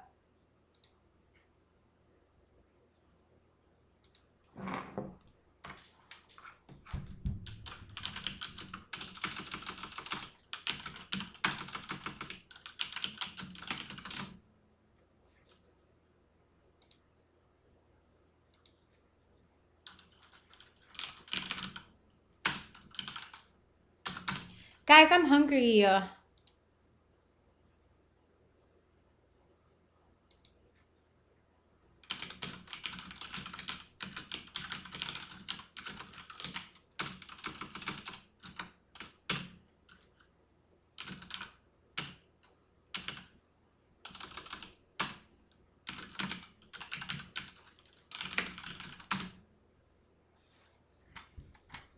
Right now I'm answering whispers. Ooh.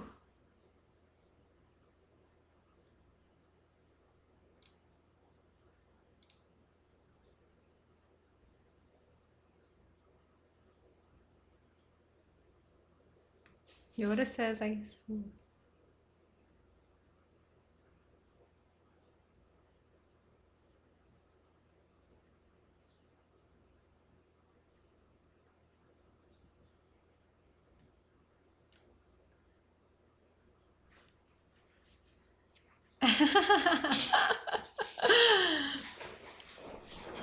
Let's see. Yoda says it's scary how good some of these Oriental. Yep. And then how would anyone dare to break into your home?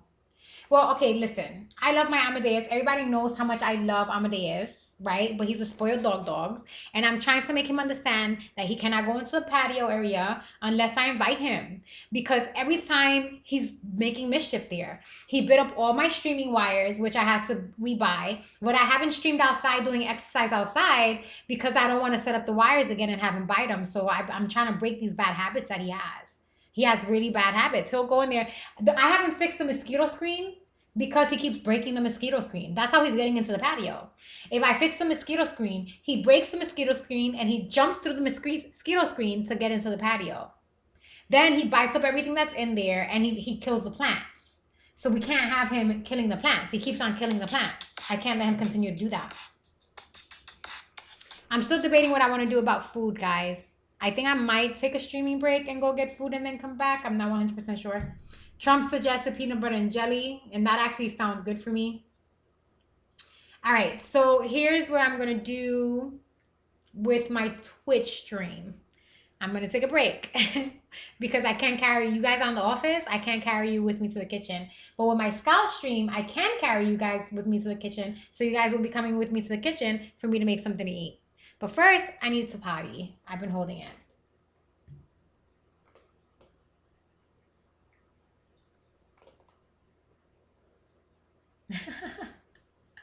Amadeus is being bad, guys. He's being really bad. He's doing whatever he wants to do. Whatever he feels like doing, he's doing. He doesn't listen to me. He does whatever he wants. That's why he just got punished. And the thing is, I'm not catching him when he's doing it. So now I'm leaving the spy camera up where I can see him. The moment Amadeus jumps back into that patio, I'm going out there to get him. You're not going to see me do potty, silly. You're not going to see me do potty. I'm going to bring you guys with me to the kitchen. For those of you on my Twitch channel, I guess we'll just take a break with you guys. So I will be back. So if you want to stay here and wait for me, I got to go make something to eat and I'll come back.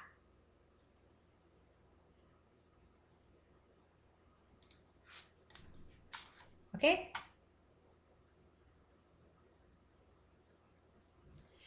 It's fine, Yoda. I mean, so long as you understand what the rules are now, I'm okay with that and I accept your apology. Thank you.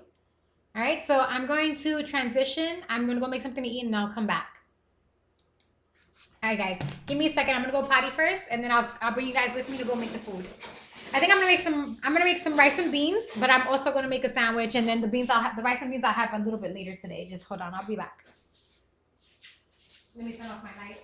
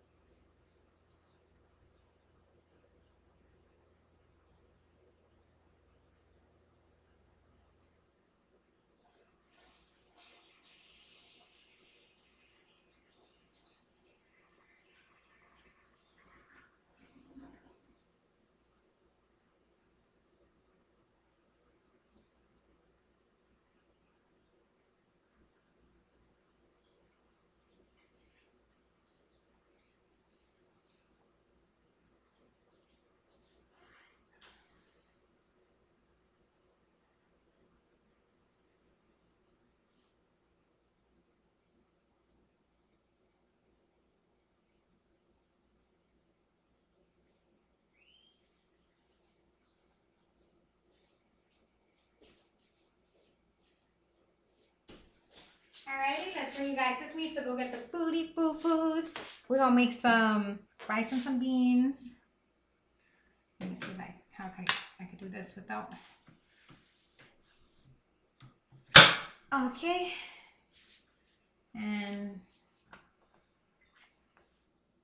I'm warning you, Amadeus, you better not be a bad dogs. You better be a good doggy, because he's gonna be in trouble. No bad doggy allowed. He better be a good dogs.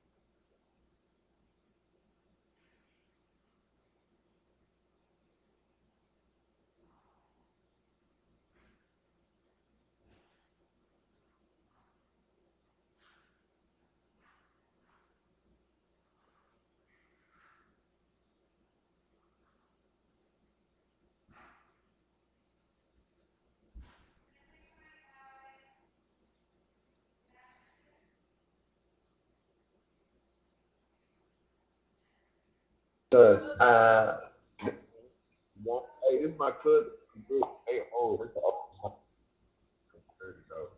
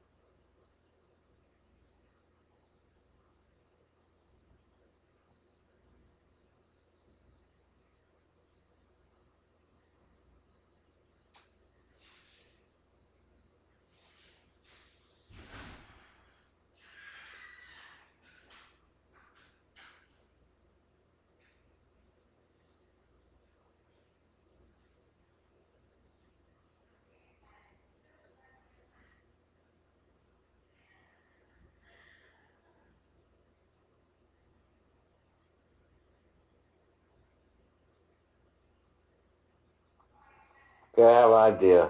Jose can move up there.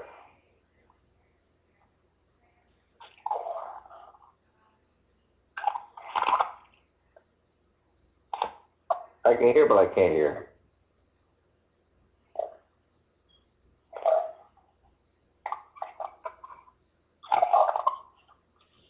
Jose, come over that room out there. Yeah, the speaker's over here, so I can't hear anything that you're saying. Because you're Really? connected. Okay. Yeah, you guys are connected to the speaker, that's why. I'll put you guys in for now because we're gonna go back to the kitchen when I hear the timer go up, we're gonna go back to the kitchen.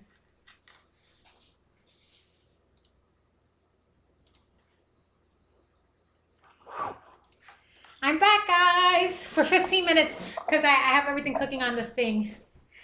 Everything's gonna be boiling in 15 minutes. I gotta go check on it, and then I'll make my little PB&J sandwich. I should have just made the PB&J sandwich now.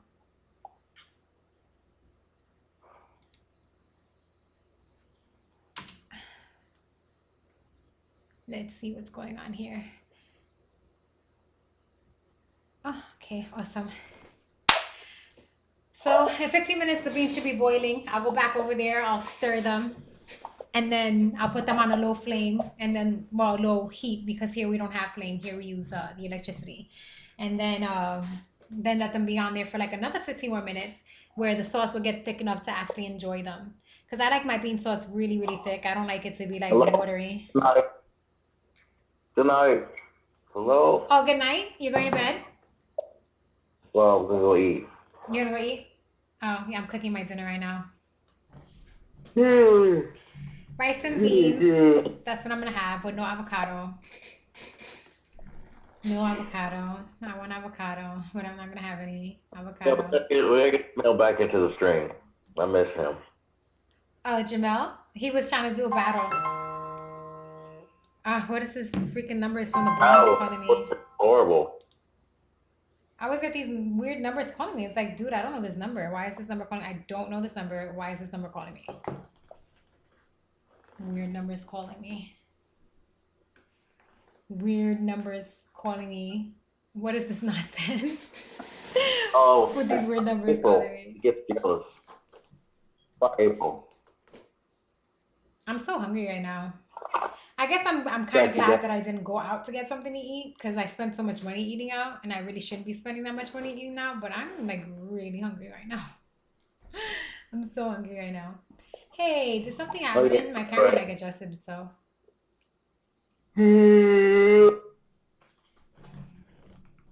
How come? Oh, my sign fell. Oh, poop poops.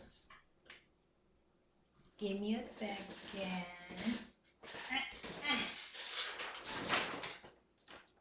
This little thingy didn't work. Why this keeps happening?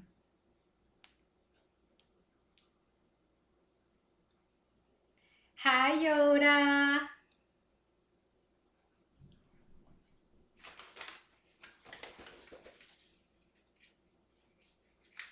These little tiny paper clips keep breaking. Can you guys see it?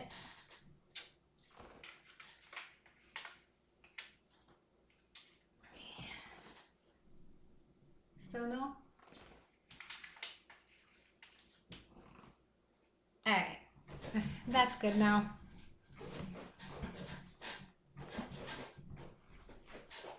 So in 15 minutes, I'll go get my foodies. Foodies. I'm hungry. I know if I go out to eat, there's not gonna be anything good to eat. Like everything's gonna be closed, all the good stuff. That's like the downside to being in the South. Because like when you're in New York, like places like New York, there's food no matter what time of the day. Like you literally can get anything that you want at any point in time of the day. Anything. Any kind of food you want, they've got it. Any kind of food. Here, you better leave the house. You better be there by like 7:30 because if you're not there by 7:30, you're not getting anything. You're not getting nothing to eat if you're not making it there by 7:30. Hello, all. Oh, thank you, Yoda.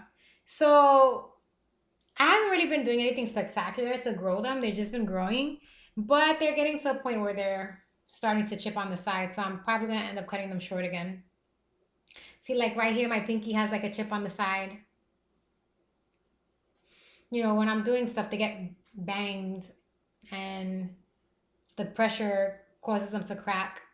They never break all the way though, but after a while, they start to chip on the side right at the base, like around here.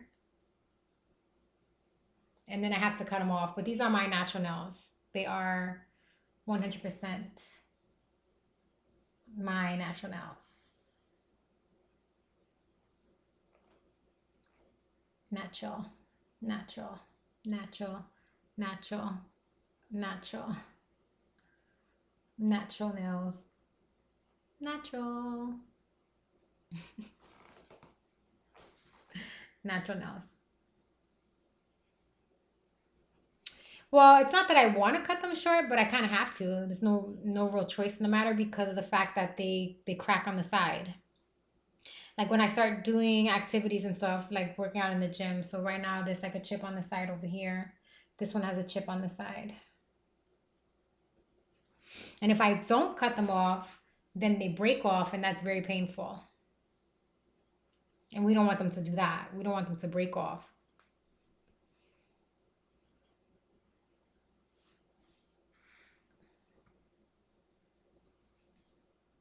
I'm feeling a little bit lightheaded right now because I haven't really eaten anything. And this food is going to take at least 30 minutes to finish cooking.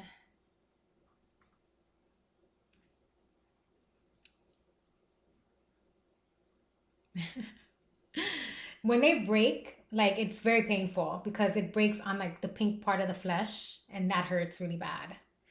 So it's actually better to just get rid of them and start over than to try to hold on to them when they start chipping that way. And I've held on to them for pretty long. This is about as long as they get before they start chipping. This is one of the longest that the pinky has ever gotten.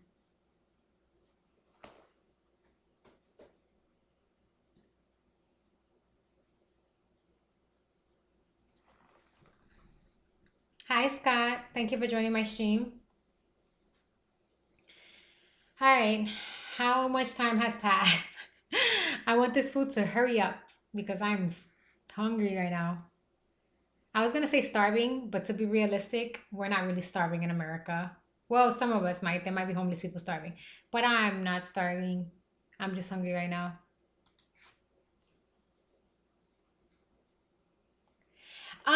So that depends, like Yoda, that depends. If you're digging your nails into something, it really depends on what circumstance you're in. Like say for instance, if I don't know, you're digging just in the dirt and it breaks, it'll hurt.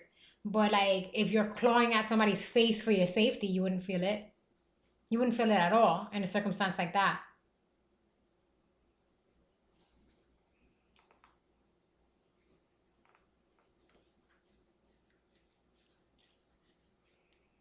Look at the spy camera, guys. No Amadeus. I'm gonna keep watching him. As soon as he jumps into that patio, he's gonna be in big trouble. I won't fix that mosquito net until this dog understands that he cannot jump in there. He's just gonna keep on breaking it. And it defeats the purpose. Every time I fix it, he just goes back and he breaks it again. And then I fix it again, and he just breaks it again. I fix it again, and he just breaks it again. So Amadeus and I, we're not on the same page. Amadeus thinks he could do whatever he wants. Amadeus thinks he's the boss of me. Amadeus doesn't understand that Amadeus isn't the boss. He doesn't understand that I'm the boss. And whatever I say goes. He thinks whatever he says goes in this relationship. That's what Amadeus thinks.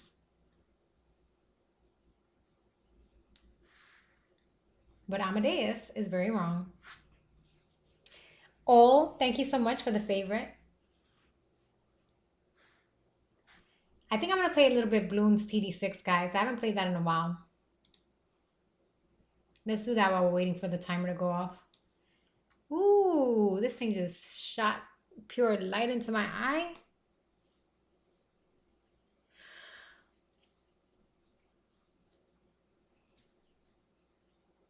Wow, that was crazy how it hurt my eye muscle. I haven't played balloons in a long time.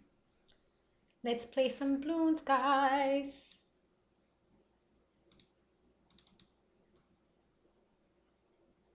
Hi, Donut Patrol, how are you?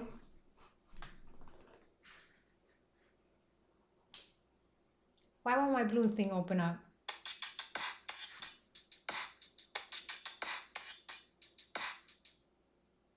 It's not opening. I'm hitting it and it's not opening. What's happening? Oh, gosh.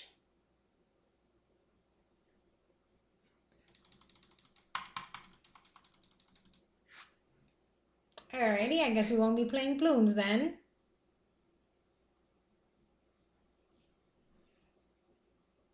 So how was your day so far, Mr. Donut Patrol?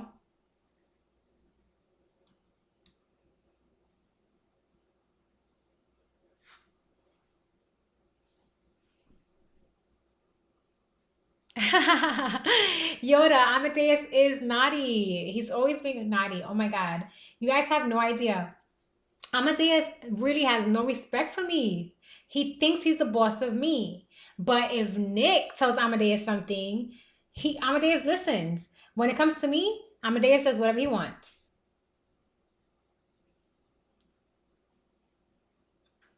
Donut Patrol says, good enough for the girls I go out with.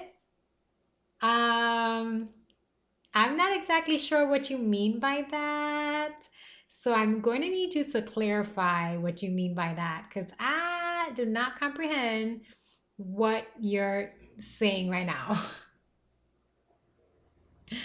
I don't get what you're saying. Like at all. So you have to verify that. I'm like, what? What do you mean by that? Good enough for the girls that I go out with? Yeah, I asked how your day was. That's correct. I asked how your day was, and your response was good enough for the girls I go out with. That was your response.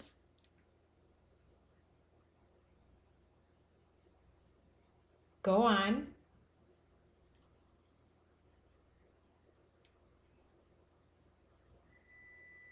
Oh, timer, guys. Yoda, I'll be right back. I gotta go check on the beans and the rice. Be right back, guys. Let's go, my scout peoples.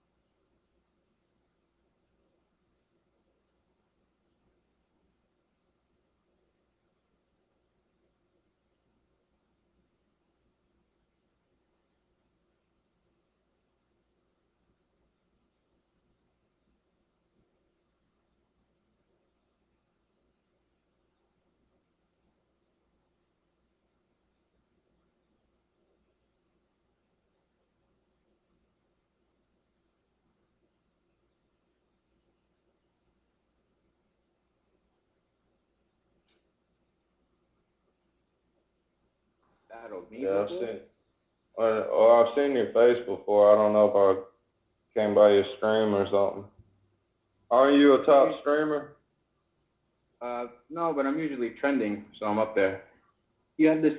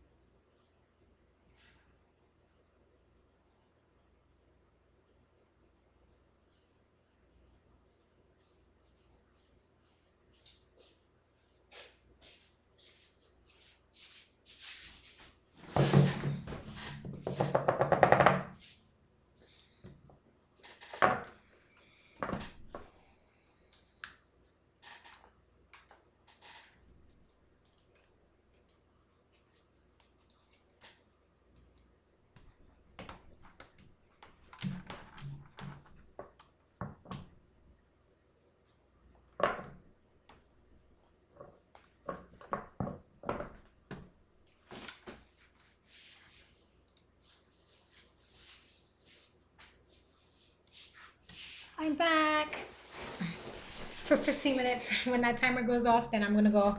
The beans should be done this time when I go back. I was trying to boil them at a higher heat so that they would cook faster, but that's not the proper way to cook. You're actually supposed to take your time, cook everything on a low flame so that it doesn't get burnt. Let's turn on the light. Gotta keep an eye on Amadeus, make sure he's not doing bad things. I'm feeling like super lightheaded, so I need to eat something. I didn't really eat all day. I just had that the matcha latte and I didn't have anything more. So my body's like going bonkers right now. I need something. Now let's see what's up with this game. Because I tried to play the game, but nothing happened.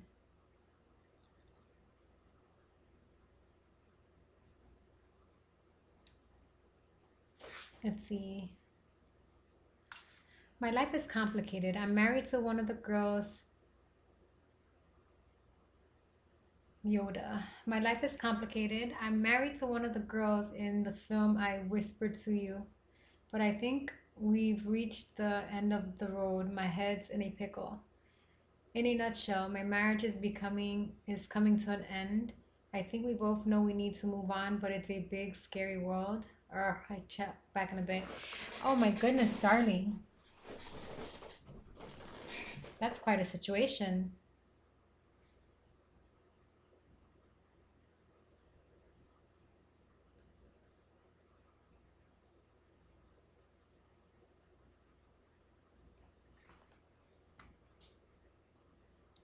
Why won't this game thing work?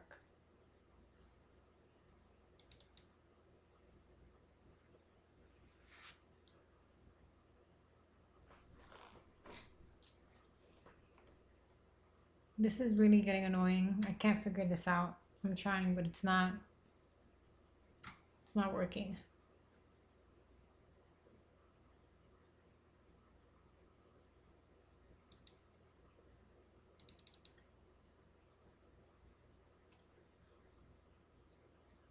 Do I have to go through the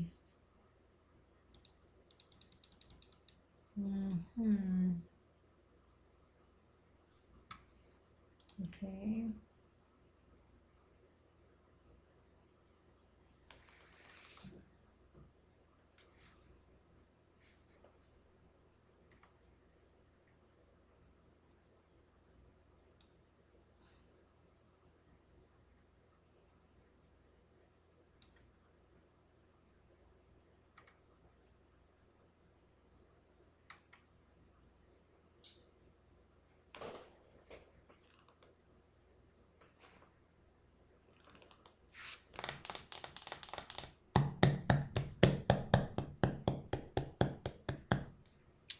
Guys, I can't figure out how to make the game run.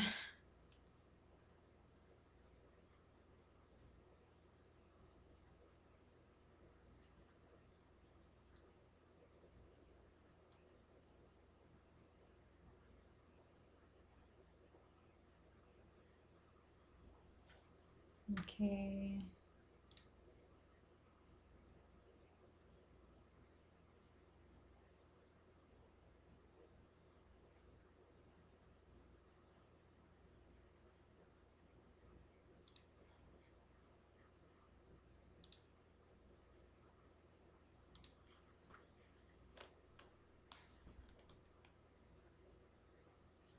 Hi, Chain. How are you, darling?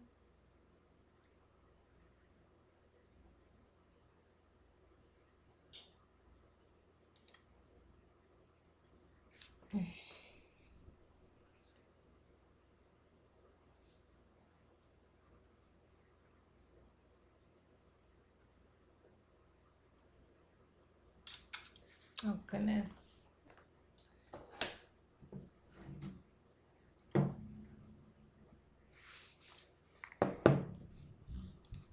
I don't remember the password.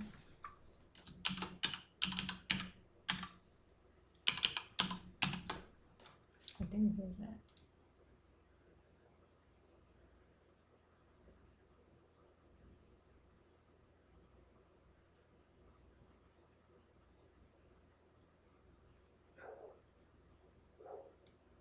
Okay, I can't play Call of Duty because I have to update it. I don't know why I can't play Bloons TD6. I'm updating Call of Duty right now.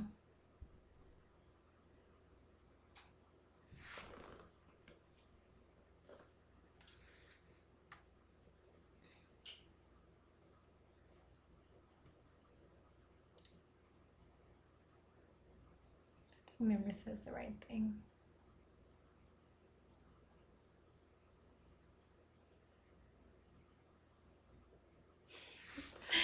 Yes, Yoda. Actually, Yoda. I was Yoda used. I was Wait, is this thing working? Hold on.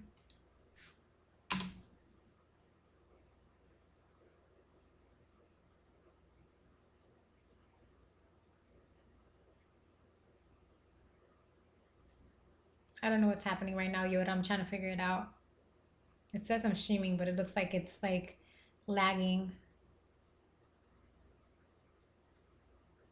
Do you hear what I'm saying, Yoda? So in response to what you were saying about your marriage, I believe that, when people are married, they should definitely try to like work it out. And like I understand that you're having difficulties in your marriage. I really do. But marriage is meant to be forever. That, when you decide you want to marry someone, that's a lifetime commitment to them. So before you guys, separate, I think that what you should do is probably get some marriage counseling and work on it. To walk away from a marriage, it's a commitment that you're making before God. So it's really something you should really give some thought to before you decide to follow through.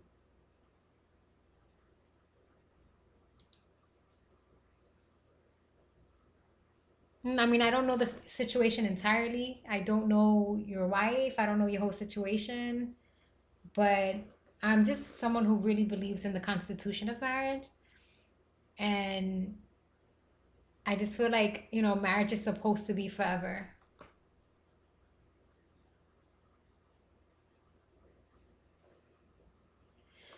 Well, have you guys ever gotten any like marriage counseling?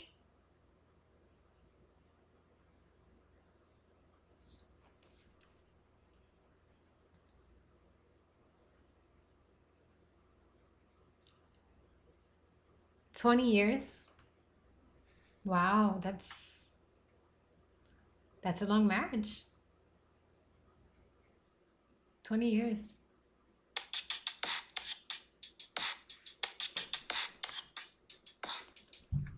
This thing just died on me.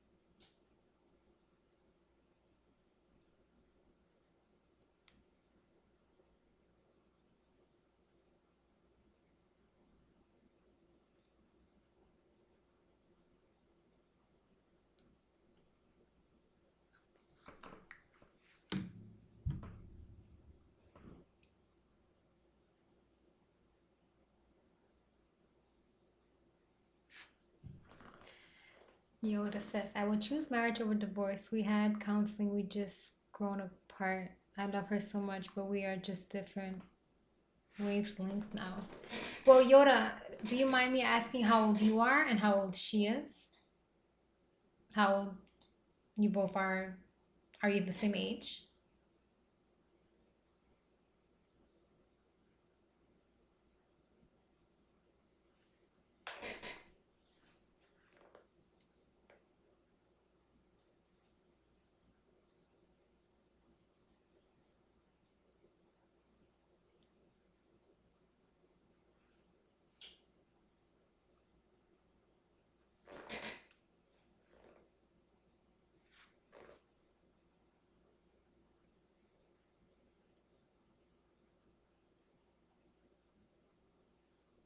Well, it's not an age issue. It's not that. It's not an age difference. I mean, we know, like, deep down inside of us what we can and cannot do in our relationships. You know, I can tell you from my standpoint that in marriage we should work it out, but I'm not in your marriage and I don't know like the full circumstances of your marriage. So, it's I know working it out is easier said than done. I know that. But I believe that people should try to work it out. But it takes two people. It's a two-sided thing. Does she ever like come on Twitch? Like maybe you can bring her on here and maybe you can state your piece and she can state her piece.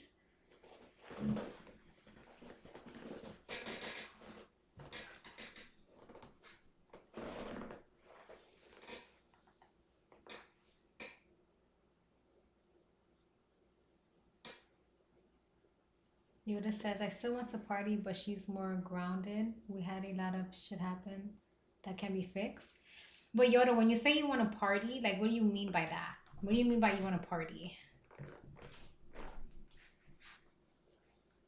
What do you mean by that? Because when you say that, you know what I'm hearing in my head? What I'm seeing in my head? I'm seeing a man, want to go to clubs, want to do some drugs. So when you say you want to party, be specific as to what you mean by I want to party.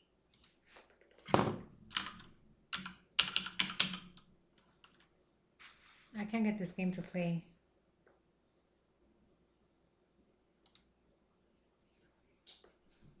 It's taking me to the internet.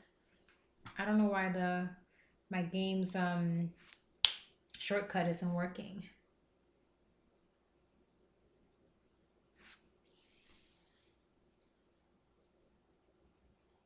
You guys used to watch gaming together on Twitch, but she doesn't like it anymore. But what do you mean about the whole party thing? You said that you like to party, that you still want to party, but she's more grounded. So what do you mean by that? Because again, when I hear that you want to party, I'm hearing that you want to go out to clubs and probably do some drugs. Like that's what's going on in my head. Maybe go out to the bar and get some drinks. Like that's what's going on in my head when you say that.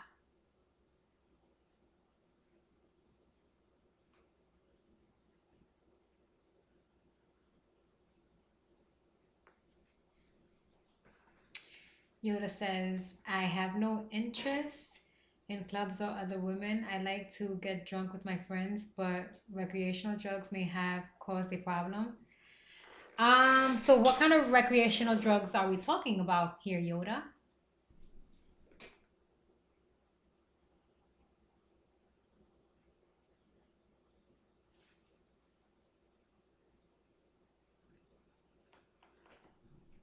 So Yoda, I'm going to be very honest with you in this, right? It's going to be really hard for me not to have a bias in this situation because I was in a relationship with someone who abused drugs and that made it very difficult to be with that person. Ooh. Yeah. See, okay, like I would want to be impartial. Like I really would want to be impartial. But it's going to be hard for me to be impartial here, right? Having basically you're telling me you have an addiction, and you may not see it as an addiction, but it probably is an addiction, especially if at this age, you said you're 46 years old.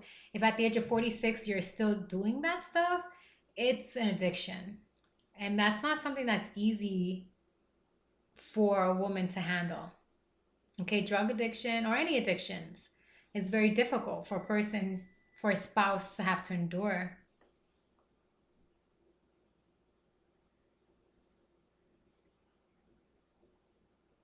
I'm not a bad person, but I bet your stance. I don't understand what you mean by that, darling. Well, I'm gonna tell you my personal experience with the person that I was with who was addicted to that, right? He used to say that all the time. He used to say he wasn't a bad person at all, but he used to do a lot of mean things to me, you know, when he would come down from the drug and he needed it and he couldn't have any. So, how you view yourself isn't necessarily how your wife is viewing you. Um, Well, you know what? The fact that you're talking to me shows that you understand that you need help and that you're seeking it. And that's the good part. The good part is that you came across my stream, you let me know what's happening to you, and now you can get some good advice on the situation and some input. It's really good that you acknowledge that you love your wife and that you want to work it out. Um, and that you're honest enough to admit that you have this problem. That's the first step. I don't know, like, I don't know how long you've had the problem. I don't know how long your wife had to endure it. So as far as me giving you advice to keep her, honestly, the best thing that I can tell you is seek the help that you need to take care of this problem, right? There's actually a drug, it's called ibogaine, and they can give that to you. I don't know the extent of what your addiction has to be, but there's a drug called ibogaine, and it's something that came from the Amazon, right? So basically, a drug company went into the Amazon and they saw that the shaman there were taking this drug that they made from a plant that they turned it into powder, and then the Food and Drug Administration turned it into a pill that they can give to people who have addictions, and that drug ibogaine resets your brain. So when you take the drug ibogaine, it sends you on a spirit walk, and you basically pass out for like 8 hours. And when you come back, your brain is reset and you no longer have addiction. So I don't know what your financial situation is, but if it is so that you can afford to get this kind of treatment, I suggest that you do. Um, and this drug has been known to work miracles. Ibogaine has been known to work miracles. People who have been extremely addicted to very, extreme drugs like crack and heroin have undergone treatment with this drug, and it's reset their brain and made it so that they no longer desire the drug anymore. So that is my suggestion to you. If I'm pretty sure that the drug problem is definitely what's causing the distance between the two of you.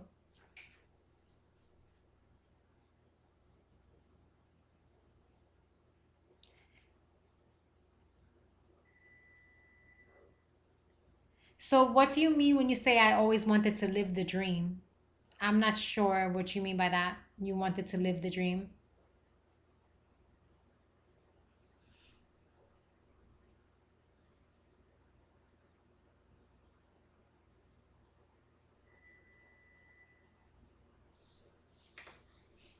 My beans are telling me to come and get them.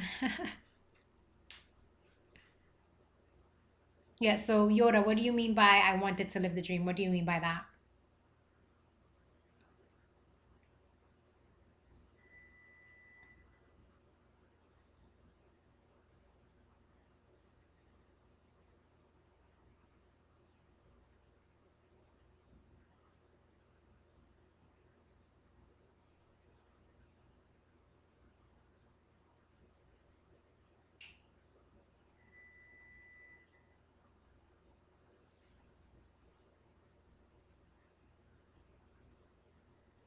All right, I gotta go check on the beans, guys. Give me a second, Yoda. I need to go finally get my food. Otherwise, I'm about to pass out because I'm feeling extremely lightheaded. I'll be right back, guys.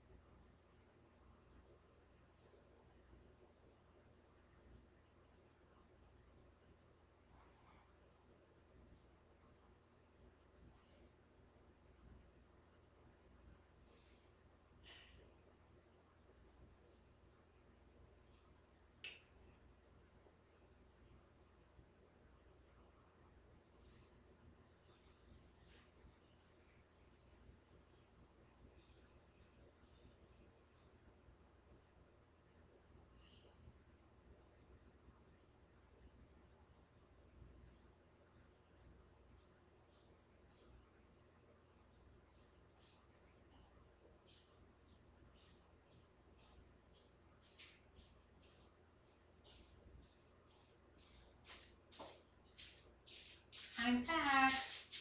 Now I have some rice and beans.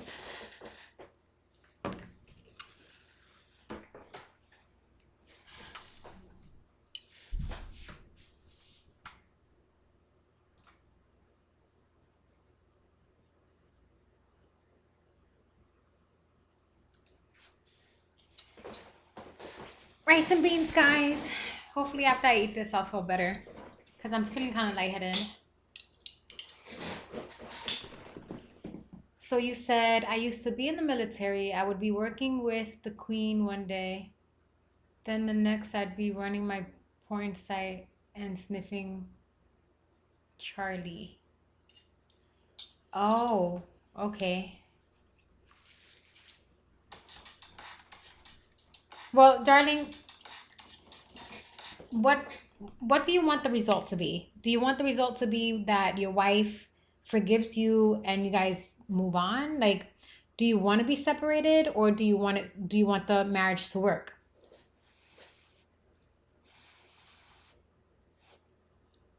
Too hot.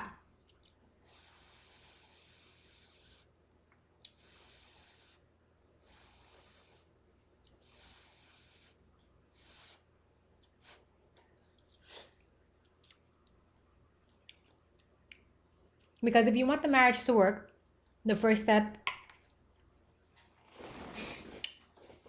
is going to be getting into rehab, where someone helps you beat this drug addiction.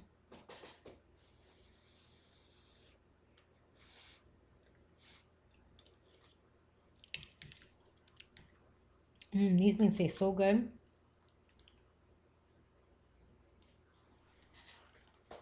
Vegetables taste amazing.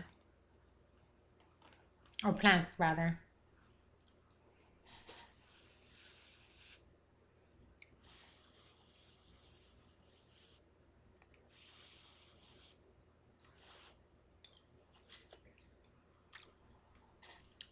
I'm gonna have me a second bowl of this.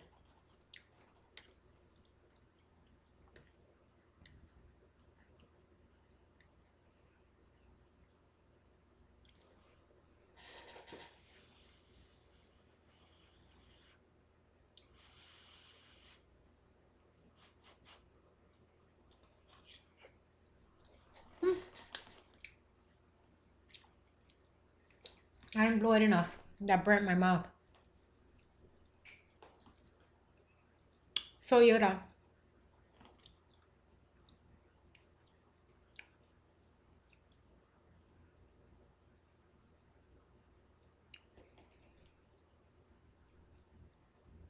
Are you still there, Yoda?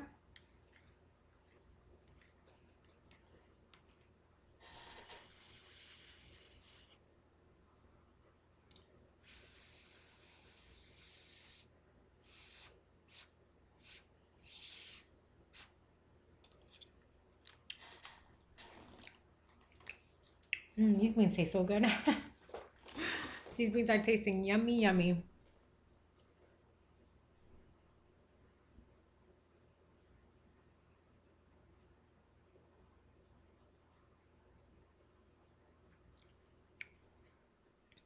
What does that mean?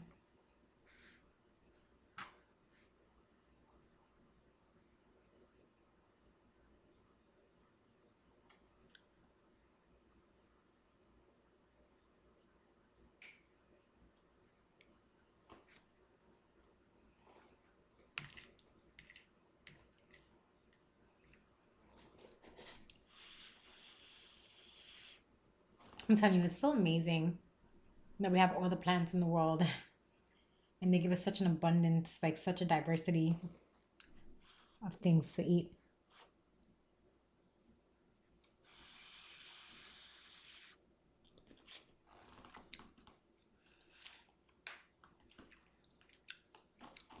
Go on, Yoda.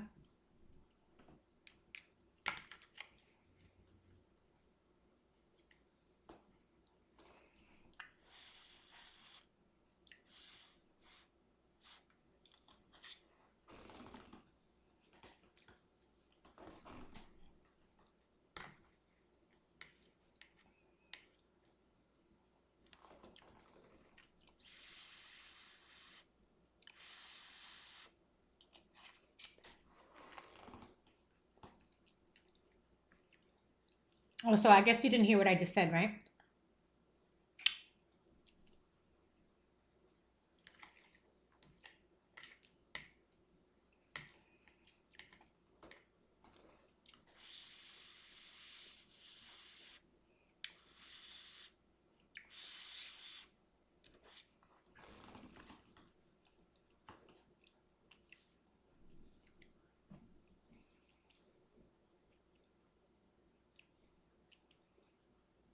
I'm waiting for your response, Yoda. Are you going to say something?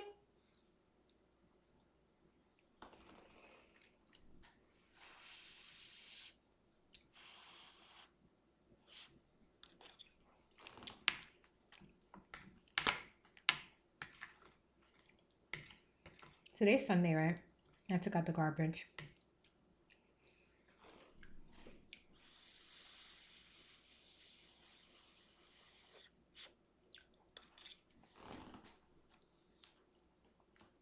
Rice is such an interesting plant.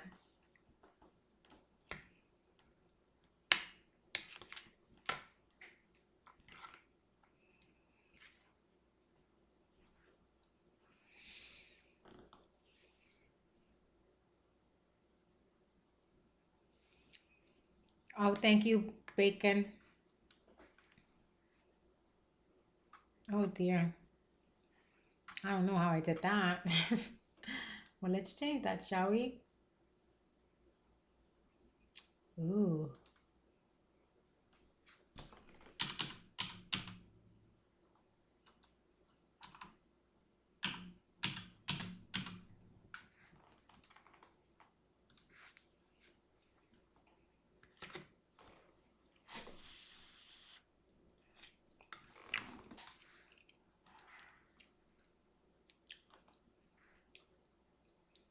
Did I update it?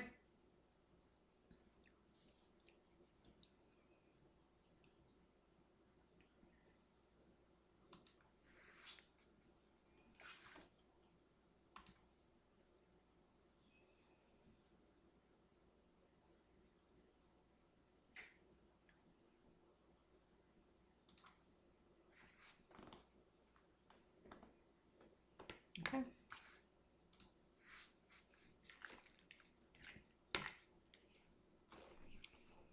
All right, so let's see. Apart from my lifestyle choices, I get hammered and want her to kick my balls. We've done all that, and she is reluctant now. So I'm faced with paying someone when I'm married to be a ball buster. Oh, I can understand that. Honestly, if she doesn't want to bust your balls anymore, then pay for it to get done. Because at the end of the day, a wife is supposed to fulfill these needs for her husband. I don't think there's anything wrong with you having that kiki lifestyle, by the way. I'm a kinkster myself. And I actually like to have that kind of playtime in my relationships. Not always. It doesn't have to be like all the time, but periodically I like to have that kind of playtime in my relationships.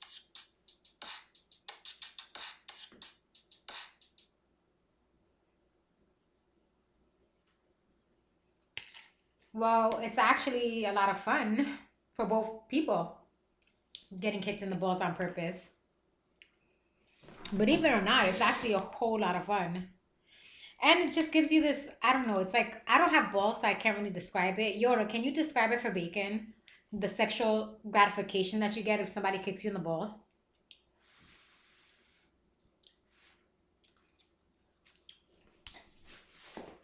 If you wanted to, Yoda, I would kick you in the balls. But I'm pretty sure you live far away from me. I would gladly kick you in the balls.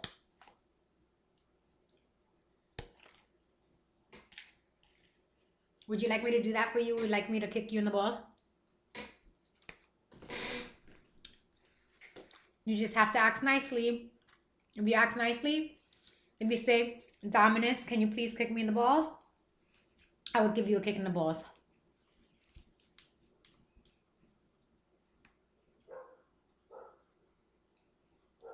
Well, Mr. Bacon, maybe you need to have a more open mind.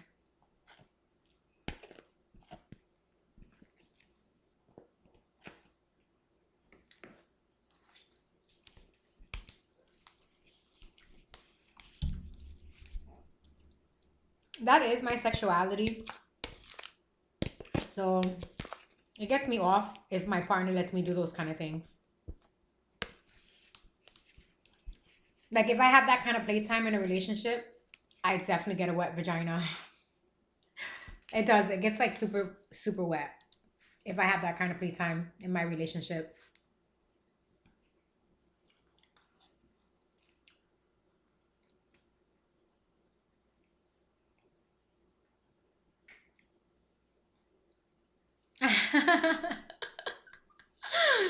I would definitely kick you in the balls. I don't, it's really crazy, but I actually really do enjoy that. Like, I enjoy doing it. I'm a kinkster, yeah. I tell you guys all the time, I am a kinkster. I don't keep that, like, I'm not very shy about it. I'm a kinkster. If I'm in a relationship with someone, I'm very open-minded to that kind of BDSM playtime with them. But I'm also open-minded to having a dom sub relationship as well. Like if I met the right person to be my sub, then I would have that kind of personal relationship as well, aside from being in a committed relationship.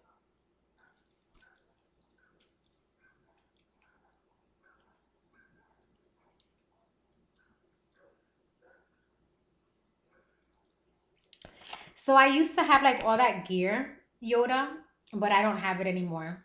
I had everything that you possibly could think and imagine for a Dom sub to have, a Dom sub relationship, but I gave all those things away. I used to have plenty stilettos, but not anymore. So if I did find a sub now, he would have to be wealthy enough to afford all this kind of gear to buy for me to wear because that was like a lot of investing. I invested a lot of money into that kind of clothing and stuff, and I just gave it all away.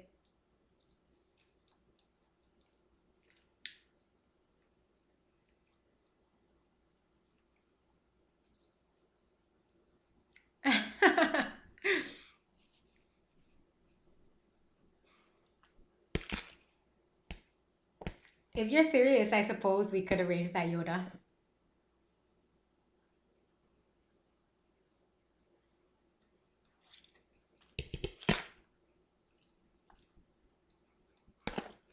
I haven't had like a playmate like that in such a long time.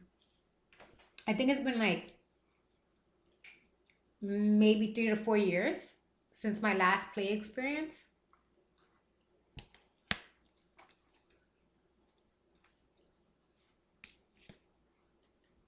And then, I mean, I've dated people who were open minded to it, but and they enjoyed it like a little bit, but then it's not something that they wanted to do long term. So it kind of dies out. Like people have to really, really love the lifestyle in order for it to be a long term thing.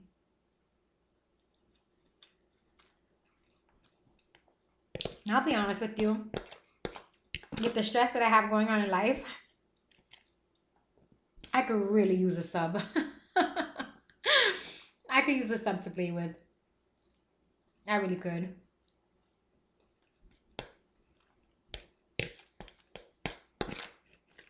But I would need a wealthy sub because I want to be spoiled too.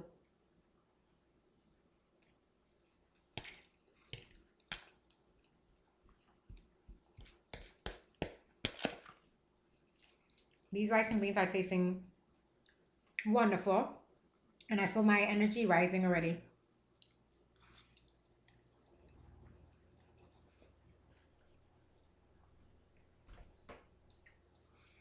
Yoda says that would be cool. Of my marriage proper breakups, then you are on. Let's play. Proper breakup, then you're on. Let's play. So you're saying that after you divorce your wife, then you come to play with me? Is that what you're saying, Yoda? Oh my goodness. No, I do not want to encourage you getting a divorce. Just speak to your wife and explain to her that she's not fulfilling your needs. And then explain to her that you want to have a playmate.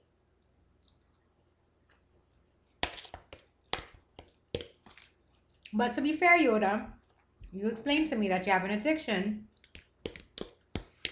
And I really can't blame your wife for being frustrated with you in that situation.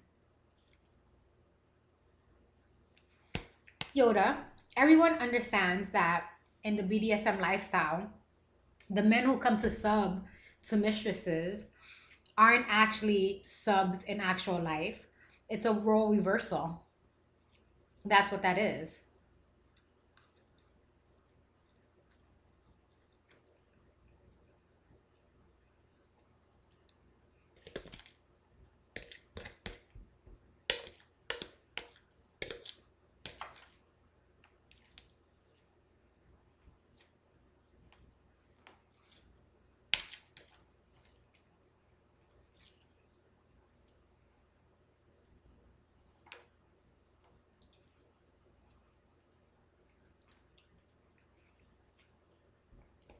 Doing what kind of movie?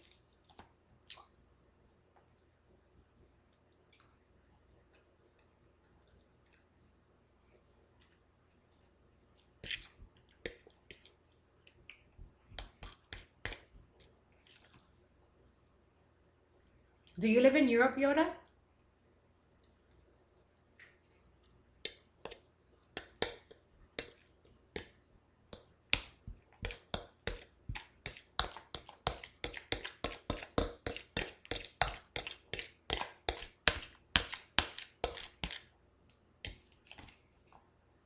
I say one of the best parts of my life experience was that of being a dominatrix. I enjoyed it so much.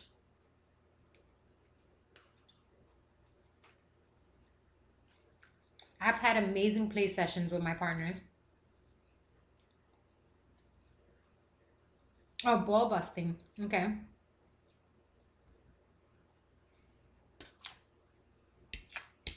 I find that people in the UK are a lot more open minded to Kinkster stuff than what it is in America.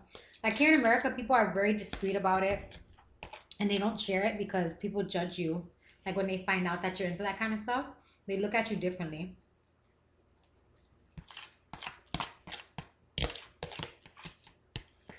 Because they have stereotypes about it. Well, that's why I'm very picky about who I play with.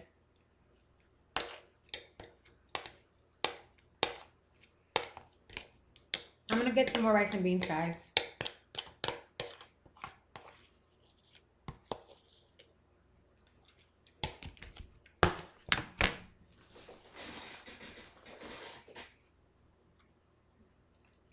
I'll be right back, guys. I gotta get some more. I feel better now that I've ate something because I was feeling like really lightheaded and I felt like I was gonna vomit. Now I feel better, but I gotta get a second serving, so I'll be right back.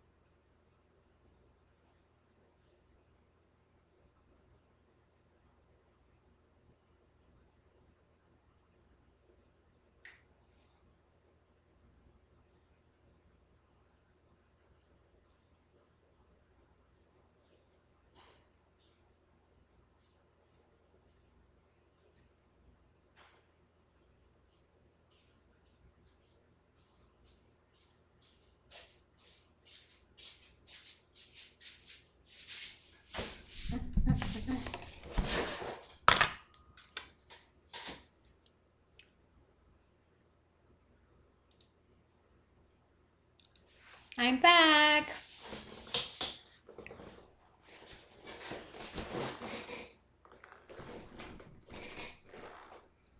Magic Mike, if I'm saying I'm discreet, why would you ask me that question on the public chat? Okay. Oh, I'm sorry. I didn't catch it. My apologies, Magic Mike. We're talking about discreetness in the BDSM lifestyle. People in the BDSM lifestyle choose to be discreet because it can really interfere with their careers if they're open and honest about being a kinkster. Yes, Magic Mike, I'm sorry. I apologize to you. Being a kinkster, you know, the BDSM lifestyle. I mean, the most popular like reference people have is the movie 50 Shades of Grey. But I'll be quite honest with you, 50 Shades of Grey doesn't really hit on it at all. It's rather PG compared to what BDSM could be. You never heard of BDSM? Google it, darling.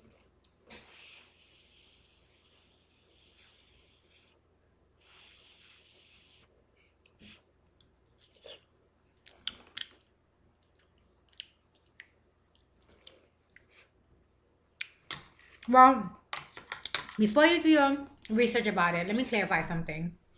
You're going to see a lot of pornography portraying BDSM, but that's not really what BDSM is. So I just want to clarify that. Because people go and they watch these porns and they make porns of everything. Porns of everything. You have porn where people doing BDSM. You have porn where people are pretending to be doctors. You have porn where people are pretending to be married couples. You have all kinds of different kind of porn. Do not associate BDSM with porn because it really isn't that. BDSM is a whole other lifestyle that could be sexual if that's the relationship you have with your partner, but it's usually non-sexual.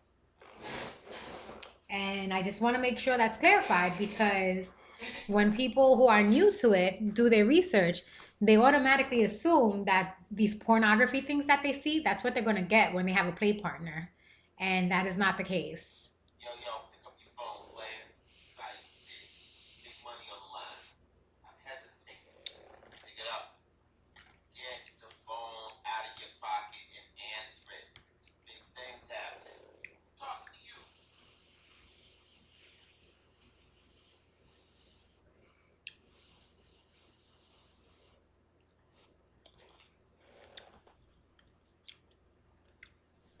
you. These beans are tasting phenomenal.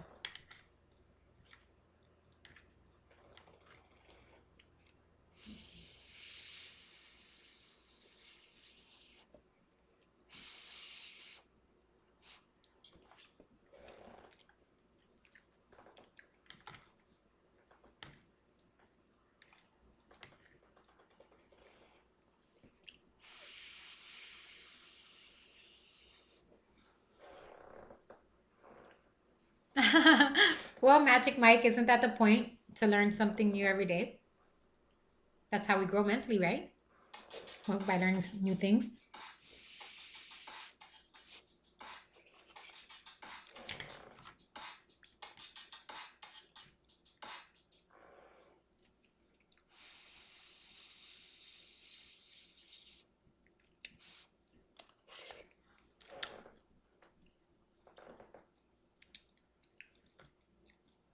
The bean sauce isn't as thick as I want it to be, but it's thick enough.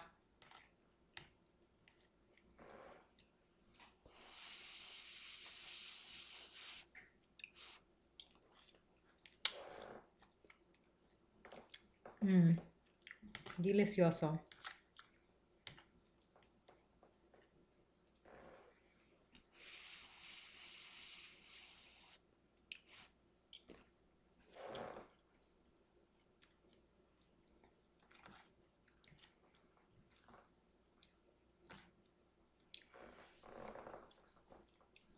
I remember the first time someone explained to me what BDSM was, I was so confused. The way they explained it to me is that you have people who are more than willing to be a slave to someone else. And I'm just like, what? A slave to someone else? Why would someone want to do that?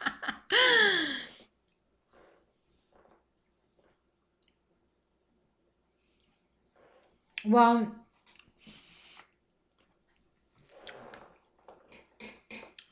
so in BDSM, Mr. Magic Mike, you have dominants and submissives.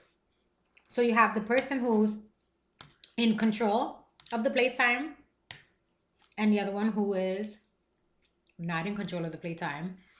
And the dominant gets to do the dominating to the submissive. Submissives sometimes refer to themselves as being slaves because it's their fantasy to be owned by someone else. They want their dominant to own them and control them and tell them what to do and tell them, you know, just about everything. It's a fantasy for them.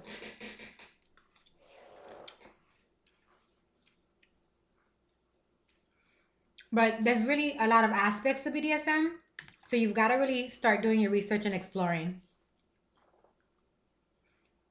So people on the softer end, right? They might just like to get a little pow pow. That's why I say that on my stream. I don't know, Magic Mike, if you understood that when I say you're being a bad boy and you're going to get a pow pow. That's what I'm making reference to, pow pow. Like when I say pow pow, it's like, okay, I'm going to be your dominant now. And I'm going to give you a little pow pow in your booty. It could be lifestyle, Mike. It could be lifestyle. It all depends. Each relationship is individual and unique. Yeah, it could be lifestyle. I haven't sessioned in a very long time. I mean, I would love to, but I don't know if there's like a market for that out here where I am. I would say, like, if someone is like, hey, I would like to arrange a session with you, I would do it because I enjoy it. But I would only do it with someone who has experience because people who don't have experience think that when you have sessions, like they expect to have sex with you when they don't know, and it's not a sexual thing. I mean, it is, but it's not. Like, it's not physically sexual. It's more of the mental gratification. Well, I mean, it depends on my partner. Like, if I were to have like a partner for that, we have to get to know each other well before ever having like a playtime. But every partner is individual, right? If the partner is my boyfriend, say if it's a boyfriend, I'm in a committed relationship, then there's pretty much no holds bar with it, right? Of course, if it's a boyfriend, there'll be domination and there'll be sex. But if it's not, if it's a strictly platonic relationship, there will only just be domination. And that domination, the point of it is it's like to give your stress relief, to release any anxieties that you have in the world. Anything that's giving you anxiety, you release it through that domination.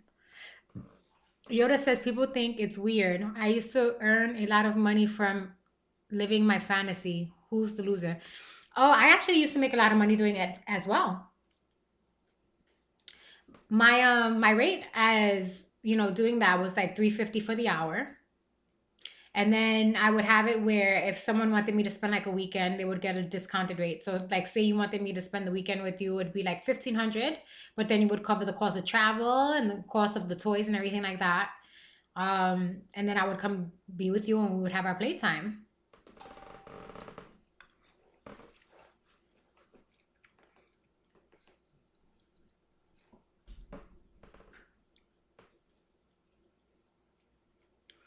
Well, I never really like to work with newbies because they never understood it. Like, you tell them it's strictly non-sexual and then they don't get it. It's better to work with those who are experienced because they understand that it's non-sexual. Like, they get it. It's non-sexual. Newbies never get it. Newbies always think that they're going to get fucked.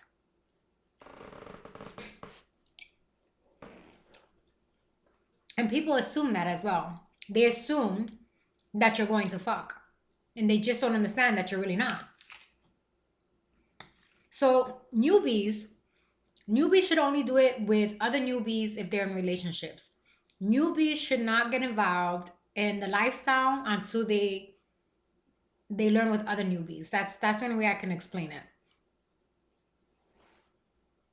Yoda says my wife used to do private sessions. Now I can't get her to play. So she used to do that kind of work. Maybe she's just tired of it, Yoda. I would never grow tired of it, but where I am now, the reason why I haven't thought secession is because one, I don't have a private environment for that. And two, I don't feel I have a safe environment for it. You know what I mean? Like if I found a dungeon or something out here, I would do that kind of work. I enjoy it. I do. I don't have a boyfriend, you know, and I wish I had a partner I wish I was in a relationship with someone who would give me that satisfaction, because I do enjoy that kind of playtime. But now that I'm older, I can switch. Like before I used to just be only dominant, and the idea of switching was never going to happen. I was just like, fuck no, I will never switch. But now I'm older, I'm a switch. So I can turn over that dominance to my partner without an issue if I'm in a committed relationship with someone. But I wouldn't be able to do it, I don't think, in a session. I could do it if I had a relationship with another dom that we build a friendship, that's a strong bond. I could do it then, but not like, it wouldn't be like in a sessioning environment. I wouldn't be able to switch in that kind of environment. In that kind of environment, I would have to be the dominant. But if the relationship is very personal, I would be able to switch.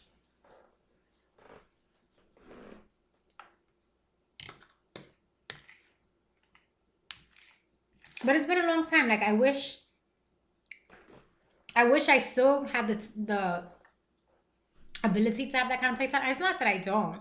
It's a matter of finding the community, because I'm sure the community is out here. But I don't want to start over finding the new friends and stuff like that. Like everyone that I know and I've played with, they're in New York.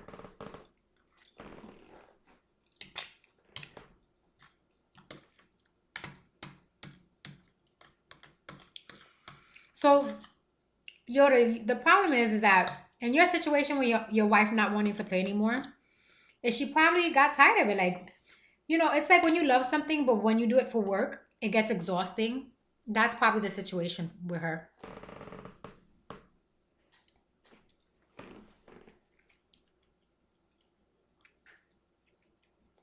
Yoda says I grew tired of it. It became a chore, but now I want to do it again. She's not bothered.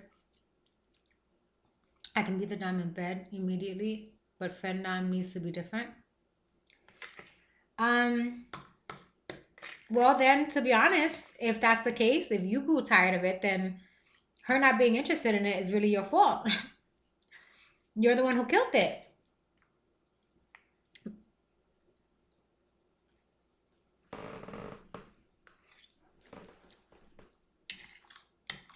I would do it. I mean, I would session. If you were willing to come down here, then we could arrange that. But I would have to get to know you a little better first. So, you know, we would have to like talk frequently, build a relationship. I would have to trust you before I would be able to do that.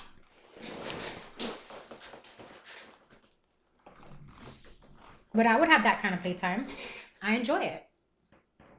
I really wish I had a partner like that would, you know, it would be better if I had a partner that I could have that kind of playtime with.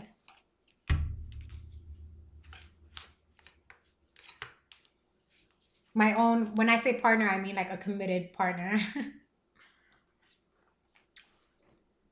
But I wouldn't want to do it all the time though, you know? Maybe like once a week or something. We have that kind of playtime. Just honestly, it gets me hot. It does. Like I remember having that kind of playtime in my personal relationships. And when I would spank my partner on the ass, it would get me hot. It would, like I would get wet.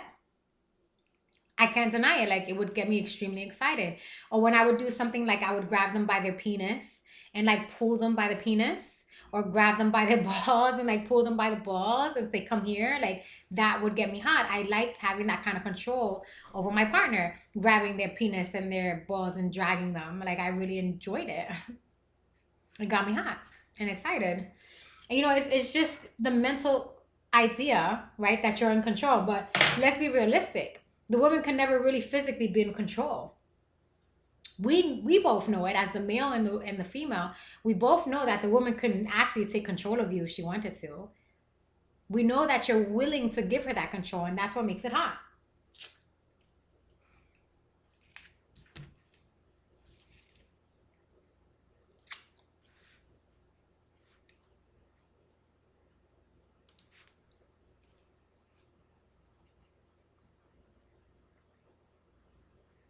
Yoda says the thing is that she was brutal too. I mean, she kicked hard. Mike says, so do you whip, beat, and choke your partner? I don't have a partner right now, Mike. So in my personal relationships, it never got that far. I've been in relationships where my partner was kinky and they like that kind of stuff, yeah. But it never like got like not whips, like I've spanked them with my hand. I did have partners that wanted to get choked. I did have partners like that. Like committed relationship wise, I'm talking about. Now, as far as my play partners, see, this is why like married men go to like they get a mistress because they can't do these things in their marriage. So they venture out with a mistress to get this satisfaction. With my play partners, yeah, that's what they wanted, and I did it. And you know, it took time. Like I couldn't do this right away, right? Like I'm a really sweet person. I'm a really sweet person, so it took a lot to get me to feel comfortable doing these things. But once I felt comfortable with it, it became easier and easier.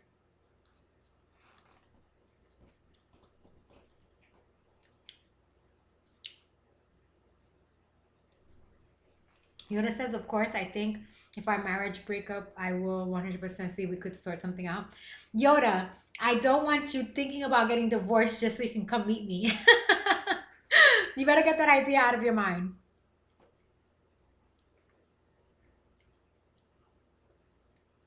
So, well, actually, to be honest with you, Magic, with my non-sexual partners, those are the ones that I've been the most extreme with. I find it harder to get extreme when I'm in a committed relationship with my sexual partner. When I'm in a relationship with someone that I love, and that's my sexual partner, I can't see myself doing that to them. It's kind of hard. Like, in order for me to do that to a partner that I'm in a committed relationship with, I've got to have some kind of level of intoxication.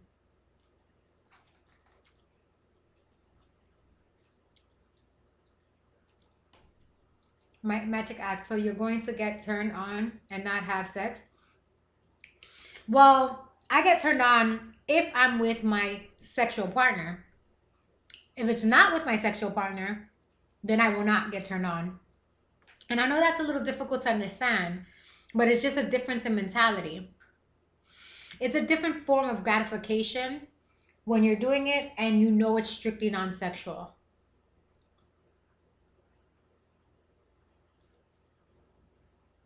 Yoda says you don't like spanking. Yoda, what do you mean you don't like spanking? You gotta get spanked.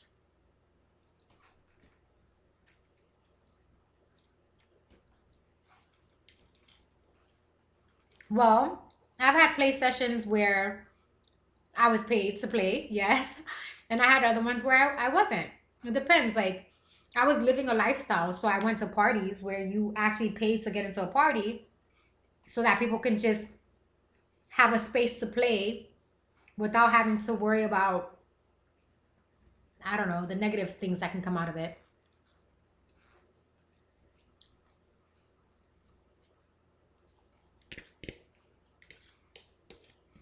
How extreme have I gotten in my playtime?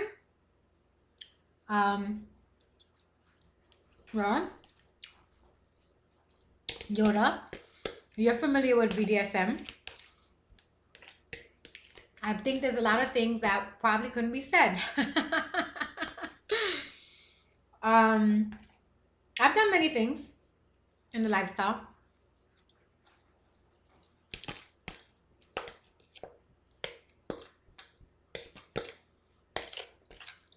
Well, for instance, I spit in somebody's mouth before. And I'll be honest with you, the first time I ever did that, that was hard for me. It was really hard for me. Like, I almost vomited. Like, I did it, and then the guy, like, swallowed it without a problem. And I almost vomited. It was very hard. So it wasn't easy, like learning the lifestyle, you know.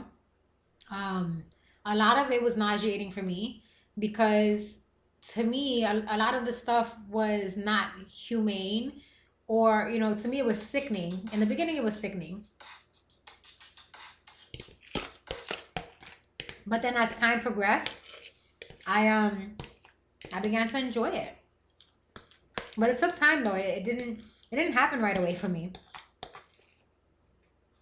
It didn't happen right away. It took time.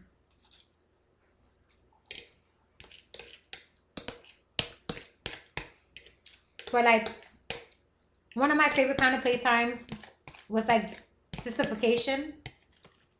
Sissification is when you take a man, you dress him up as a woman, you put him in shoes and dress and put a wig on him and basically turn him into a woman.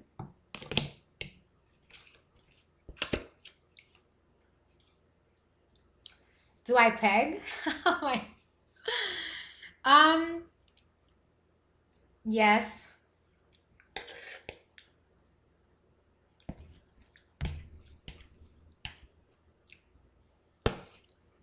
Yes. I'll be honest. This is probably going to be scary for some people hearing this. And maybe for others, it'll be really, really hot, right? I actually enjoy that very much. And that's something more so that I would prefer to have with a committed partner than like doing in a session, because that's very intimate. It's very, very intimate. And you know, it's a kinky thing to do. Um, but yes, I've done that. I don't scat as much, but I love the idea of latex gloves and I'm not gonna say that. It's a combination of two different kinks. Um, yes, pegging, bacon, pegging. So I've never scat before, Yoda. And you know, we all have our hard limits, and that's one of my hard limits. And here's the crazy thing, right? Like I've literally had people offer to pay me lots of money in order for me to do that. Like they've made considerable amounts of money. They offered considerable amounts of money, and I've turned it down every single time. And yeah, that would be like easy money, you know, like to do that, but I can't. That's one of my hard limits. I don't do anything with like cutting or pricking with needles or any scat or anything like that. I couldn't. I have hard limits. And that's definitely one of my hard limits. As far as pegging, I enjoy it a lot. And I just, guys, I'm just like letting it all out here. But honestly, pegging, like if I did that to my partner, I would get very, very wet because it gets me excited. I don't know why it is, but it just does. Like to have that kind of relationship with someone that they could trust me to have their body that way gets me very excited. It gets me very, very excited. Oh my God, Bacon, why do you think that's funny? Why is that funny to you? I'm being honest. I'm like really being honest here. I'm sharing this very intimate thing about myself with you.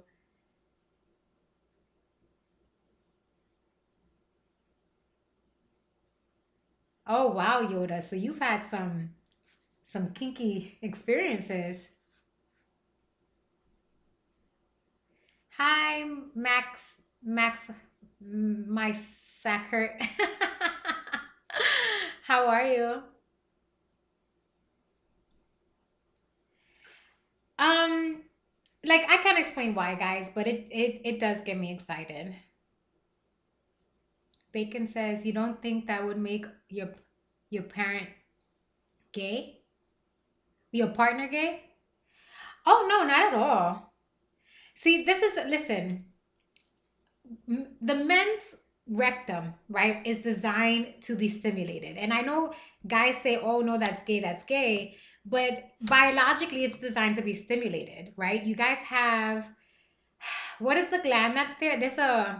Oh, I forget the name of the gland. There's a gland inside of the rectum that is meant to be, it's called the prostate. The prostate is there, and that's actually meant to be stimulated so that the man can orgasm very intensely.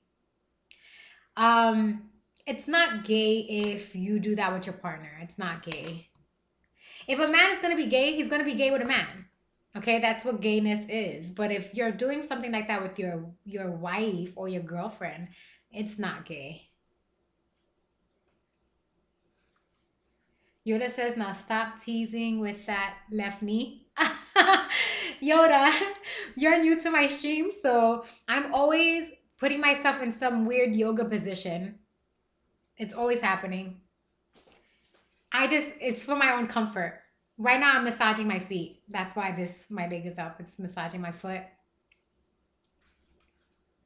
But Bacon, no, I don't think that makes you gay at all. If you're having a BDSM relationship, or if you're having that kind of kinky playtime with your partner, it doesn't make you gay. You ever did an enema? I have never done that. I've never done that. But I guess it would be a good idea to do it, before you have that kind of playtime, because it could get messy, right? That could get messy. But lucky enough for me, in my experiences, it never got messy. Yeah, it never got messy. I've had experiences, they never got messy. So actually, my best friend just recently told me about these coffee enema thingies, and I'm thinking about trying that. I'm a little reluctant to do it because coffee is caffeine. But she said that it's really good for cleansing your body, and that you should do it like once a month, and it cleanses out your colon and takes out everything in there. So I'm actually debating whether or not I do it. I don't know when it's going to get done if I do it, but it's most likely yes, I'm going to try it. Most likely, yeah. I don't know when, but I probably will try that. As far as like with a partner, I never, that just never occurred to me. I guess that would be the smarter thing to do if you guys plan to do something like that.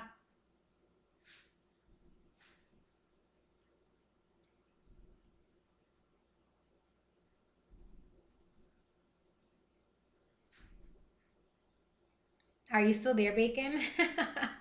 I was like talking and then you just got quiet on me. You're not saying anything now.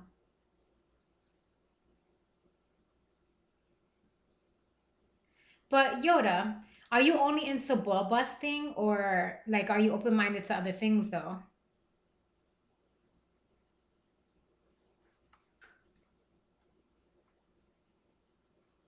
And my sack hurts. Are you also into BDSM? I find it rather coincidental that someone comes into our chat that says my sack hurts. As we're discussing this stuff right here, the topic at hand. Magic, are you like doing research right now on BDSM stuff?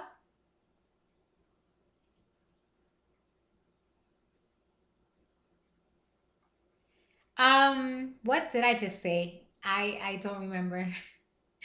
I don't remember what I just said. Sorry. That's how my brain works.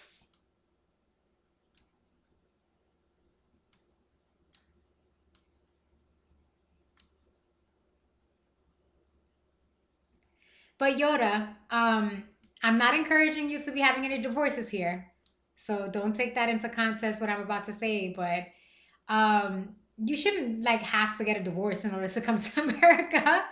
If you wanted to come to America, we could probably arrange a session, but I would want to get to know you first. Like I would want to spend a lot of time getting to know you beforehand. So we're talking like within a year time frame before that could ever happen. I would like to have a play partner, guys. Like honestly, right now life is very stressful for me, and I kind of need that kind of playtime.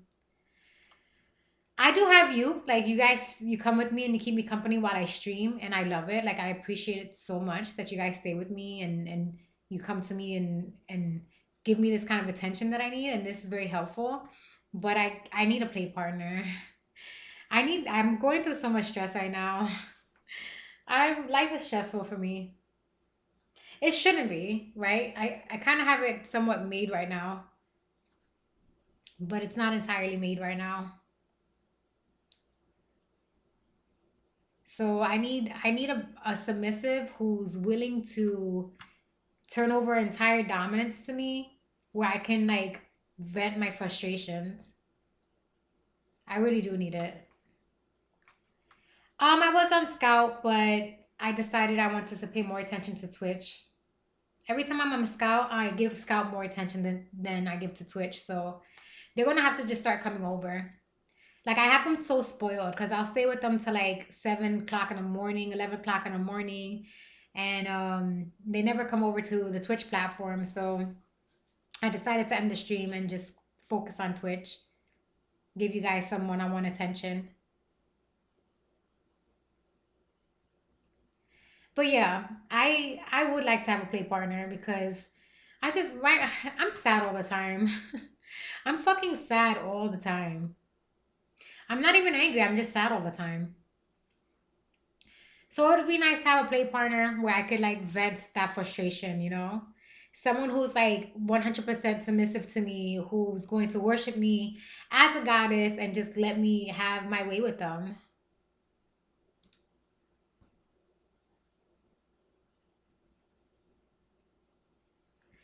All right, so here's the thing. Streamlabs has a Prime membership. And I thought when they said Prime, it meant Prime like Amazon Prime, but it's not Amazon Prime. Streamlabs is a whole other thing. So if I pay the membership fee, I get to multi-stream on YouTube as well. But the membership fee is $150. And I'm debating whether or not I should spend that $150 out of my savings because I'm living off my savings. The savings that I have put away is paying for all the bills that I pay, you know. My car insurance, my cell phone bill, my internet bill, the trash bill, and me eating, and the little my Adobe Premium membership, and my Amazon membership, and what else do I pay? My Amazon Music Unlimited membership. I'm living off my savings, paying these bills. So every time like it comes to like spending money on something, I'm always reluctant to do it because I'm like, what if I can't make the money back?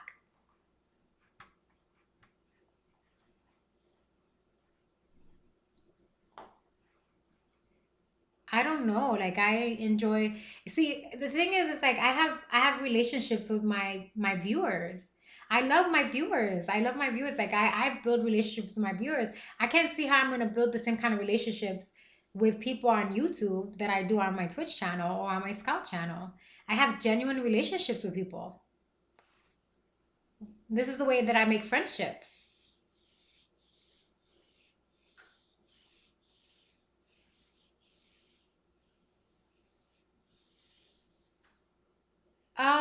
I'll be honest with you, Mr. Bacon. I'm kind of like really reluctant to do YouTube because I don't feel that people will come to see me on there. That's why like I want to multi-stream instead of just doing one platform or another. I figure if I'm doing all of them simultaneously, then I have a higher chance of building streaming success as opposed to sticking to one or the other. And I just feel like YouTube has so much competition. How would I find people to come watch me? So I'm kind of insecure, honestly.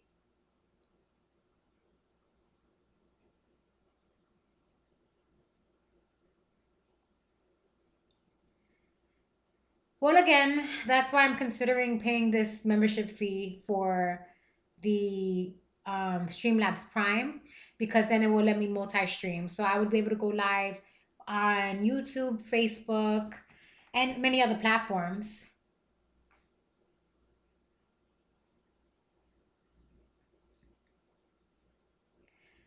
Yeah, I do want to try it. It's not the issue of me trying it. That's not the issue. The issue is um the fact that I can't multi-platform onto there unless I pay a fee. That's the problem. So I want to stream on there. It's not the problem. The problem is me coming up with $150 plus tax to pay the membership fee so that I can multi-stream on there.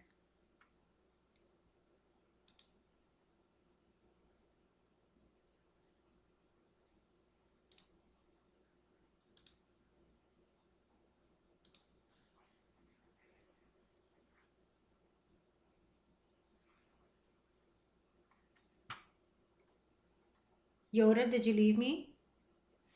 I think Yoda left me.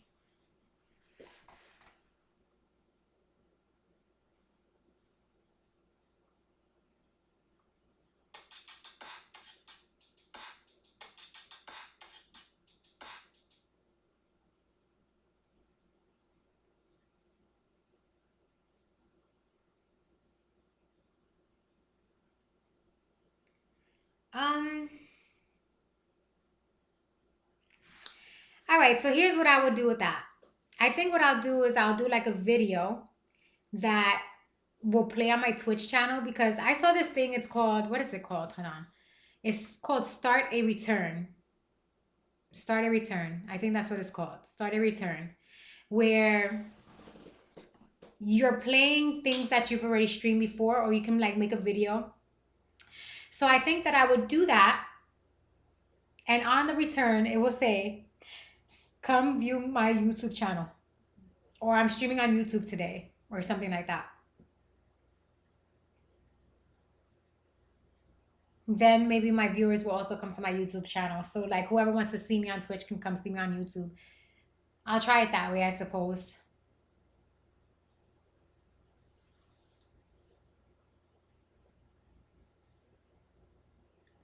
Maybe I'll end stream early and I'll start piecing those things together. I still gotta finish downloading the rest of the video content that I have on the server. And I have like this karate video that I want to chop up and make a collage for that. So basically I'm gonna have something playing while I'm offline at all times on my Twitch channel. That's what I would do. That's what I'm trying to do. So I made some videos and stuff at the gym of me working out. Like I'm just gonna piece all these things together and make this collage that's constantly gonna be playing on my Twitch channel so that when I'm not online, it's still running. That way I can build followers and then I can also tell them to go to my YouTube channel.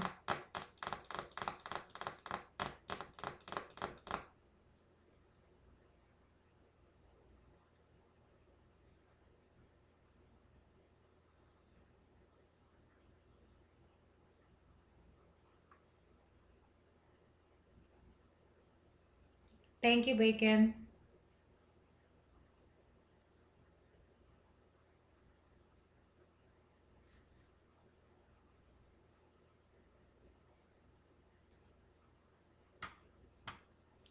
I don't know. Maybe I should just try now then.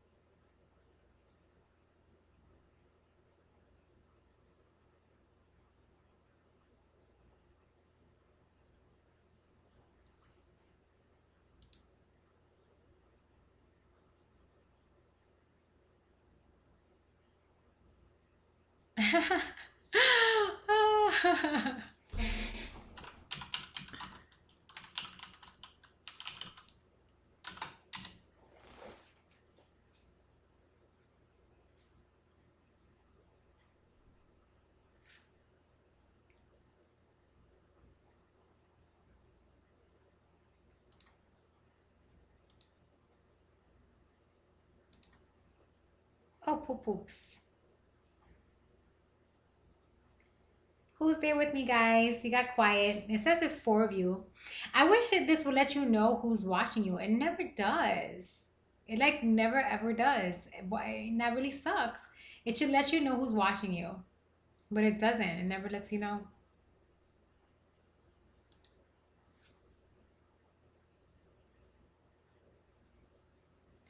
I'm gonna make some signs too.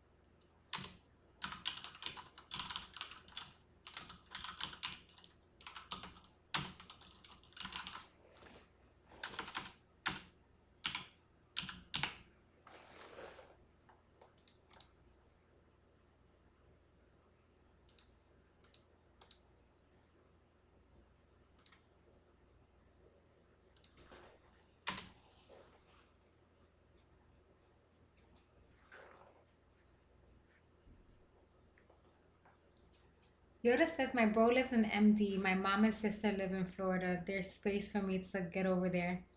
Yoda, I mean, if you want to have a play session, I'm really open to it. I am open to it, but again, I want to take my time getting to know you, right? I need to be able to know that I can trust you because, you could, let's be honest, you could be a psycho. You could be a total psycho. So I just need to make sure that, there's trust, right? And that I know that you will respect my boundaries and understand your place and, understand your role as my sub. So we can't just like jump into it. But if we take the time to get to know each other, I would enjoy setting up a session. Yes, we could have a playtime session. And if we like our playtime session, we can have several of them. But I need to make sure that, you're number one, you're genuine and we can have that kind of relationship with each other.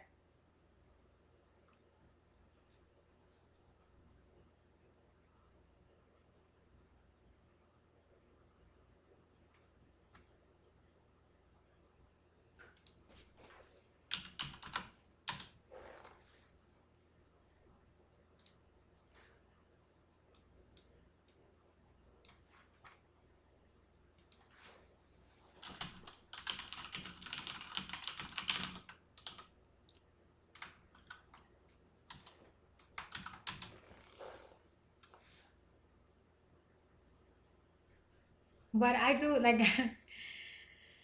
I do need a play partner, guys. I'm sad all the time. I'm really sad all the time. I'm sad all the time. You saw the topic of discussion on the stream today. It's like relationship issues, you know what I mean? And I'm just sad all the time.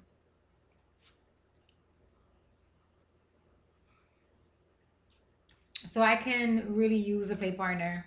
Someone that I can really trust. But if I have a play partner though, I don't know. I need to know like the person that's gonna be my play partner, they're gonna spoil me. You know what I mean? Like I'm gonna want gifts.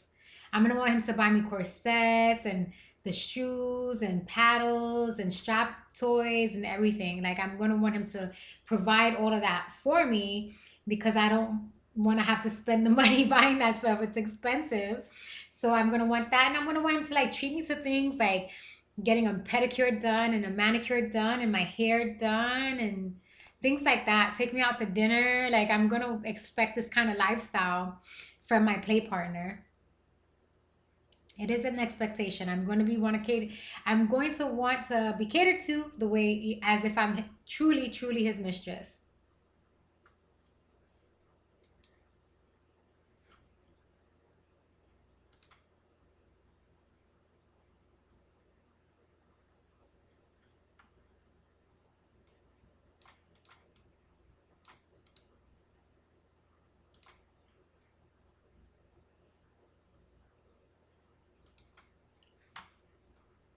Well, yeah, I mean,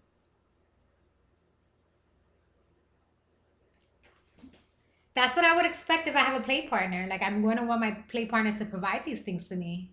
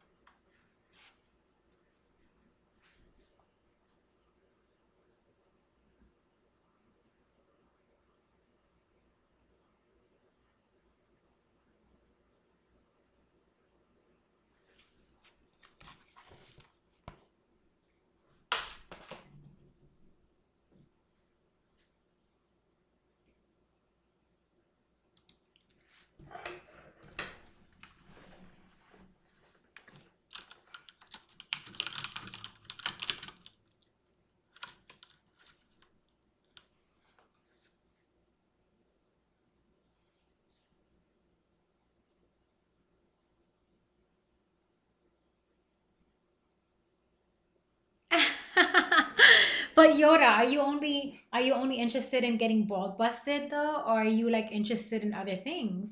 Because I want to do other things too, you know. I'll ball bust you. Don't get me wrong. Like if you want to get ball busted the whole entire night, I will kick those fucking balls all night until they swell up. That's not a problem for me. But I do want to do other things. Like what if I want to like smother you? You know, like what if I want to like fart in your face or something, or if I want to give you a pow pow. Like you're not gonna let me do these things.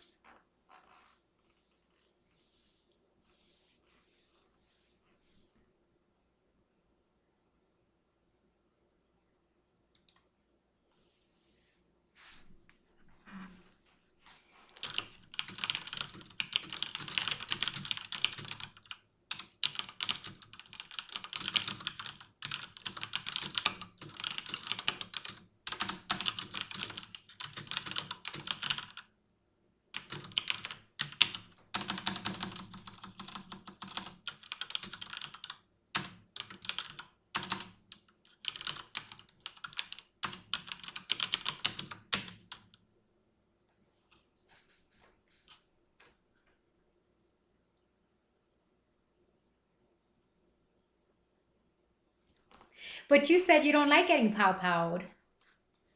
Yoda, you said you don't like to get pow powed. Are you gonna let me pow pow you? I can't have someone who's like, okay, you could pow pow me, and then they're like, no, stop. Like I can't have that. So I need to know. Are you gonna let me like pow pow you and forever pow pow you, like whenever I want to?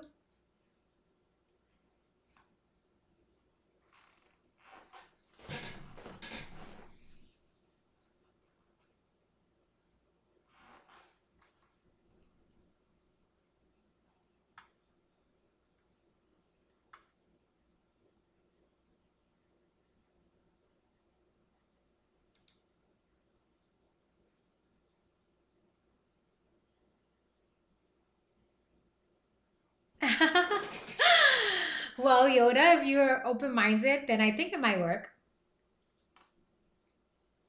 Yoda, I need to know. I mean, it doesn't matter to me either way, but do you mind telling me, like, if you're white, black, Spanish, Middle Eastern? Like, do you mind telling me what your race is?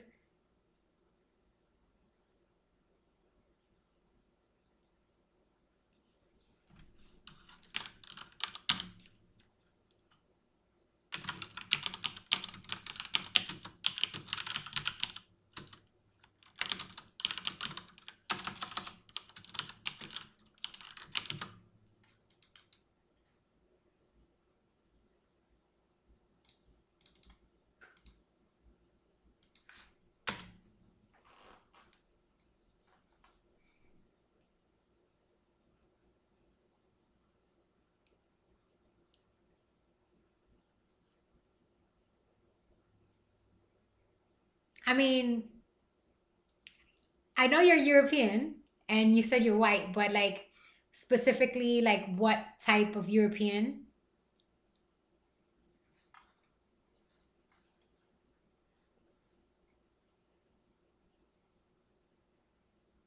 Like, are you German or English or French or I don't know what other kind of white is there?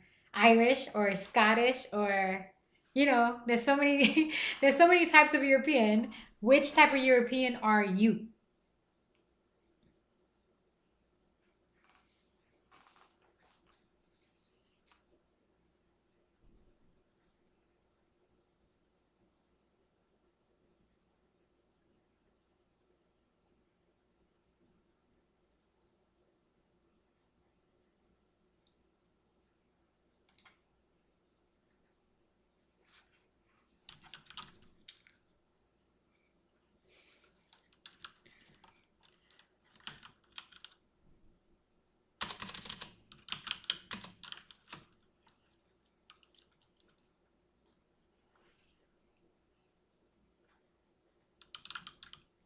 British.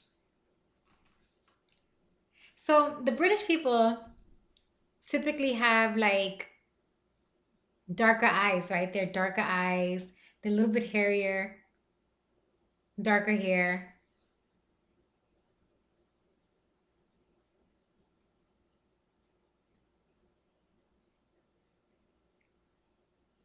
I'll be honest with you, my favorite kind of play partners are white men. I love to have playtime with white men. I do.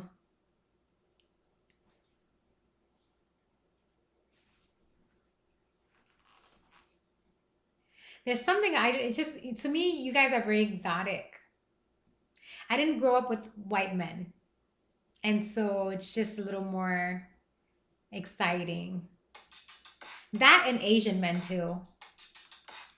White and Asian men. They're kind of on the same pedestal for me.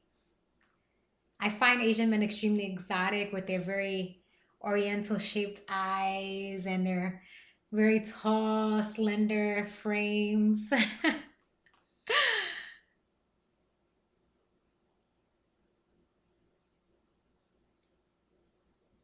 Well, most British people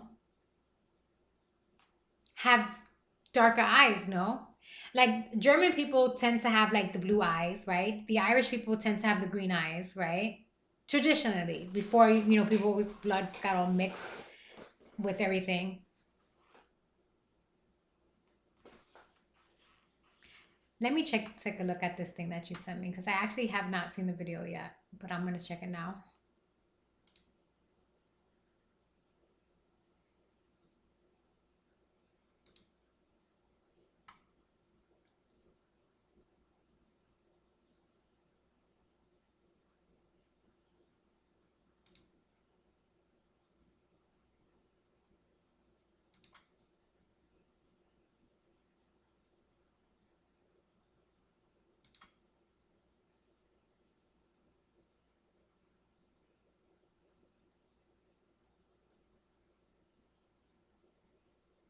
There's a lot going on here, so I don't know.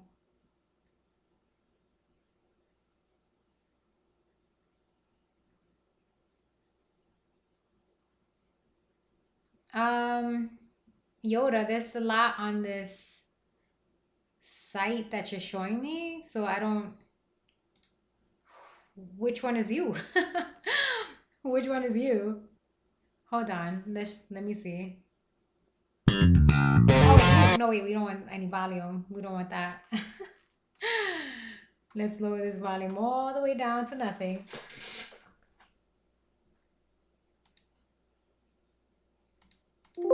Okay. It's now silent.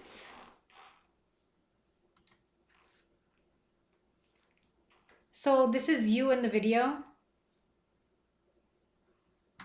Yoda, this is you in the video.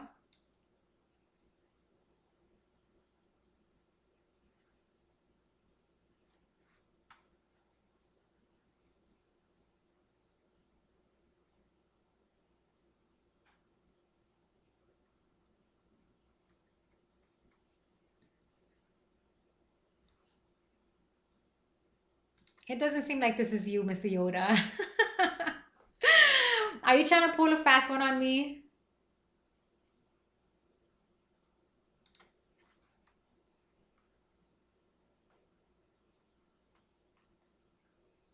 I think you're trying to pull a fast one over here.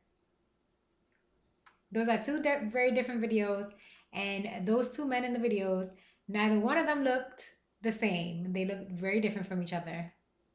Very different.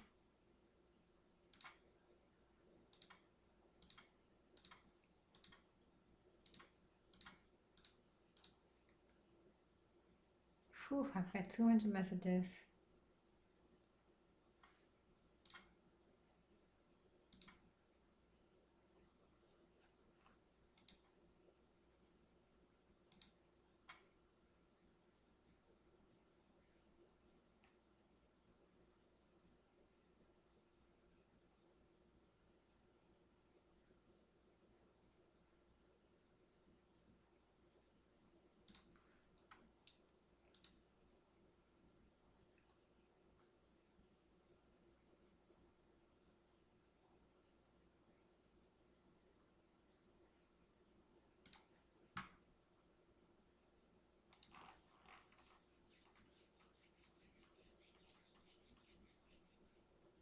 This thing is just not showing anything. Mr. Juggalo, blah, blah, blah. How do you pronounce that name? Juggler. Ooh, what country are you from? Ah, poops.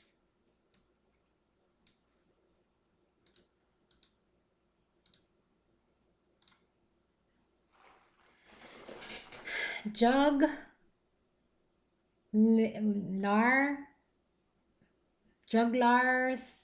Astral? Juggler Astral? I don't know if I pronounced that right. We don't bark orders to me on my stream. You don't come into my stream and tell me to stand up. That's not how you address me. If you want something from me, you ask me nicely to do so.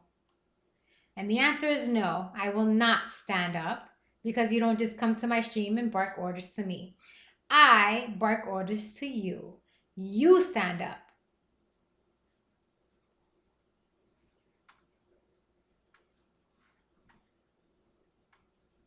Capiche?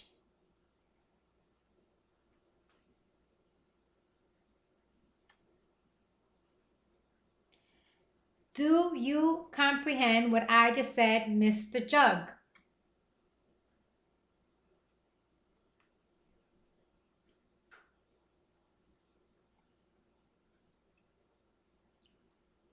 I do not like being told what to do. You can make a request of me, and if you request nicely, I might decide to do it, but giving me other commands, no. We don't do that. We don't give me commands.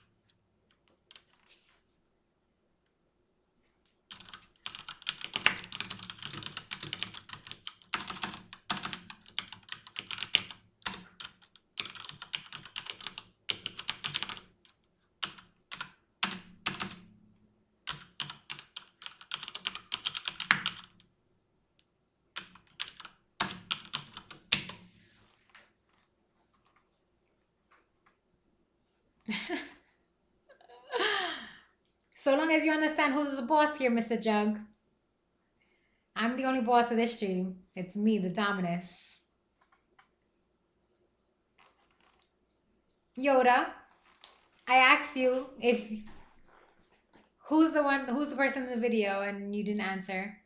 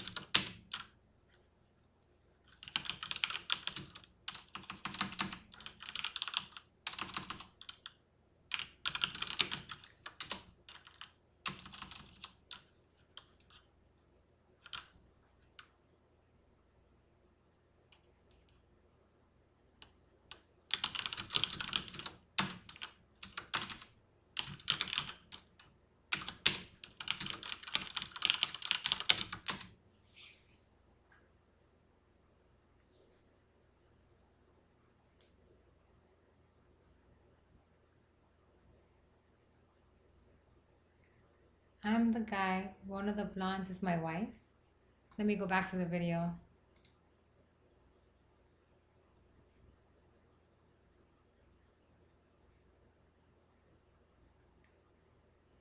Well, which one is your wife? Is your wife the one that's standing with her hands crossed like this? Or is your wife the one that's kicking you?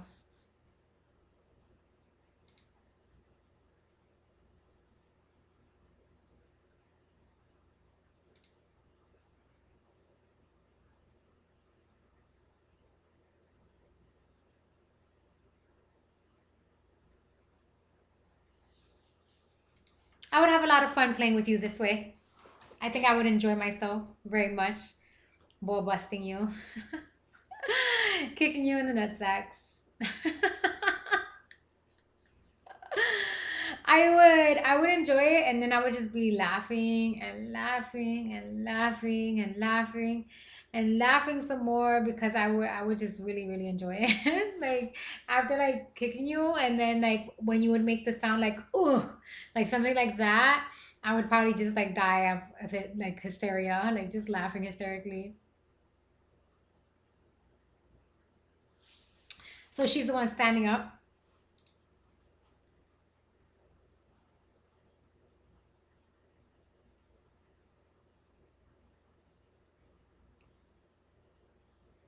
Well, I mean, Yoda, the only thing I could say is that sometimes people just grow out of it, you know? Sometimes they don't like the lifestyle anymore.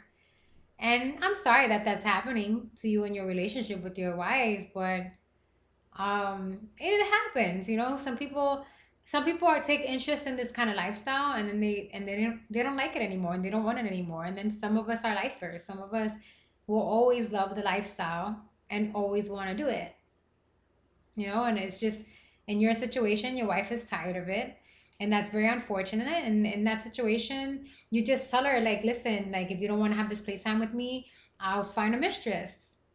And there's nothing wrong with that because a mistress is strictly platonic, so it's okay.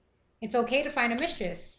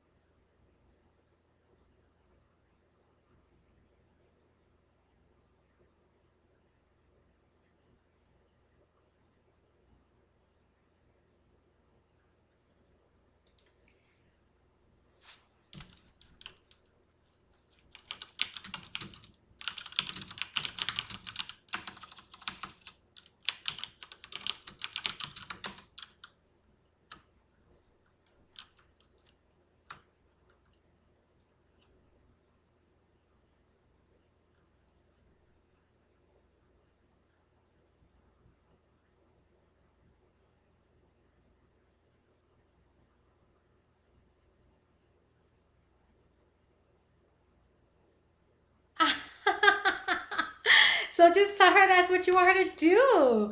Yoda, just tell your wife you want her to kick your ass. Tell her that.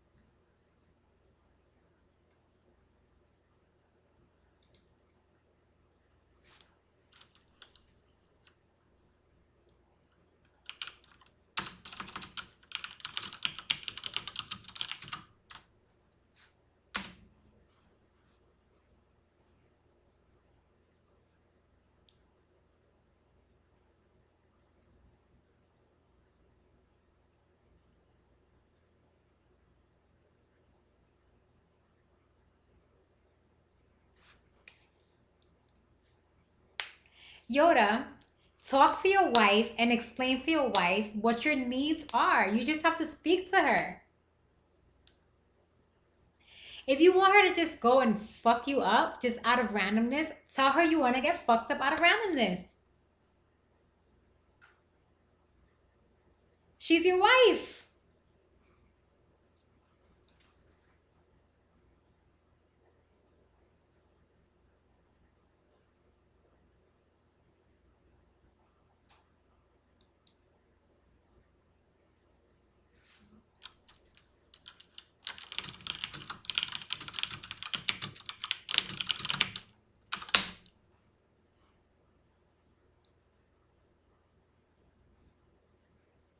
I don't have any videos, Yoda. Like every experience that I've had has been very personal, and I've never like made any kinky videos or anything like that.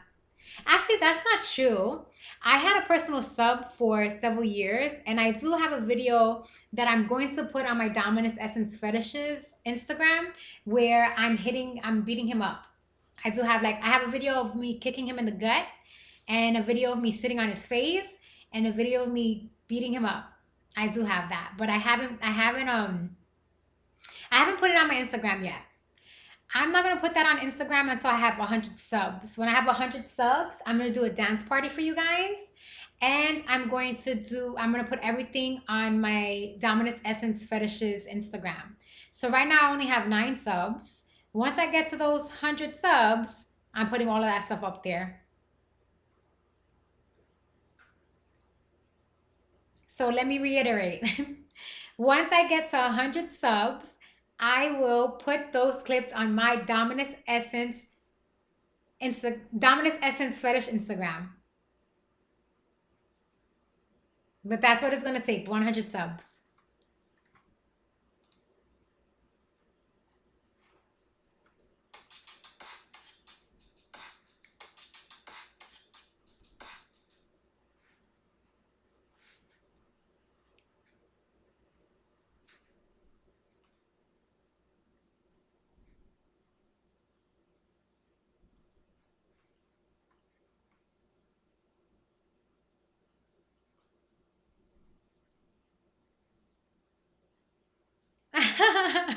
Well, Yoda, if your wife is sleeping, I don't suggest you wake her, because a woman who's sleeping does not want to be awoken. Well, maybe if you're I don't know, go take your nose and stick it in her vagina. That's what I would do. Like if it's my partner and they're sleeping, if it's my personal boyfriend, like if it's my relationship, I would just take my nose and then put it on the penis like this and go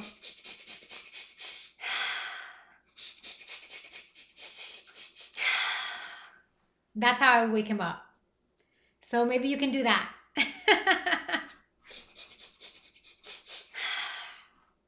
That's also what I do when I touch my own vagina. When I touch my own vagina, I smell my hand just that way. This is true. I kid you not when I say this. I touch my vagina and I go.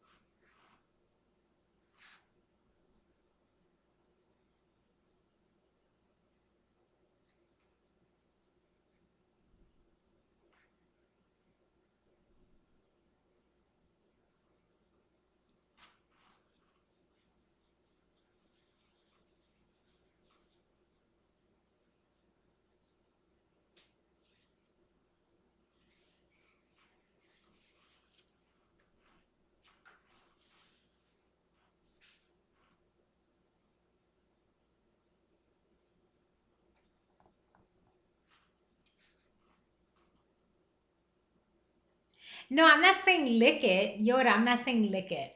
I'm saying if you want to wake her, sniff her vagina. I'm telling you that if I'm in a relationship with someone and they're sleeping, if I want to wake them, that's the way I would do it. Like, okay, obviously, well, not obviously, because I would date a woman as well. But if I'm dating a guy and I want to wake him up because I want to get freaky with him, the way I'm going to do it is by sniffing his balls. I would go up to him and I would sniff his balls. That's what I would do. And that's how I would choose to wake him. So I'm not saying lick her vagina, because if you do that, you might shock her awake. I'm not saying lick it. I'm saying just give it a sniff. Go in between her thighs and sniff it. Like a puppy. Like this. Like that. Do that. You know, be her little puppy. And sniff in between her thighs. And wake her up that way.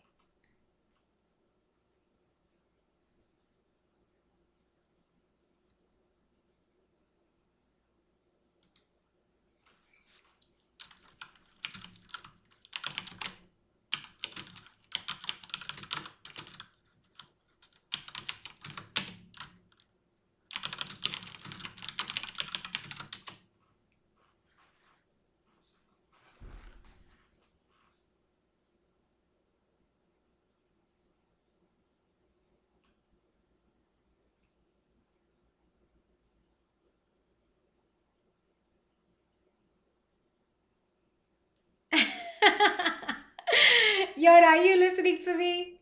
You're telling me your wife is now sleeping and you want to wake her. I'm telling you how to wake her. Go wake her by sniffing her vagina. Why wouldn't it go down well? Just go in between her legs and sniff her vagina. Just go to her and sniff her vagina. Just do that. Put your head in between her legs and give it a sniff. That's it. Just do that. Believe me, the sensation feels great. She'll love it. She'll love the sensation. She'll love the sensation, I promise you. She will love the sensation. Maybe it might shock her because it's going to be like a first time thing, but it feels good. I like getting my vagina sniffed. I know how good it feels. I'm telling you from experience as a woman, what it feels like having someone sniff your vagina.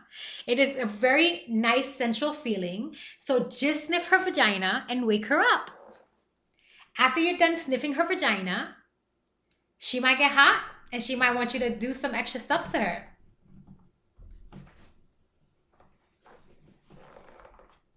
This stupid thing. Don't be afraid. Go sniff her vagina. Stop being afraid, pants, Yoda. Go sniff your wife's vagina. Are you drunk right now? Yoda, are you drunk at this very moment in time? Yoda, I told you I gave away all my Dom gear. I don't have any more Dom gear.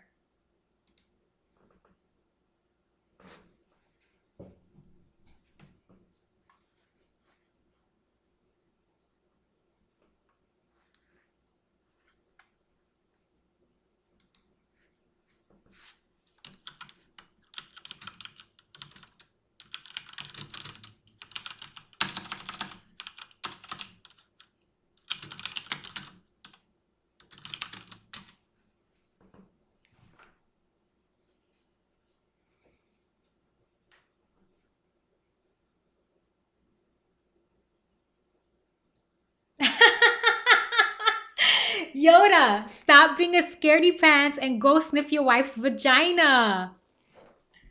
Stop being a scaredy pants. Go sniff your wife's vagina. The worst she can do is tell you to get away from her. So just sniff her vagina.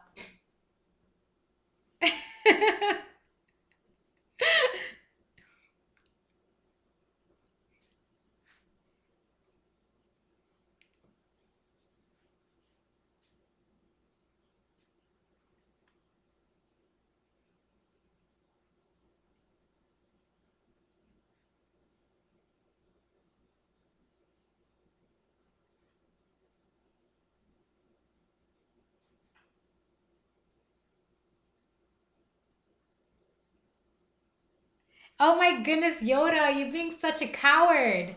Stop being such a coward, you pussy. You're being a pussy. Go sniff. That's your wife. She is your wife. Go sniff her vagina.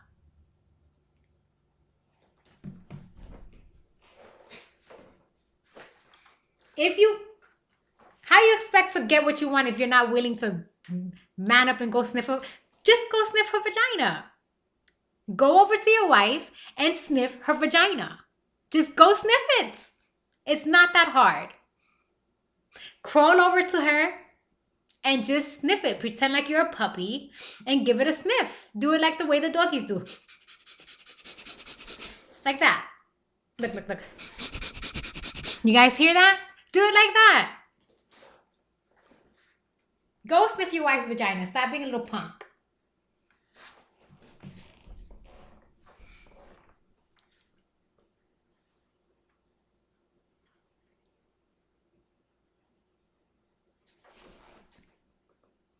Yoda, you being such a coward. You better be sniffing your wife's vagina right now. As a dominus, I'm giving you an order. Right now, I'm ordering you to go sniff your wife's vagina. Right now.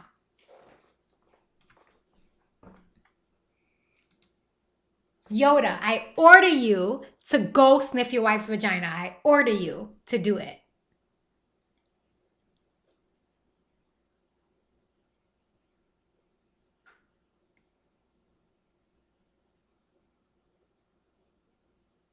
No. There's nothing to think about now. I'm giving you a direct order to go sniff your wife's vagina. Stop being a coward and go sniff that vagina right now. Go sniff your wife's vagina right now.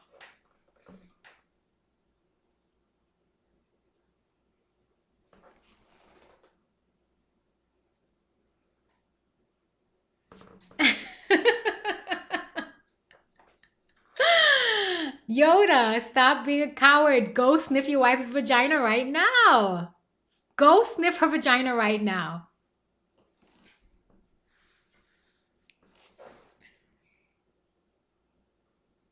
But come back to me after. Come back to me right after and let me know how it works. Let's see, guys. Yoda's about to go sniff his wife's vagina, and let's see what he says. I hope it works out for him. I hope she doesn't like punch him in the face or something.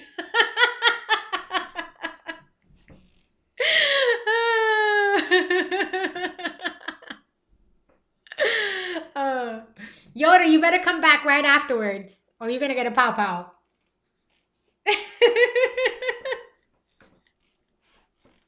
I hope I didn't get him in trouble, guys. I hope he didn't get in trouble.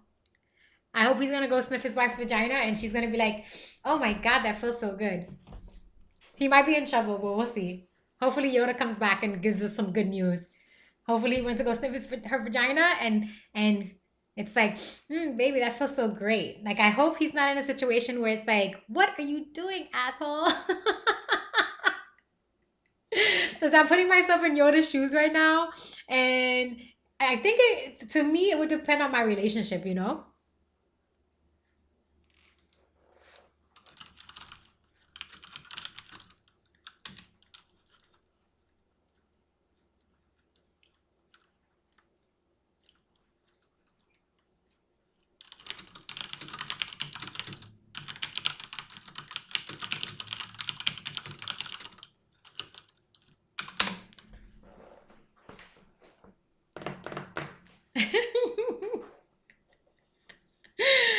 Oh, I can't wait to find out what happened. I'm so eager to know. Did Yoda sniff the wife's vagina? And did Yoda get accepted or dissed? We'll find out.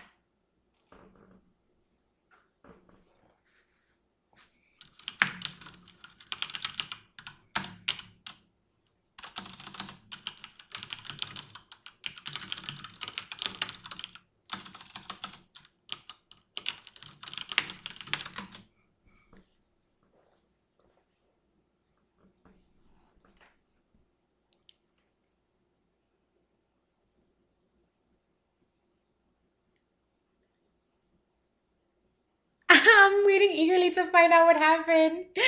Oh my god. I hope I didn't get him in trouble. I hope I didn't get Yoda in trouble.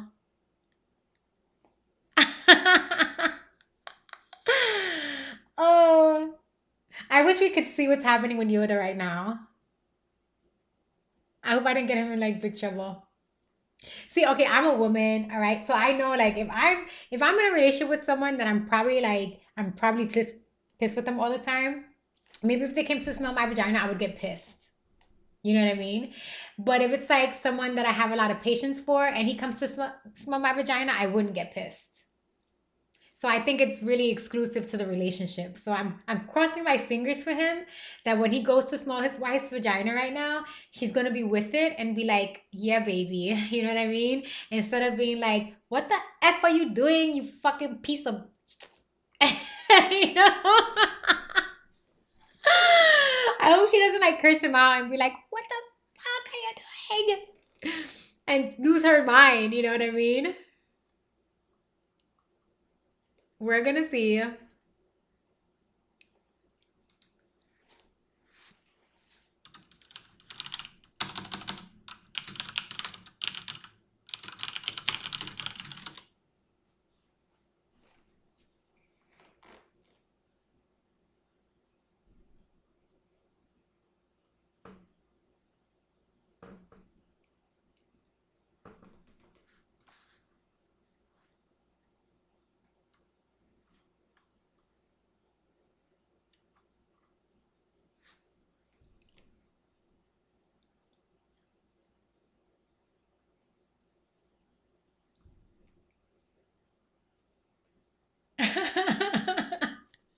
Yoda's not back, guys. Do you think Yoda's getting laid?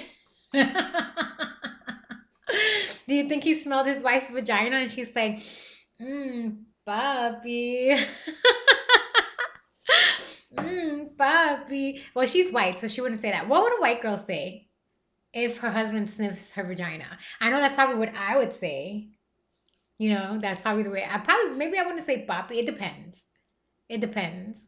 It depends on what my nickname is for my partner. My nickname for my partner will most likely be puppy.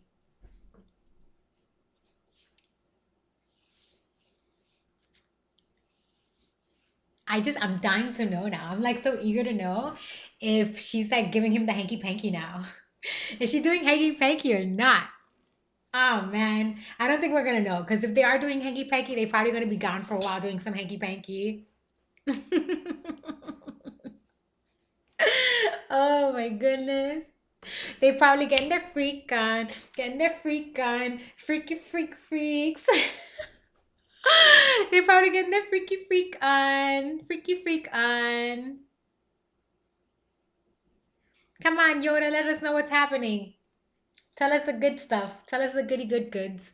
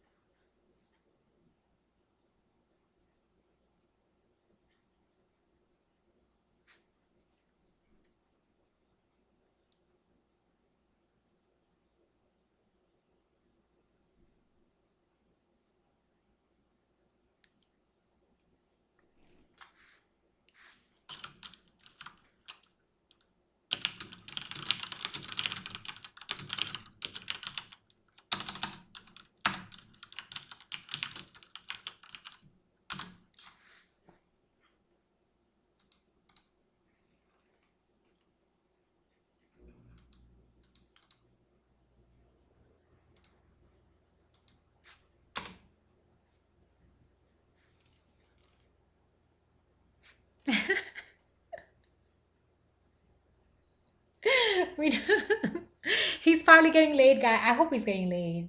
I hope he's getting laid and not getting fucked up. He says he thinks I was just trying to get rid of him.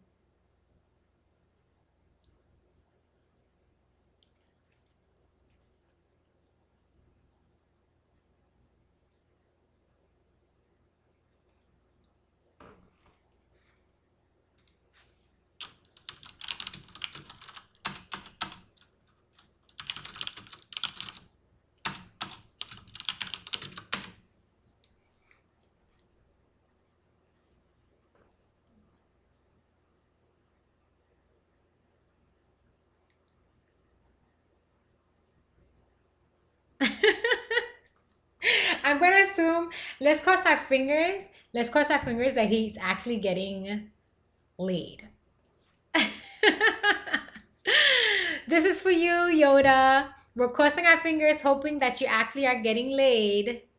We hope that you're getting laid, Yoda. Oh my god. I hope it's that. I hope he's getting laid and not getting his ass kicked. But then again, he likes to get his ass kicked, right? So I guess it wouldn't be a bad thing. Maybe he needs to get his ass kicked. He wants to, but he said he wants his wife to beat his ass down. So maybe that's what he needs. Maybe he needs his wife to beat his ass down.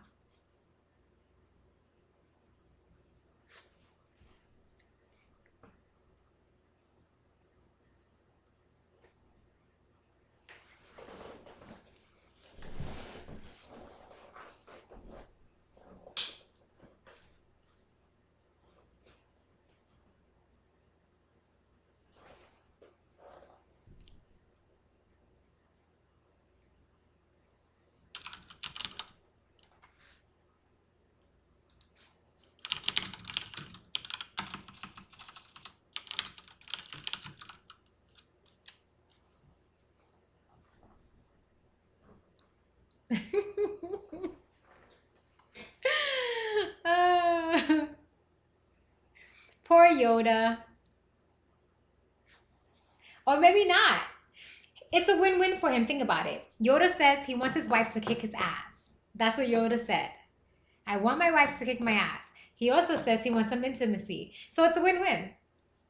If he goes right now and he smells her vagina and she decides she wants to lay him, he wins. But if he goes over to her and smells her vagina and she decides she wants to kick his ass, he still wins. So it's not a lose for him at all. He wins either way. Mr. Jug, what does that mean? What does BO mean? What does that mean? What does BO mean? What does that mean?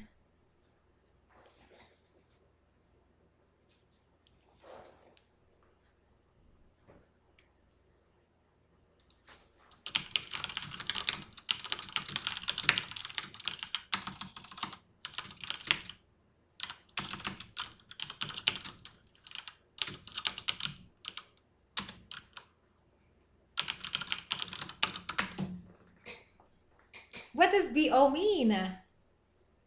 I don't know what BO means. I don't know what that means. I don't know.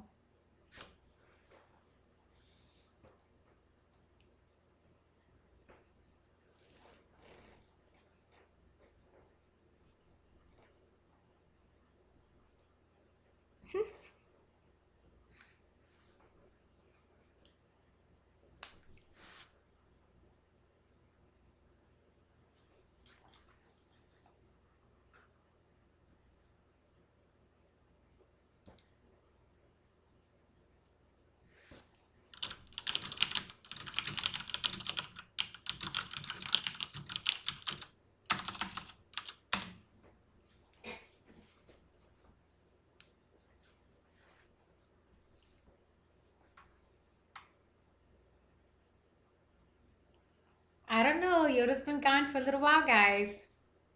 I think it's safe to assume that Yoda is getting some hanky panky. You see? Tomorrow Yoda's gonna come and thank me. Yoda's gonna thank me because he got some hanky panky from his wife. They did some hanky panky. They gotta be doing some hanky pankies right now.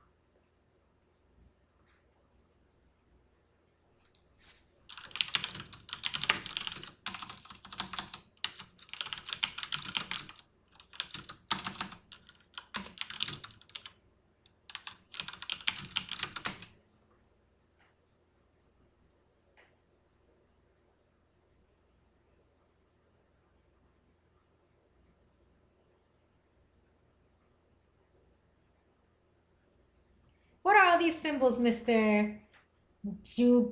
Juglara?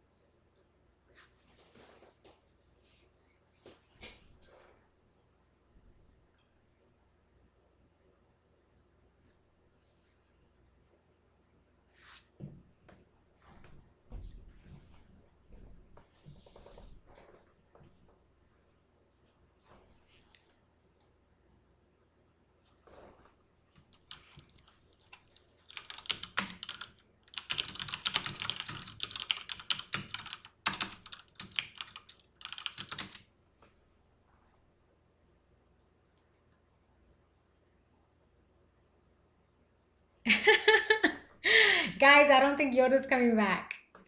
Yoda's either getting laid right now or getting beat up. Or maybe Yoda chicken out. Maybe he's just chicken out and he wants us to think that he's getting laid or beat up.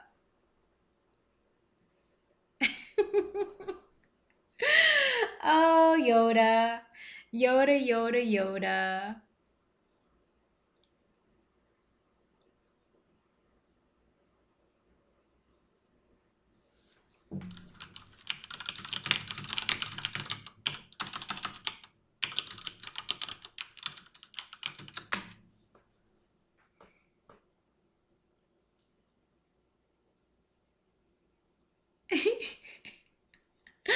Oh, I'm telling you guys, I like feel like he's either getting some right now. Like maybe he did it and she's like, what are you doing? And then he probably started like eating her vagina or something. So he's probably eating some vajayjay right now. And then they probably doing hanky pankies. So he's probably like all like licking it and stuff. And then he's getting hanky panky stuff. That's probably what's happening.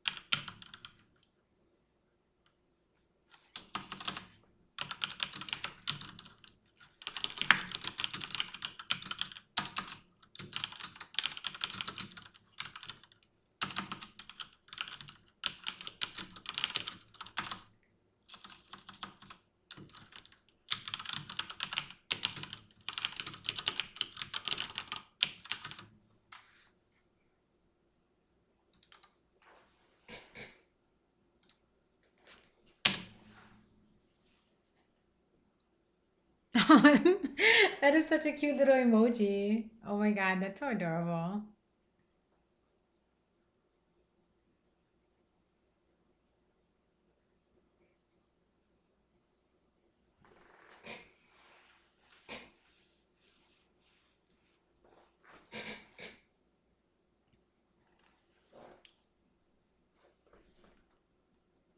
I think Amadeus got the point, guys. I haven't checked up on him in a while, but I think Amadeus knows he's gonna stay out of that patio.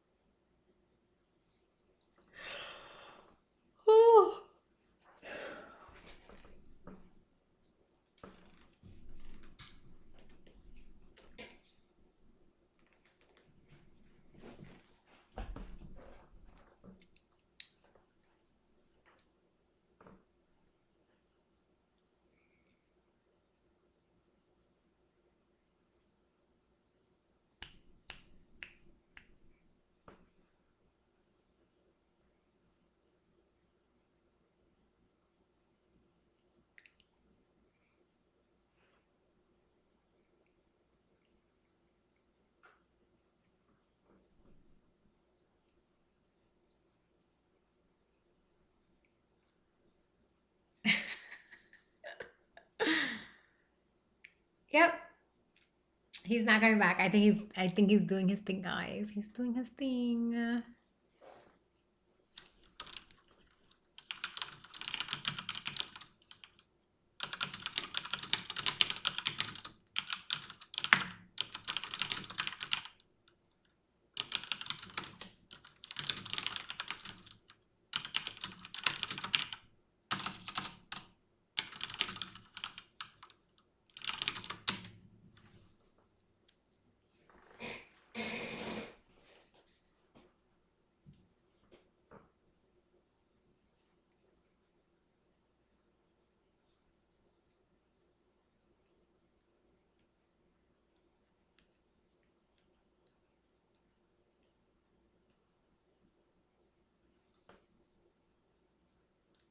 No one has anything to say.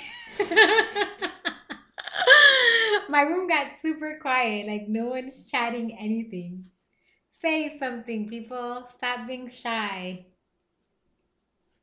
I mean, I can talk forever and ever. And never and ever. Aw, thank you, Jugga. I don't know if I said that right. I keep on saying it wrong. But thank you so much. I appreciate that so much.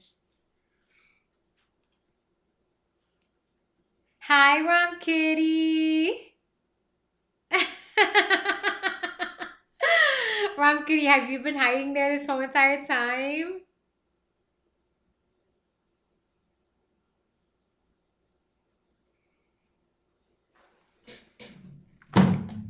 Time to check up on Amadeus, guys. Let's see if he's being a naughty boy.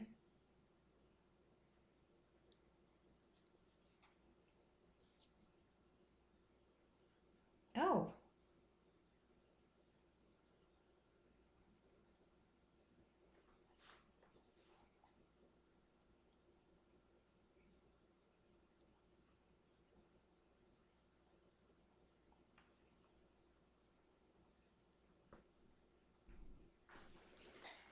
Yellowstone? What's that? What's Yellowstone?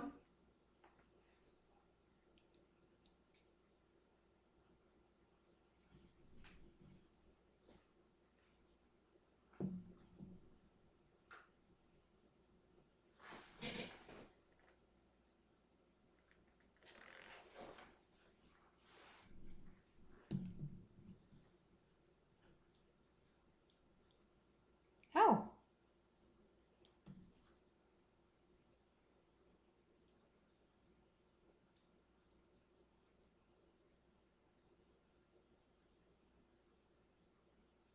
I'm hearing a beeping sound. Do you guys hear that? Oh, it's a show. Interesting. What is this thing doing?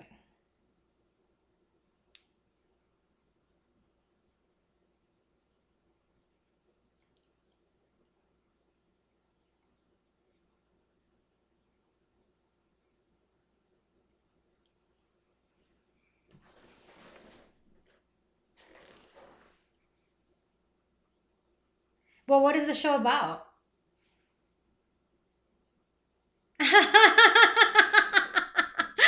Ram says Ivanka Trump for 2024. That is too funny. That is way too hilarious. I don't think Ivanka could ever be like a president because she's not a natural born citizen.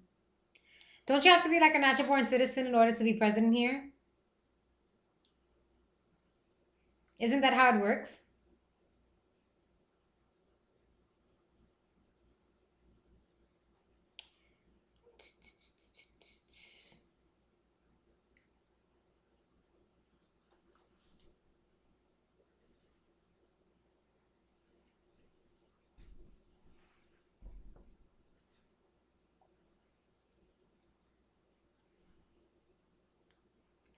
What? I thought Ivanka was Russian, born in Russia.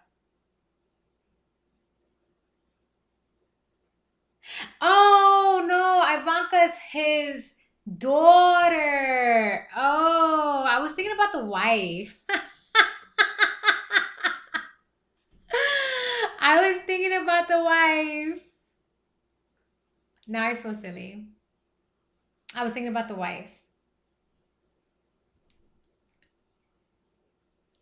Guys, give me a second. I'm going to check up on Amadeus. He's being a naughty doggy. Be right back.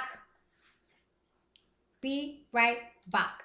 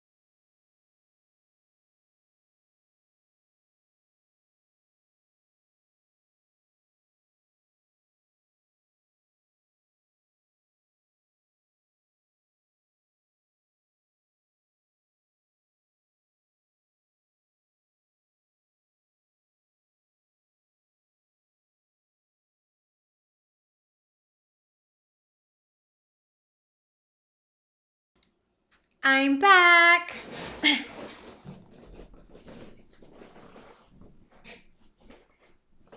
Amadeus was being naughty, guys.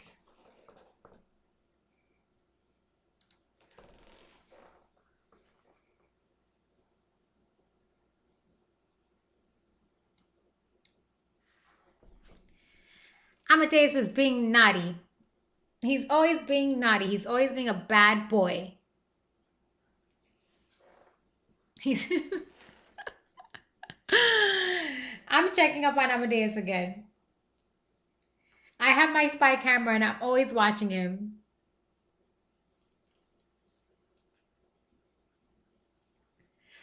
Mr. Amadeus. Ah. This is the best thing I've ever did, I swear. Getting a spy camera to spy on Amadeus has been the best thing because now he can't get away with doing his stupid nonsense. Every time he jumps into the patio and he's trying to like kill my plants, or he's trying to be bad, or he's trying to mess up my chair. Anytime he's trying to do some stupidness, I catch him every single time now, and he can't get away with it anymore. He's always trying, but he can't. Amadeus is like, what is going on here? Well, I'm spying on you, Amadeus. I got the spy camera on you. Okay, Mr. Amadeus?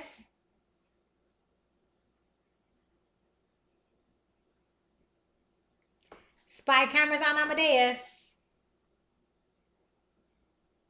I'm watching him do his stupid nonsense. You guys know how much I love Amadeus, right? I talk so much crap. I love him so much. But sometimes he's a real bad boy. How do I do this?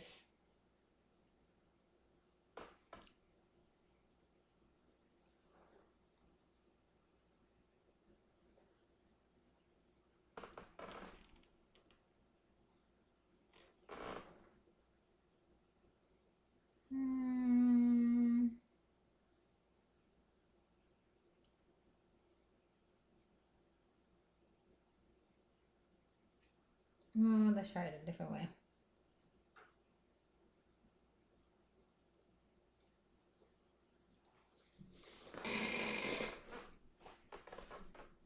What the freaks? I also did not mean to do that.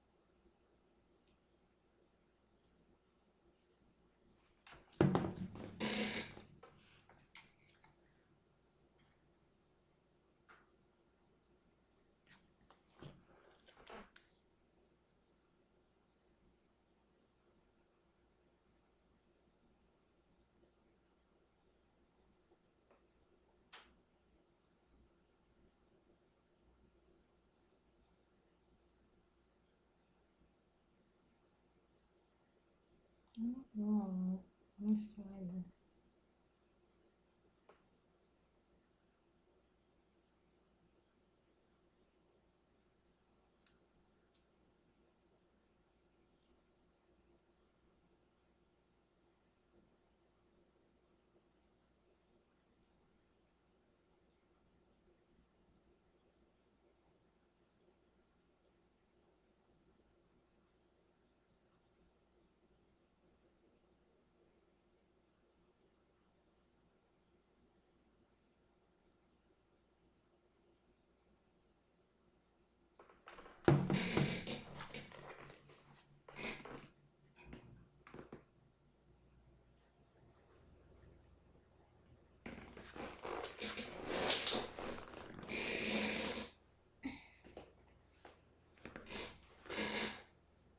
I need a foot massage.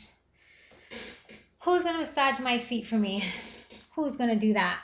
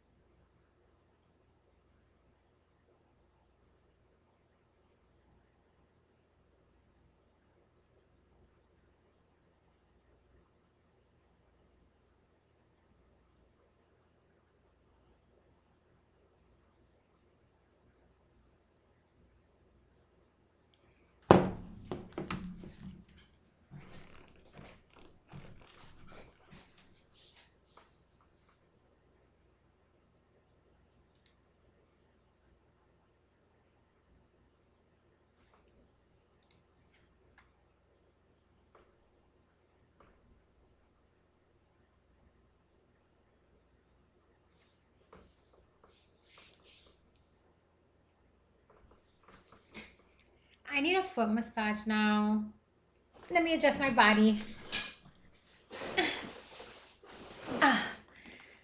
Oh my God.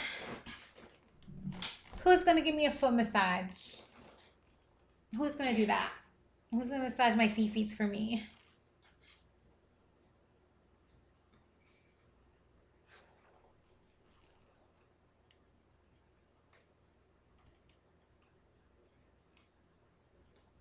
I don't understand your question.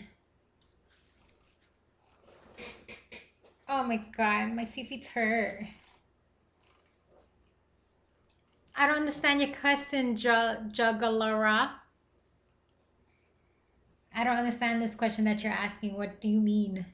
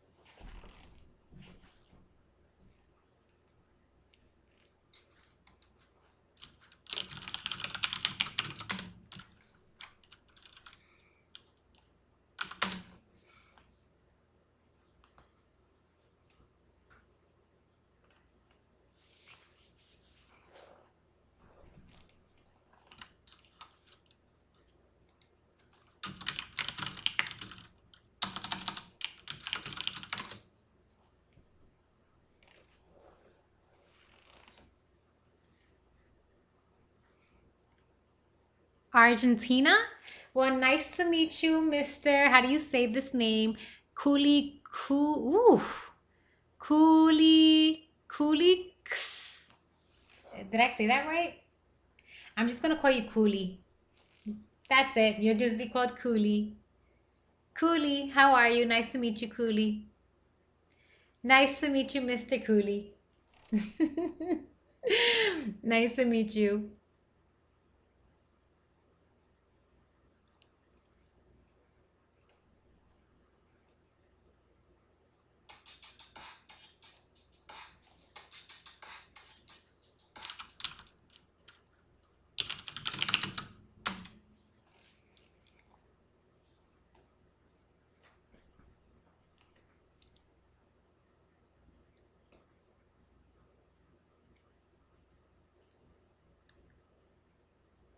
Kiki? Well, nice to meet you, Kiki. Argentinian. Is Argentinian another like former Spanish people? Argentinians? They're Spanish people?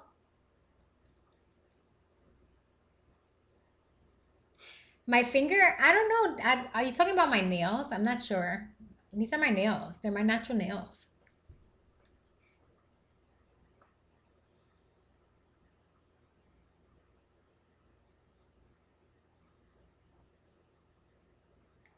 I'm Puerto Rican.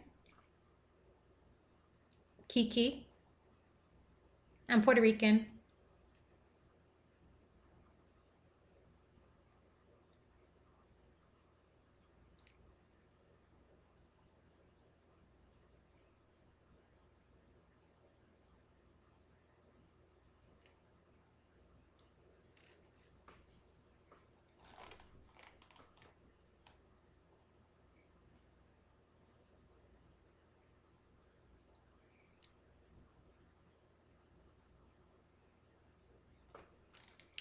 Yes, I do understand Spanish, but I rather not speak it. Claro que sí. Yo entiendes español. Puedo así, un poquito de español. Hablas más inglés.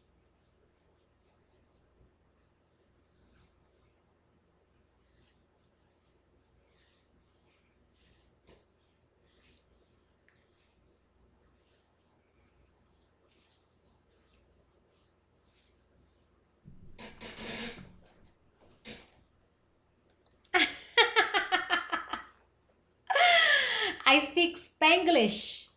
I speak Spanglish. Spanish was my first language growing up as a child. It was my first language. But when I went to school, I learned English, and then English became the dominant language. That's what it became. English was the dominant language. And I kind of lost my Spanish language, but I think I really started losing it like when I hit my 30s. That's when I started remembering like less and less pronunciation of it when I was in my 30s.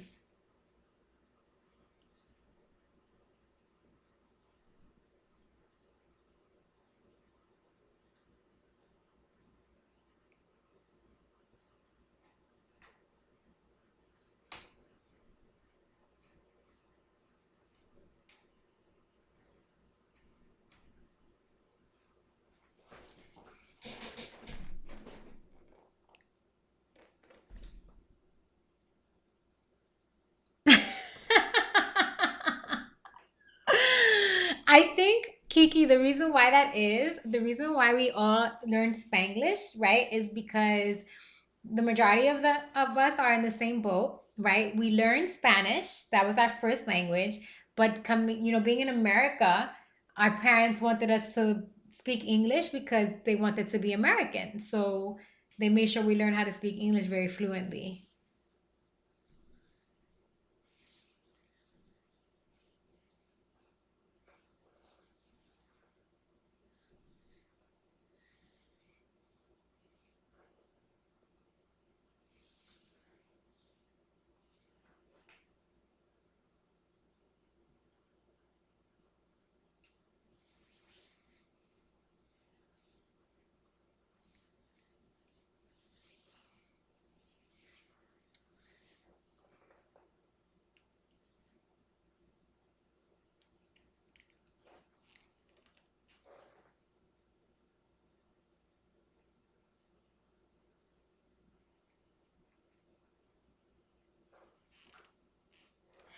Um, well, to be fair, Kiki, the Puerto Rico is a province of the United States.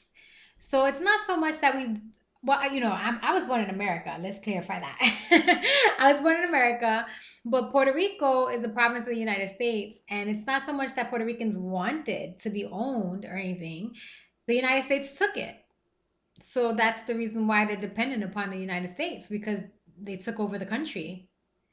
Puerto Rico once was an independent country, but it's now a province. It's owned by the US now.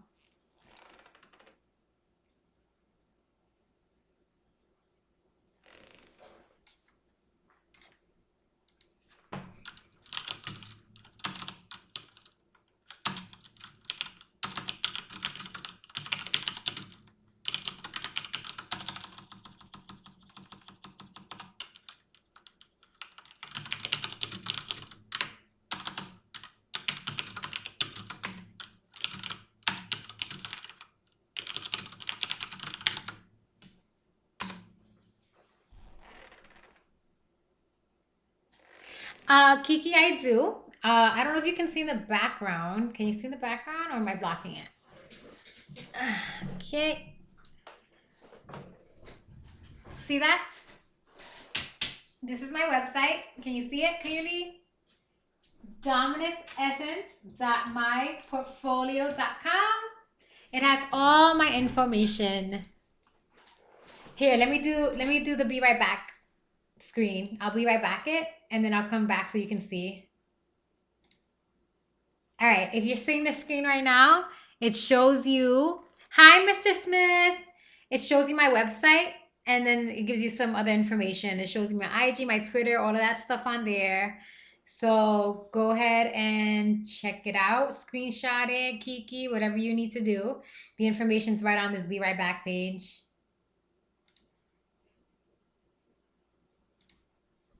Hi, Mr. Smith, how are you? See, here's the thing, right? My favorite fans, well, I don't want to say fans, my friends. You guys are my friends, my viewers who come to see me always come around this time. And I've been streaming during the daytime. It's 11:36. I've been streaming during the daytime. I haven't been streaming at nighttime.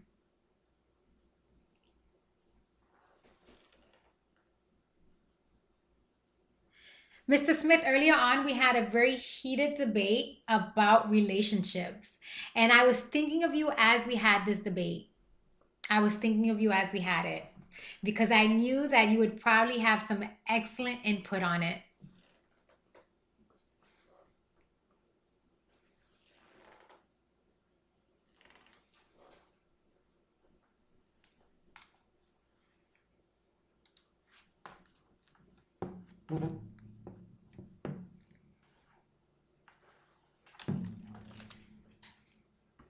Let me move this over.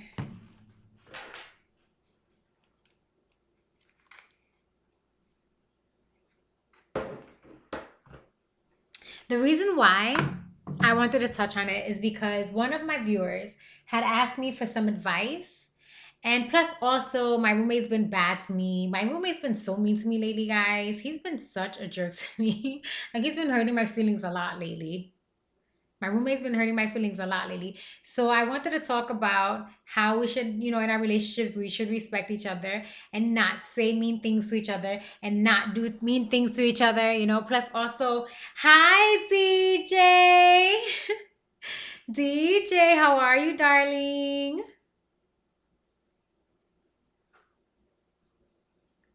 DJ, I thought you were my boyfriend. I thought we agreed that you were my online boyfriend. What are you talking about?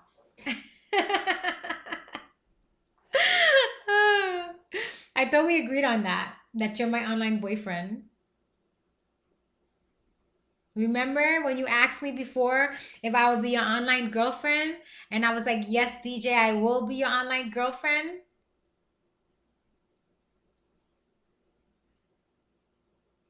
What do you mean you didn't agree to this, DJ? You're the one who asked me if I would be your online girlfriend. What do you mean you didn't agree to this?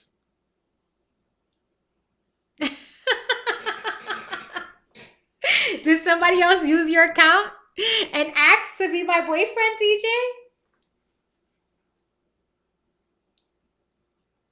Were you like drinking or something or smoking some marijuanas that you don't remember?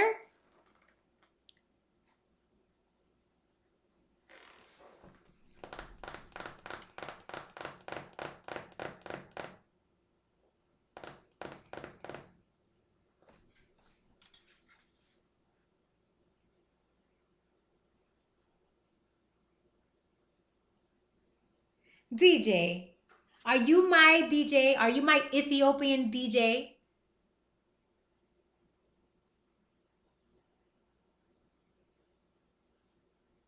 Okay.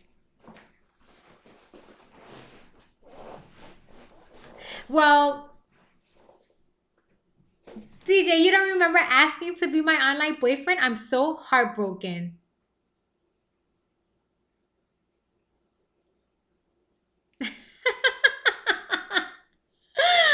DJ, I'm so heartbroken. I can't believe you don't remember asking me to be your online girlfriend.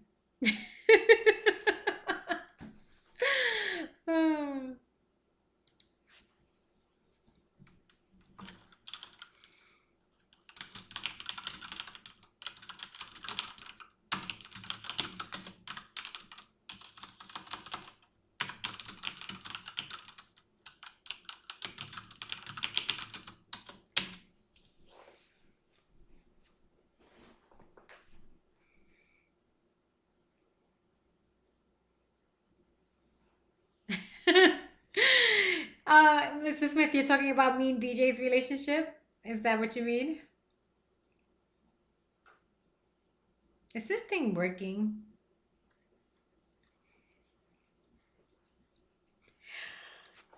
Ooh.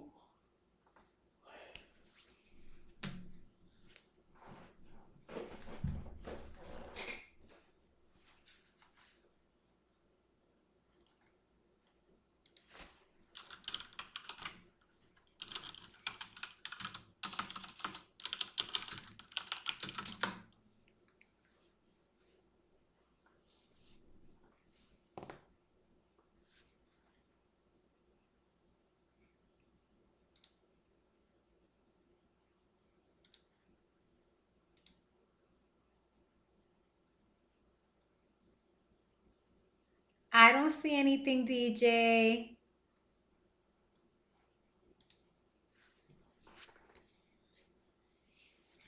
But anyway, as I was saying, Mr. Smith, you missed out on it because what happened was is that one of my viewers had asked me for some advice about his situation. And it's very complicated when there's children involved. It's not the easiest thing to do to tell someone, yo, leave the person you're with if it makes you happy when you have children involved. So I wanted to like touch on that. And we got pretty in deep discussion about it.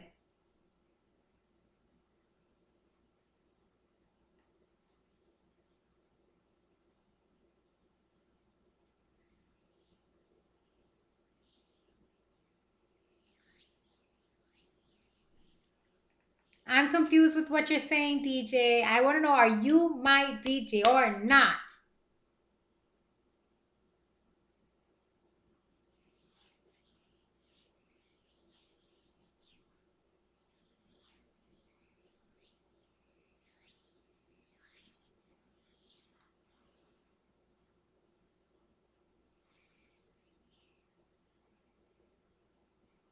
You saying another DJ asked me that question?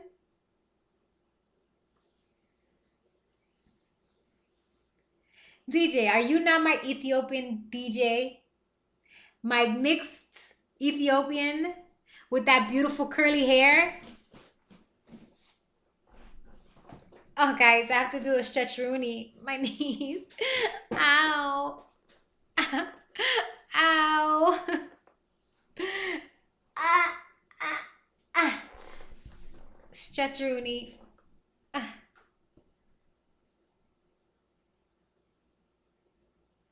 I haven't been doing enough yoga. I can't stretch anymore. It's really terrible. Plus, all the weightlifting I do at the gym has been putting strain on my knees.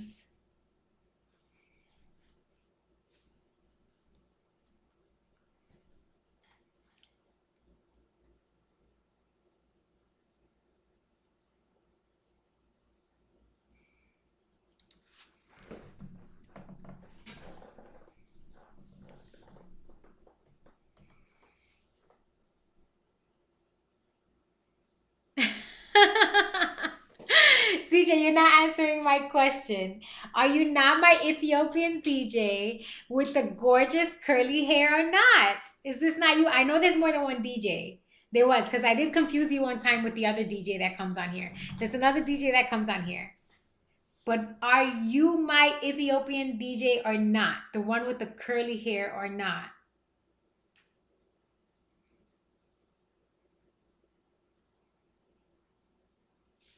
Mr. Smith says, bro, living in New York sucks as the gym has been closed since the whole lockdown and they aren't letting them reopen. Oh, I know, Mr. Smith. I'm going crazy, like for real. I'm about to buy a home gym. I feel you. I really do.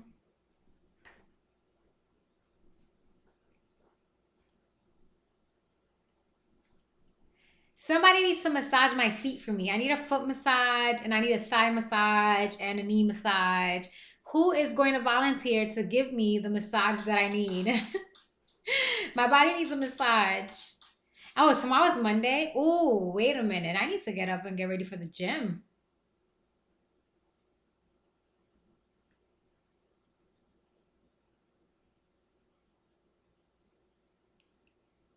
DJ, are you my Ethiopian DJ or not?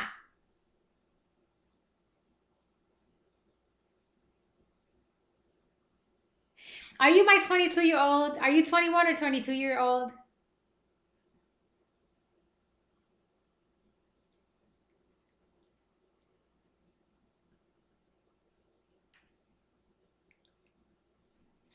Mr. Smith said yes, it's like 220 for 240 pounds plates. Alone squat cages are like 500. The price have literally doubled since COVID. And no bacon here. The worst time to buy, but I have to. So you are my DJ. I can't believe you forgot asking to be my online boyfriend. Oh my God, forget you, DJ. Forget you, DJ. And Mr. Smith, don't buy weights. Just make some makeshift ones. Do some calisthenics in the house. Do calisthenics in the house, Mr. Smith. And like literally just make some makeshift weights.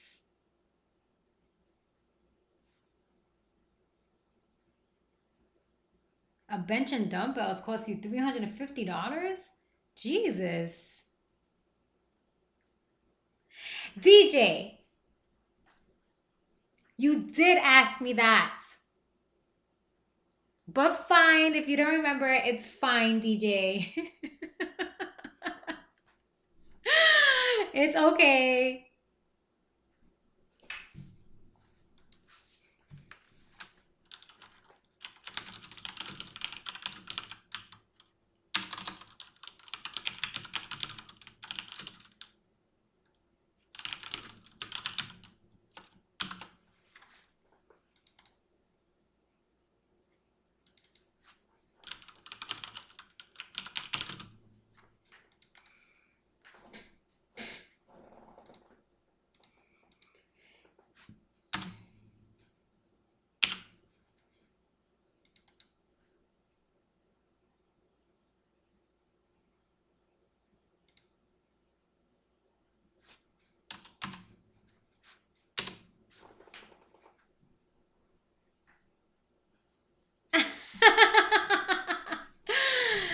Listen here.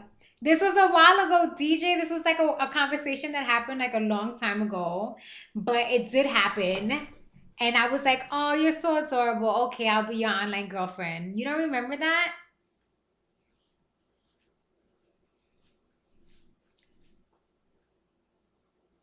This is so terrible. He really doesn't remember asking me. It's okay. I forgive you, DJ. You don't have to be my online boyfriend.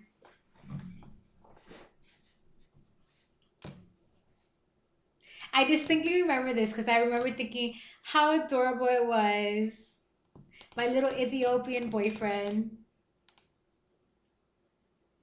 A link? Oh, I don't know, DJ. You're gonna have to look through the old lives because that stuff is all archived, but Twitch deletes it after a while, so I don't know. It might be gone. I may not have downloaded it.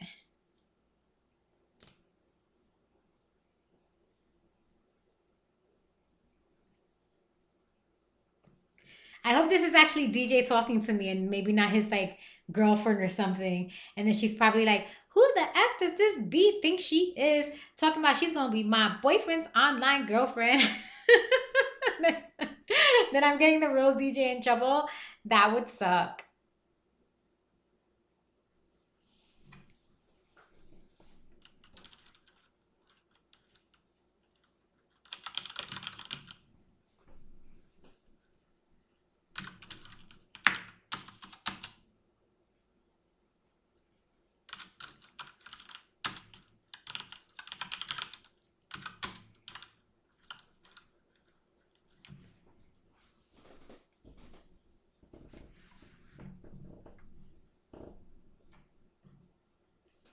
You don't have a girlfriend, DJ? Well, actually that's good, DJ. Just focus on like having a career. Cause you're only 22 years old. 22 years old, you should not be having a girlfriend anyway. At 22 years old, you should just be focusing on becoming a successful man so that you have choices as to what kind of woman you would be with.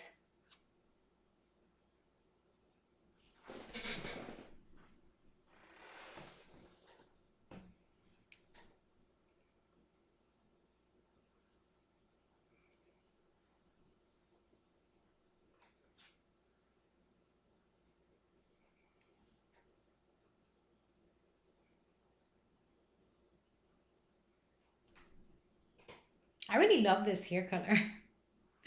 It's so beautiful. It looks really good on me. I'm gonna try different colors. I'm waiting to see if Charlie comes on, but she hasn't come on yet. She usually comes on a little bit later. And Puro Pinche hasn't been back in a while, too. Where's Charlie and Puro Pinche? They need to come back.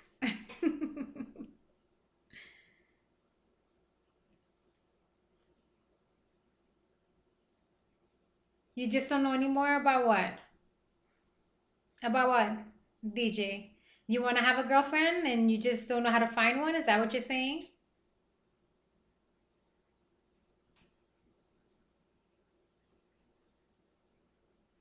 Oh, poor baby.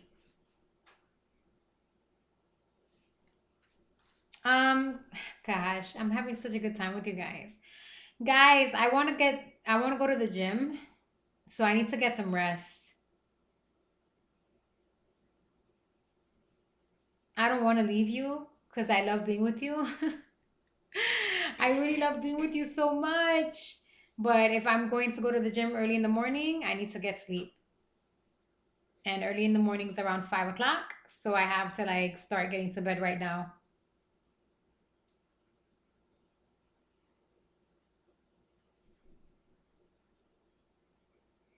And I mean, I don't want to do it. Like, I don't want to leave you. But that's the only way I know for sure I'm getting up to go to the gym in the morning. I mean, I could probably stream with you guys till 5 o'clock in the morning and then go to the gym. But if I did that, I know I'll be exhausted and I won't be able to stream when I get back from the gym. And I don't want to do that.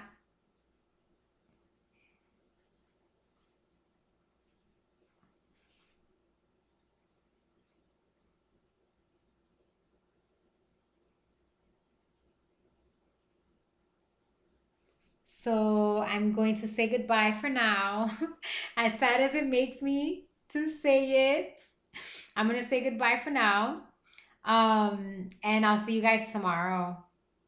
But listen up, guys. If you haven't done so already, subscribe to my YouTube channel, add my Instagram, all of that stuff. Go to my social media. Go to my website, dominusessence.myportfolio.com, and add all my social media across the platform.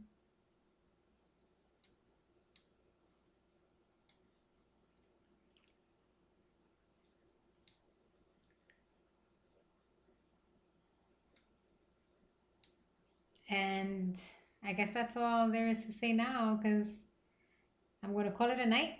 I'm going to call it a night. Oh, just so you know, I will be streaming from the gym again. So if you haven't caught that stream, go look at my past streams. It's there. So I'll stream again from the gym tomorrow if you guys want to come see me. So 5 o'clock, I'll be getting up and getting ready. So I should be at the gym by like 6:30ish. If you guys want to see me work out, it will be 6:30 my time. So right now it's 11. It's like 11:30 my time. Yeah, it's no, it's about 12 o'clock my time. So 6.5 hours from now, I will be at the gym working out.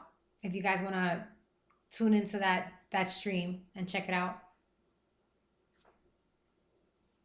I'm probably going to be doing I'm definitely going to do some squats and stuff. Some deadlifts probably, some squats with the free weight, some triceps, some biceps.